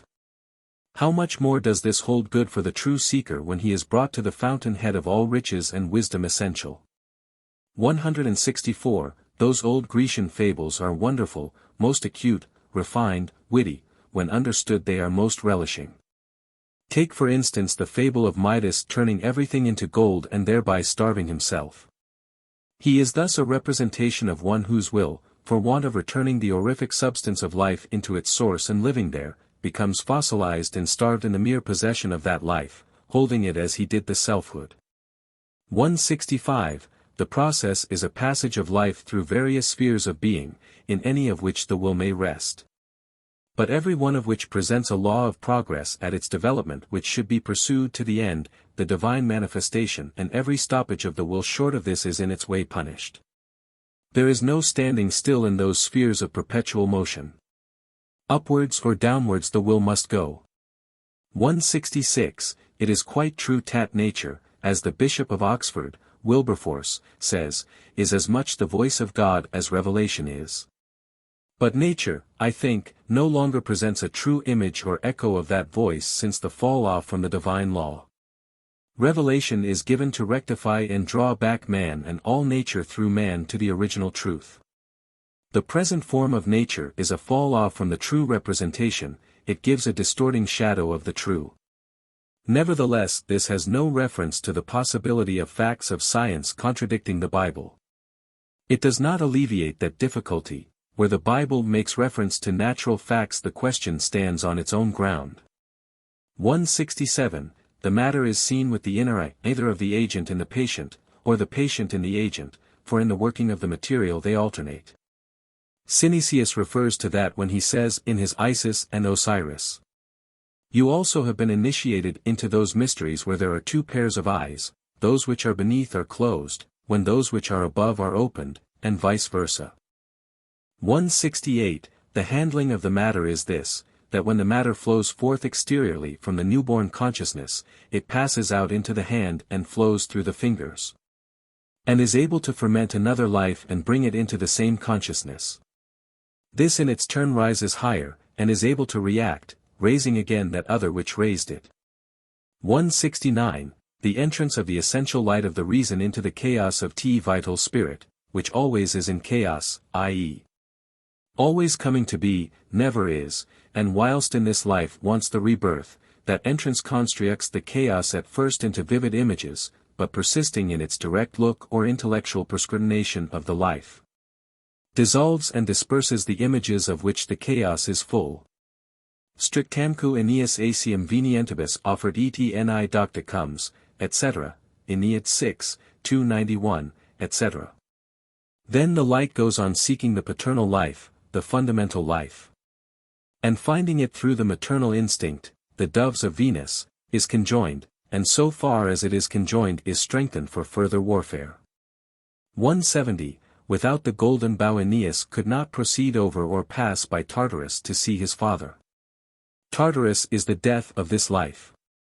By propitiation, through the offering of the golden bow, he is passed safely through to the Elysian regions, where the paternal ens resides in liberty. 171. The rational light is the strongest of all lights, and overcomes every other. All life moves orderly round the focus of that light when that light is found or realized. This constitutes the reintegration of being, the manifestation of the in-man. 172. We are all of us drawn to our ideal as to a star. To us the ideal is a light, a real objective attraction or magnet. 173. What you find all depends on what you look with. Ontologically you find what you seek, that is, the ontological quality of the faculty you seek with determines what you find. If you seek with a selfish, covetous, desiring spirit you find its object in the lower spiritual atmosphere, the first emanation from this life. We on earth live in the first arising from nature. Thoughts, images, passions, desires, words, loves, hates, all rise up through this first ether natural and abide on a sphere of their own above it. The higher faculties, the moral nature, with their results, are related to the pure ether, which overlies the passion sphere. Above that is the divine light region, which is the proper habituation of the high reason when informed by the love, and after it has been purified by passing through the humiliation. 174. The Protean life is very difficult of discovery. The last subterfuge of Proteus according to Homer in the Odyssey is transformation into a tree. This tree appears to be identical with that bearing the golden bough which Aeneas was ordered to find and take as his talisman to pass through the infernal regions to Elysium, where the paternal spirit lives. Prior to the ultimate transformation, however, it takes various other shapes.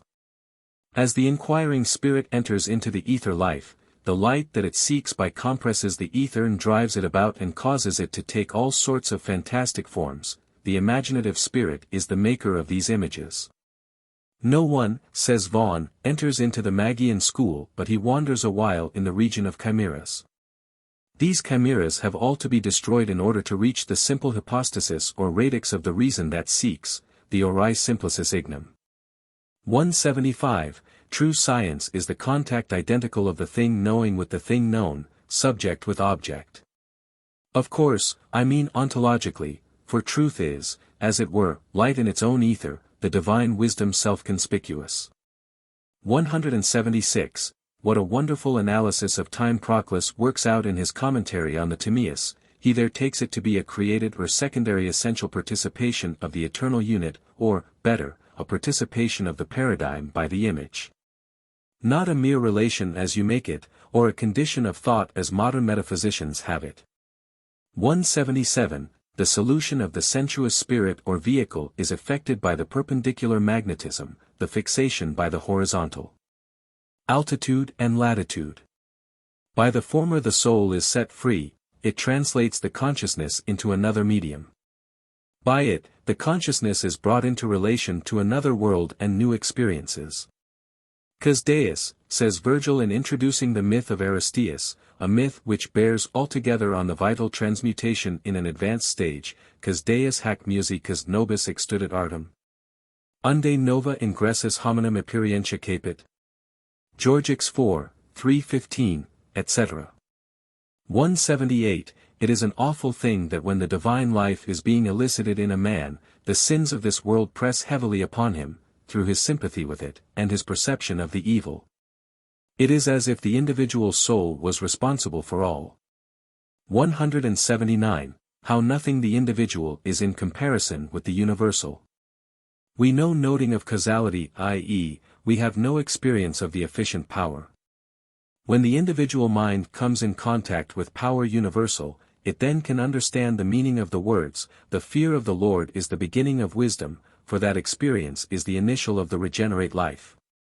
That which ferments the sensorium of this life, and lives upon its decrease ultimately, its decease I say, for it comes up again ultimately. 180. Wuthering Heights, Emily Bronte's book, wants writing over again, or rather rewriting twice. It is a saturnine mass of power in mere potentiality, a dark cloud, chaos before light strikes through it. It wants the Jupiter element to clear it. Charlotte ought to have taken it in hand for her sister, for Emily was not capable of clearing it. Charlotte Bronte was Jupiter and Lune, Emily Bronte was Saturn, and Bronte was Venus and Lune. 181. The one thing, it is our psychical essence, our nervous system. Solution refers to the separation of the sensuous medium itself. You cut off the sensuous life and get into the intuitional, and when again you dissolve the intuitional, you get into the intuitional, divine. Help manual, the hand outward is an image of the invisible hand, its clothing.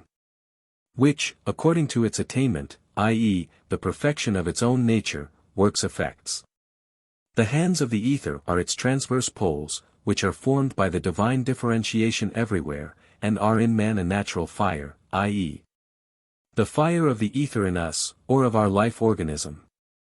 The philosophical matter is the entelechy of body bearing the spirit, the antecedent cause, right up through. The human soul is more than a mere resultant of body. It is its ultimate perfection, for it is a mesothesis between two spheres. The ether is the universal extended matter, the divine posit everywhere, life. The metals of the philosophers are the ethereal metals, the ether's progressive stages. Its processes, the arising of the ether from and through its lower to its higher forms and qualities. The adept regards nature inwardly and as a whole, he feels all in himself. The soul's angelic essence is a metallic humidity. The soul in its perfection is the Christian philosopher's stone. The soul in its metal-line perfection is the philosopher's stone. Alchemy can be fully understood only by those who have entered on and are working the philosophic process. By those who, as Plato well says, are conversant with the soul in her philosophy, i.e., the recreative, or rather separative, process. All you get first of all is a pure matter which is passive, having no power of perfecting itself. It is the attractive power. But you must set free the masculine ferment, the sulfur or divine ferment, which is doubly hidden and beyond in this life of ours, to effect the perfection of the matter. Our life is threefold. The salt, the will, opens its second fold. Each life must have its key and representative, the first has its status and being in sense. Dissolve the sensuous medium and you have the second or medial life. Dissolve the medial and you reach to the divine, which rectified the whole individual. Visitabis interior terrae, etc. Alchemy is philosophy, it is the philosophy, the seeking of the Sophia in the mind. For production of effect there must be a return of the sulfur, this third, this obscure, this radical life, on its matrix. Each principle of the life, active, passive, and resultant, must be produced or evolved separately, and represented personally produces a universal work. Finis.